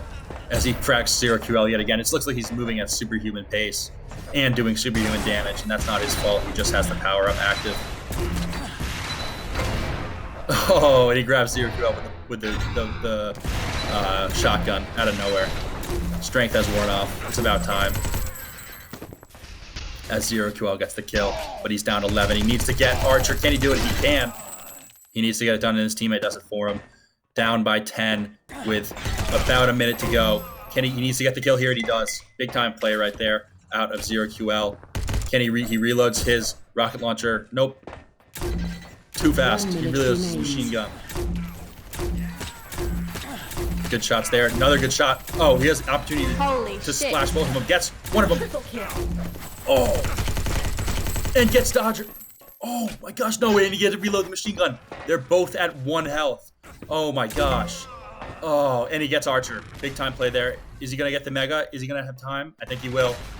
Dodger. Oh my gosh. Oh, Dodger with a kill. What a surprise. Dodger back. 9 health, 100 armor.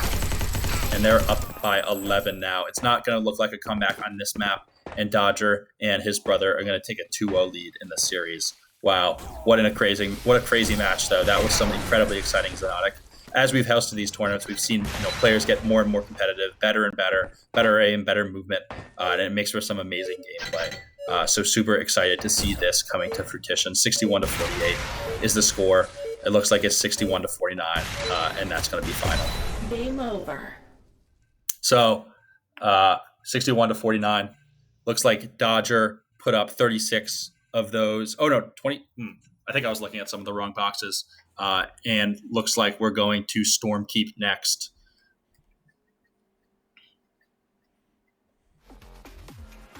Hello. Looks like we have Drana back with us.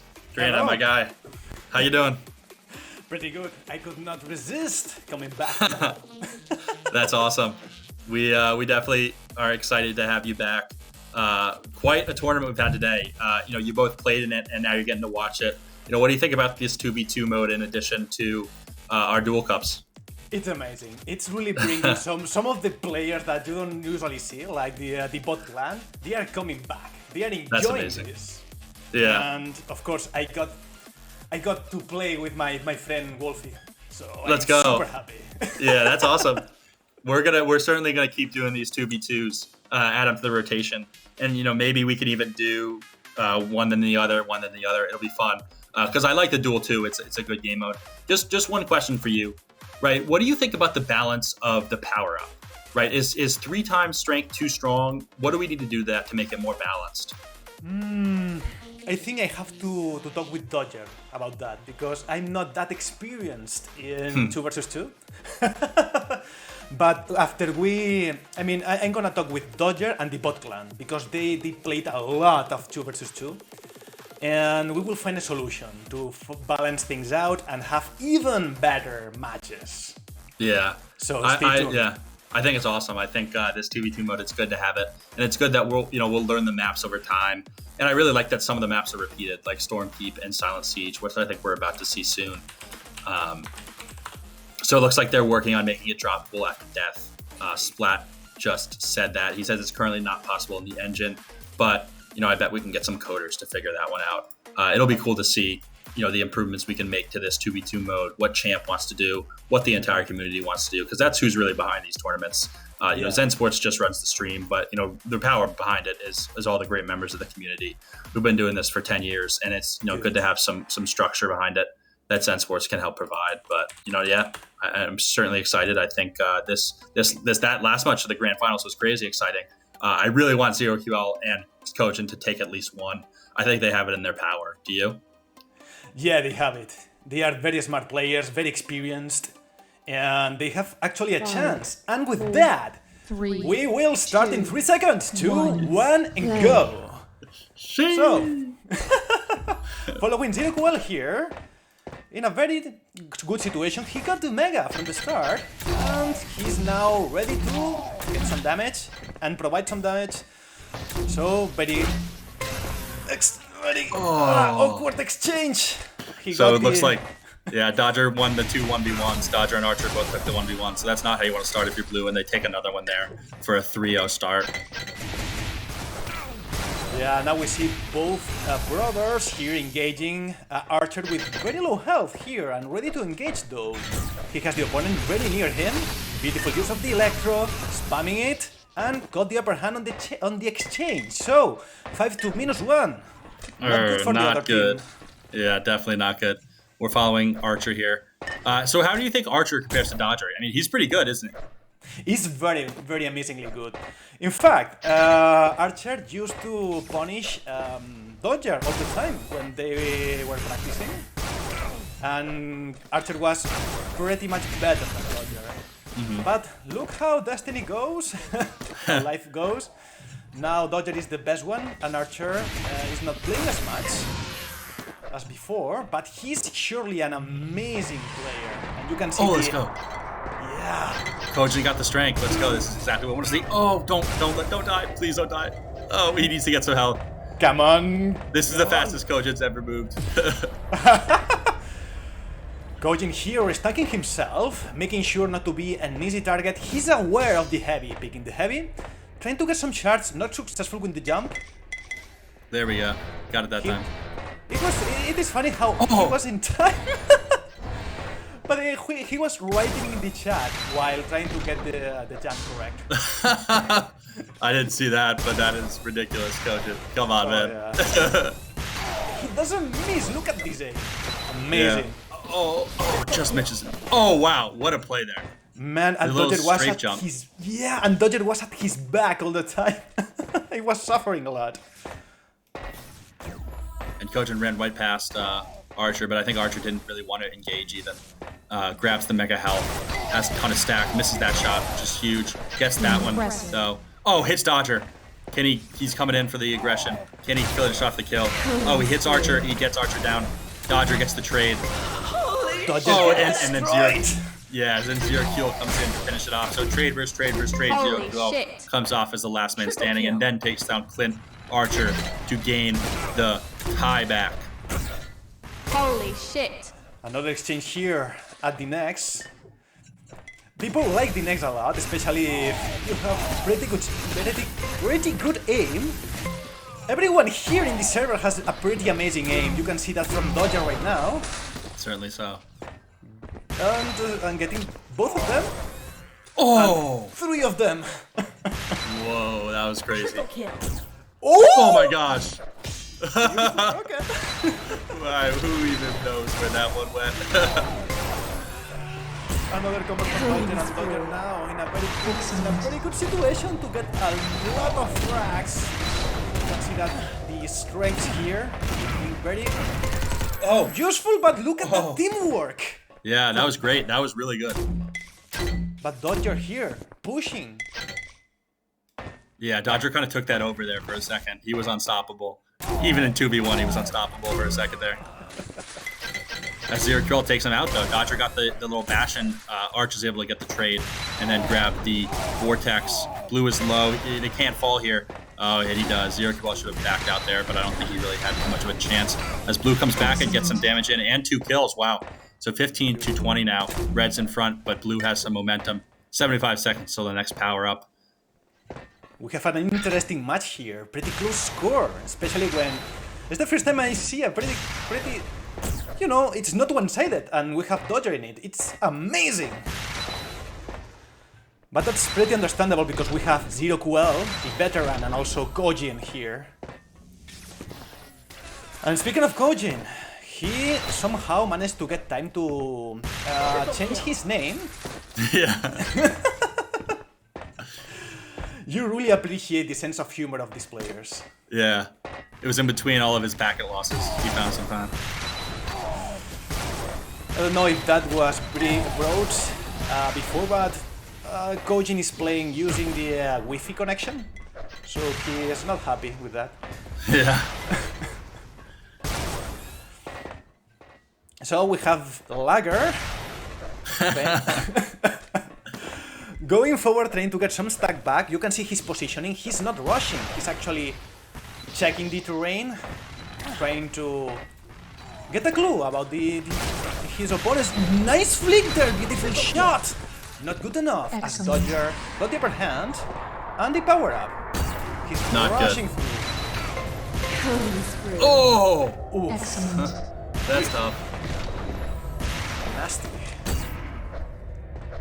So we see Dodger here basically breaking the barrier of sound. And very very awkward situation, but the exchange was favorable from Dodger, but not in the second one. So still 9-point lead. Still not impossible for Blue to come back here. But with Archer hitting these shots, oh geez. Some good shots there by Archer. Yes. You can see how patient Archer is while aiming. You can see the importance of the awareness. That is crazy that he changed his name mid-game. Kojin, you have to love him. I know. Beautiful combo here from Archer, restacking himself, only one armor, trying to get the helmet, and now in a very good situation to help Dodger, who is already in the power-up section. Oh! What a shot there by Archer. It's 2v1 now for Blue. They gotta get the kill. They can't fall here. And Dodger's back in the action. Oh my gosh, they're gonna take both Blue down. And they do exactly that. Oh goodness. Very funny situation there. I was watching the exchange between Zero Quell and Archer. A slap. Always funny to watch. So following Zero Quell here. Zero Quell positioning himself. He's pretty aware about the heavy. Oh, he needs to get out of the way here. You can't let Dodger kill him right here. Oh, Come on, good shot. He's just playing this defensive rockets here. He needs to get some health. Oh, nice. They get down Dodger. They need to attack Archer fast here. They need to take him down. Beautiful from Zero Quell here. Oh. But the teamwork from Archer and Dodger seemed too much. Dodger here receiving a lot of punishment, but thanks to the heavy is now back in action. Beautiful grenade and rocket combo. Excellent. A little bit of team damage there, but not enough to get the frag. The team frag actually. Dodger trying to get the... He got it actually. Yeah, it looks like Red is taking the lead here. Impressive. Pretty bad. They're sticking together. They're doing great teamwork. I think Archer picked it up a little bit this game. I think last game, part of their strategy was to attack him. And he's really holding his own here. He gets hit. Dodger does with a little bit of vortex damage, but moves back a little bit. There's no rush here for him. About halfway through the contest, and they've got 18-point lead. Killing spree. Yeah, the advantage. Man, the difference between scores is getting higher. That's not good for the blue team, as you mentioned before. Oh! And wow. Mechanical skills. Teamwork is very important. Communication is very important, but that aim. Crazy. Oh yeah, aim helps a lot. Yeah, certainly does. And if Dodger and his brother take this, they take the tournament. So, Zero QL and Kojin kind of have their backs against the wall here. Oh my gosh. Oh, Jesus, Dodger. Archer also doing a lot of good work here, but he got... basically, he got fragged by the teamwork of both of the players. Dodger's on quite the kill streak right here. I don't know how many kills he's got in a row. but it's more than 5 or 6 for sure. Oh yeah, he has been without dying a long time now. And look at that teamwork from Archer. Yeah, able to clean up the kill. They just have nothing going for them right now. They're both low. They both don't have any health. Kojin is able to grab some health, but ZeroQL just gets fragged there. What an unbelievable combo there. Indeed. I wonder how... There are a lot of questions in this game, about this game. One of them is how is Dodger is so good? Why is splash damage is so weird? And how does Koji ride while playing? Yeah, those are the 3 unanswered questions of Xonotic. A very interesting fact about splash damage is way more consistent than in other games. You can get 1 single point of damage in games like Quake 3 Arena, sorry. But in this game, it's very hard to drop below 30 damage with splash damage. So, interesting fact though. Dodger almost roasted his good brother. Fortunately, he was in time to stop it. And beautiful frag from Kojin here. Kojin waiting for the next. Looks like Kojin's connection just got a little bit better. Oh yeah. Kojin here, he seems to be very comfortable in the next. He's pretty much, camping here. He has everything he needs. Oh, and Dodger just comes in with the Hagar. Yeah, he needed the camping gas, so Dodger just helped him with the Hagar. Oh my gosh. Excellent. I like that the Hagar is more common in the team modes. Oh, It's pretty good in the team modes. Oh yeah. It's also a panic weapon. It can help a lot on those situations. So Archer You just got see the, blue bodies flying everywhere. Oh yeah, sadly. Oh. Dodger doesn't even zoom in. Oh goodness, he doesn't need. Yeah. So Archer in possession of the power-up. He is basically chasing Kojin. Kojin though! Got the frag, and Dodger here with the stack. So very interesting teamwork here. Dodger getting the major items, and his brother getting the power-ups. Yeah. This is looking like a little bit too much for the red team, or the blue team to be able to come back from. They're trying everything they can. It's just, Dodger is just too good. It's like ridiculous. And also his brother doing a pretty good job. Their communication on point, and of course the aim. Yeah. It's kind of cool. They're probably playing right next to each other. Oh yeah. Yeah, indeed. Do you imagine Xonotic on LAN?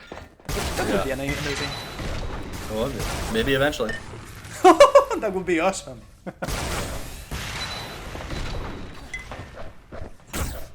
Impressive. Okay, so I guess we're hearing from Champ that there is no map advantage. So this is round number 2, and ZeroQL and Kojin will have another chance to come back after this one. Very nice news, actually. I don't know about you, but I am enjoying this a lot. And because I was, resting, I have pretty much a lot of energy to being able to cast for you. Yeah, it's awesome. It's great to have you here. Thank you. It's really exciting. These tournaments are so exciting. This match, it seems to be going Dodger in Archer's way, but the next one is an entirely new story. And if Kojin has no lag and doesn't feel the need to change his name halfway through each fight, they might take the win. Indeed. Oh.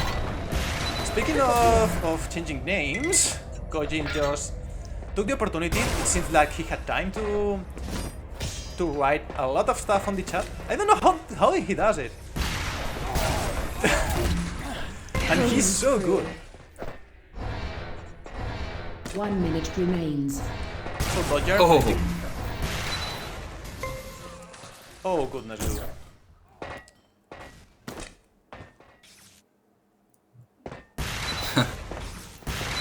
Jeez, Dodger. Holy shit! So, with a 79-30 scoreline, I think it is pretty safe to say that Team Clint has taken this one. Yeah. We look forward to seeing what map 3 brings.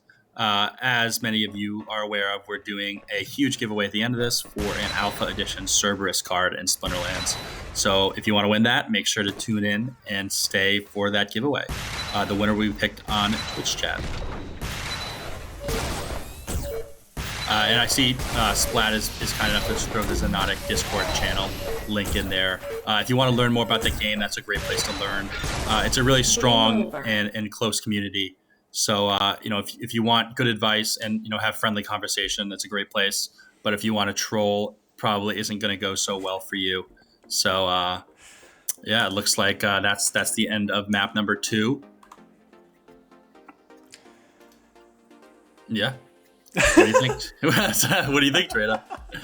Amazing match. I was enjoying it a lot. The teamwork, the chemistry. It's not only about watching them frag each other, but also the chemistry, the teamwork, the changing names, the frustration. At the end of the day, they are human beings, and all that stuff. I enjoy watching that a lot. Yeah. It's always fun to see. It's always great to have competitions where the players know each other and are friendly with each other, even though they may not win this time. They're still happy to be in the competition and have some fun on a Sunday or a Saturday, as it normally is on. It's really awesome to see, and I mentioned a few times I like that we're getting 2v2 going. It's something that the players requested, and it's a good way to get more people involved in these tournaments, right? And I really, really am excited for 3v3 capture the flag. I completely agree with you, and I hope more bot members got interested in these tournaments, because we have way more players. And, that's awesome. Yeah, and I want people to enjoy this. Yeah, that'd be super exciting. Maybe for the Summer Bash remix, we'll make it a 2v2 TDM Cup. That'll be happening sometime in the near future. Can't commit to a date yet. We've got too much stuff going on to really zoom in on that. But we're certainly keeping going with the tournaments every weekend.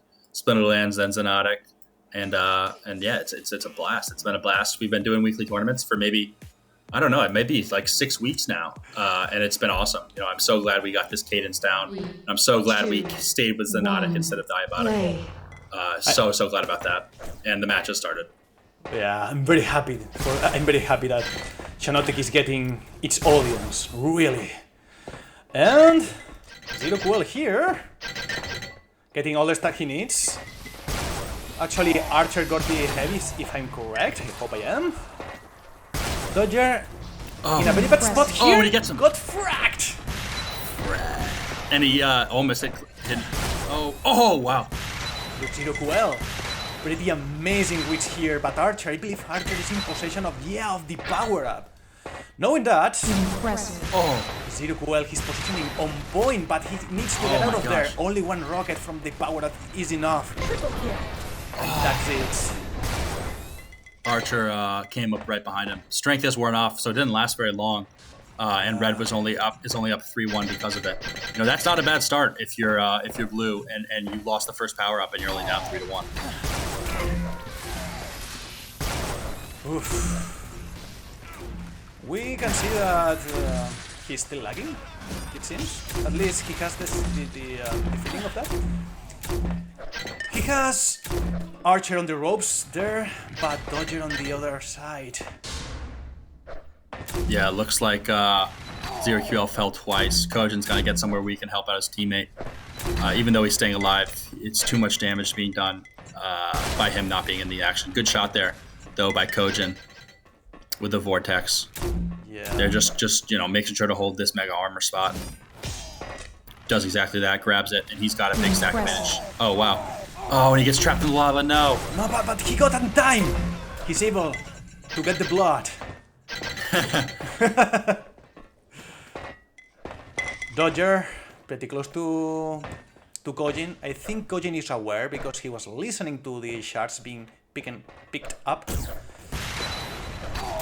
Look, the positioning from from Koji here, but that exchange was not favorable. Enough for him. So Dodger here now in a very good spot to get fraction of the board. Another flick. A little bit of team damage though. They were both so low there. That was a big chance for Blue to come back, but instead Dodger just dominated. Look the positioning from Dodger. He's preventing. He knows that his brother is low, so he took that position to prevent his opponents to get to his brother. Amazing teamwork there. Yeah. Kojin trying to use the Electro to his advantage. Dodger's going to escape, and then him and ZeroQL will trade 15-6. Yeah. ZeroQL here in position of the Mega and getting some shards. His teammate was covering him, but he got Dodger. No was in front of way. him. Yeah. Did he have the power up too? Yep. Oh no. I think so at least. I hope I'm not mistaken. Yeah, it's kind of hard to tell sometimes. Too much action. Yeah. It's actually easy for the spectators to tell, but in game, there's not much of a difference, or at least a noticeable one. As some good Krylink damage, but needs to finish it off and does exactly that. So 17-9, Dodger's right on top of him. Oh dang, he kills his own dumb self. Yeah. That's okay though. Sure, he's a smart guy.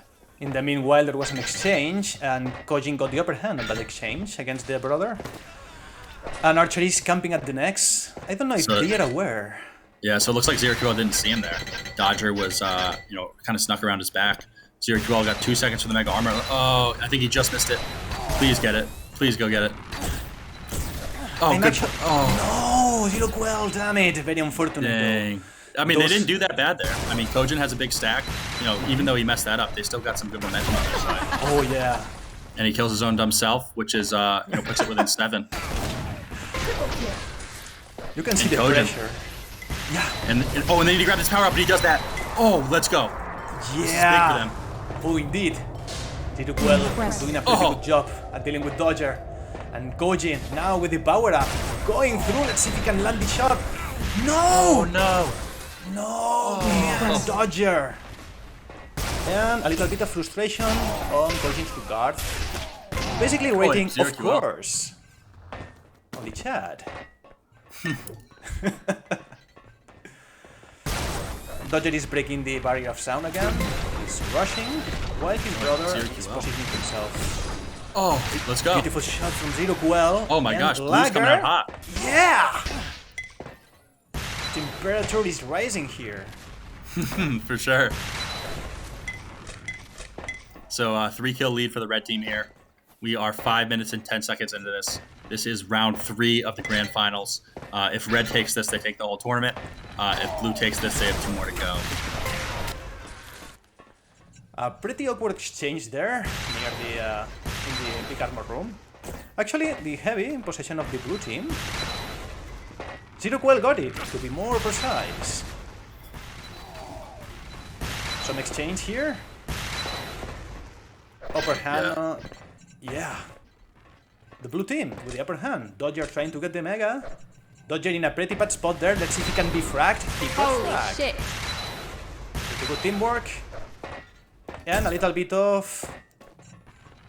I don't know how to say. Beautiful messages from Kojin. Saying, of course, again. Oh, good kill there by ZeroQL. Knew exactly where he was positioned. Still down by 3 here. Needs to get some shots in on Archer here. He just needs a Devastator, and he gets that exactly that. He gets the 34 damage he needed. Archer, gets spawn sniped a little bit. Yeah. Dodger gets some damage too. Oh, he gets fragged. Dodger just basically got attacked from all angles as red team is only up by 1 here.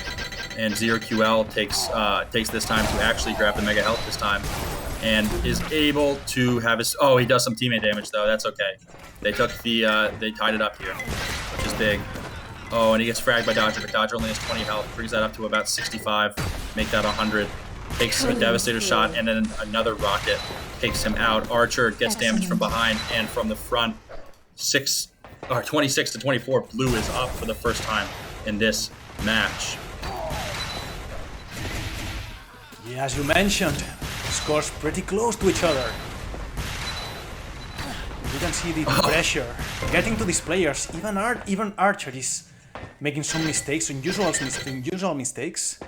But you can see they are getting they are trying to get positions back, trying to get the advantage, trying to guard the items they need to get the advantage. Dodger is guarding the heavy. Yeah, good shot there by Archer. Yeah. 2 rail shots from Dodger. Beautiful flick from Dodger.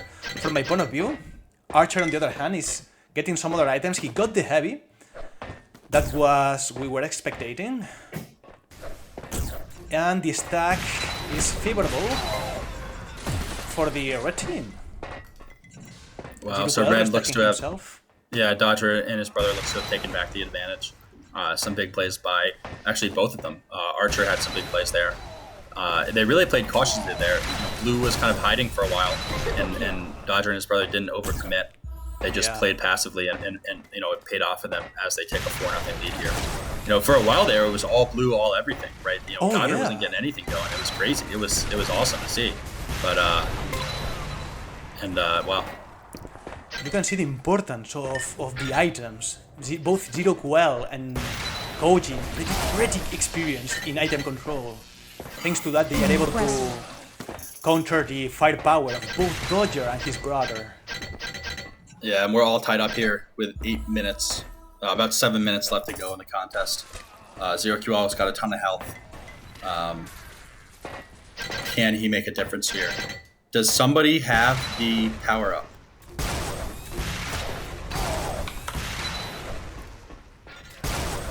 I'm trying to get that point of view, but every time I'm switching fields of point of view, everyone is getting fragged. So I was bouncing from one player to another all the time. So I was unable to get the Blue now has a 4-frag lead. They must have had the power up because they've done quite a lot of damage in the meantime. Big escape here out of Kojin. Or Zero QL, my mistake. Oh, wow. And he's fragged by Archer. Kind of a mistake there. Didn't really need to aggress. They had the lead. I'm not sure if they knew just by how much. 3-point lead now for Blue. What can they do with it? Can they keep it? Wow. My heart is now going so fast. My heart. I need help pronouncing heart rate. Please do it for me. Heart rate. Heart rate. Thank you so much. I got you. So, wow, 6-kill lead for the Blue team with about 5 minutes to go. What's going to happen here? You think Blue holds on to it? Quite a 5 minutes left still, and they're landing beautiful shots, beautiful rockets predicting Dodger. Oh, wow. Man, Dodger waiting on the rocket launcher, knowing that he needs weaponry, he needs power. And we can see Lager here doing a pretty good job there. Zero QL getting the power up, but he was fragged very rapidly by the red team. And with that, Blue team still with advantage though. It's so cool. Yeah. There's the warp zones there. It's so cool how it's like a whole. It's like I've never actually seen that in. I mean, most of the games I play aren't Quake based. And it's a Quake-based thing, but super cool to see. As Red is still struggling here. Dodger and his brother. Yeah, it's the first time I'm seeing them struggle. They also participated on some other tournaments, and they were pretty one-sided, as people usually expect from Dodger. And I'm very happy to see the veterans. Oh, yeah. Coaching fragged his teammate, and with that.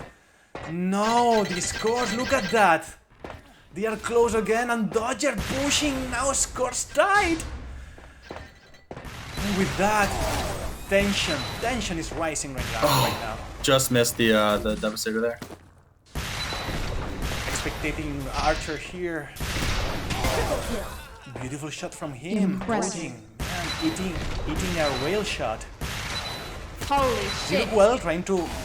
Well, he actually got the next, so it was favorable. And I'm appreciating the aim of Zero QL. Yeah, landing shot against Archer, and now he's helping his teammate. Going here, aware of the items. You can see the timing. He completely big got time it. play there. Yeah, huge play there. Down by remember- 1 or up by 1. I'm gonna remember the spectators. The players don't have the timers. We casters do. They don't. Oh, no way. He got the power. Beautiful. And he's got a huge stack. Wow. Yeah, complete game changer. By the way, Dodger tilted. Writing BS on the chat.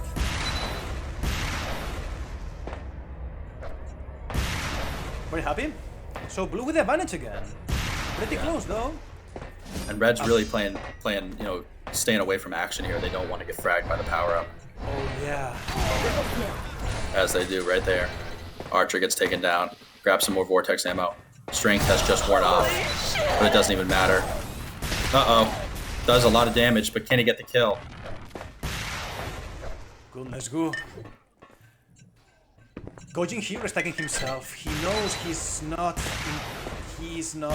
doesn't have the right content. But it doesn't matter. Dodger was aware. And with Tie that, game. yeah. And, Dodger And he in grabs the possession Mega of Armor. Yeah. Exactly. Oh, no. Now Dodger breaking the barrier of sound. Yeah. Going full speed. Oh, my gosh. Tied up again. Oh, red team up by 1. Dodger almost fragged his brother. He was in time though. Dodger in positioning, grabs the Mega Health. And now it's a 2v1, grabs one of them. Oh, and trade after trade, but Red is there on top as a 4-kill lead comes into appearance. I'm very happy you are 1 minute appreciating remains. Hangar action. Always. Holy shit. Beautiful rocket from Gojin Holy here. shit. Having a beautiful shot on Archer. Oh. Archer getting fragged again. He look well, knowing that Dodger is pretty low. Red team with advantage still. Oh, no. Man, Oh, that was a team frag right at the very 35 end. seconds left. And the... no!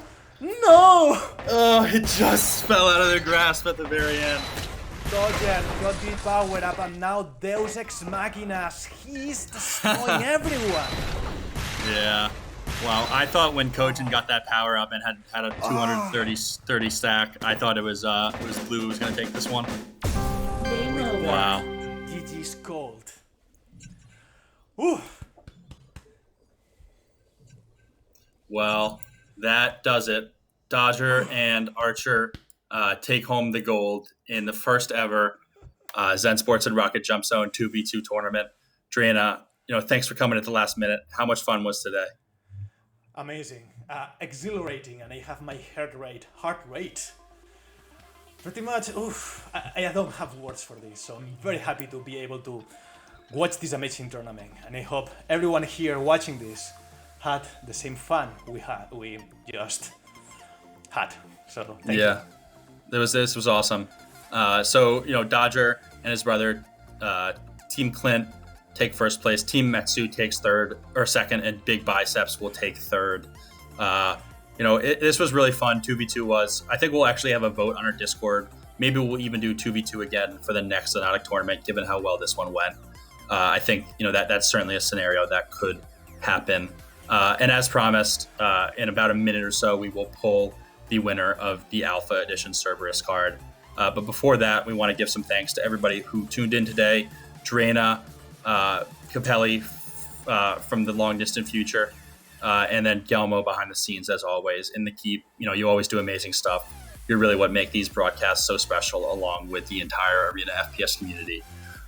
So without further ado, Drana, if you have anything to say, let's say it, and then we'll pull the winner. And Perfect. Just wanted to point out that Dodger had 60% rail wow. on the previous match.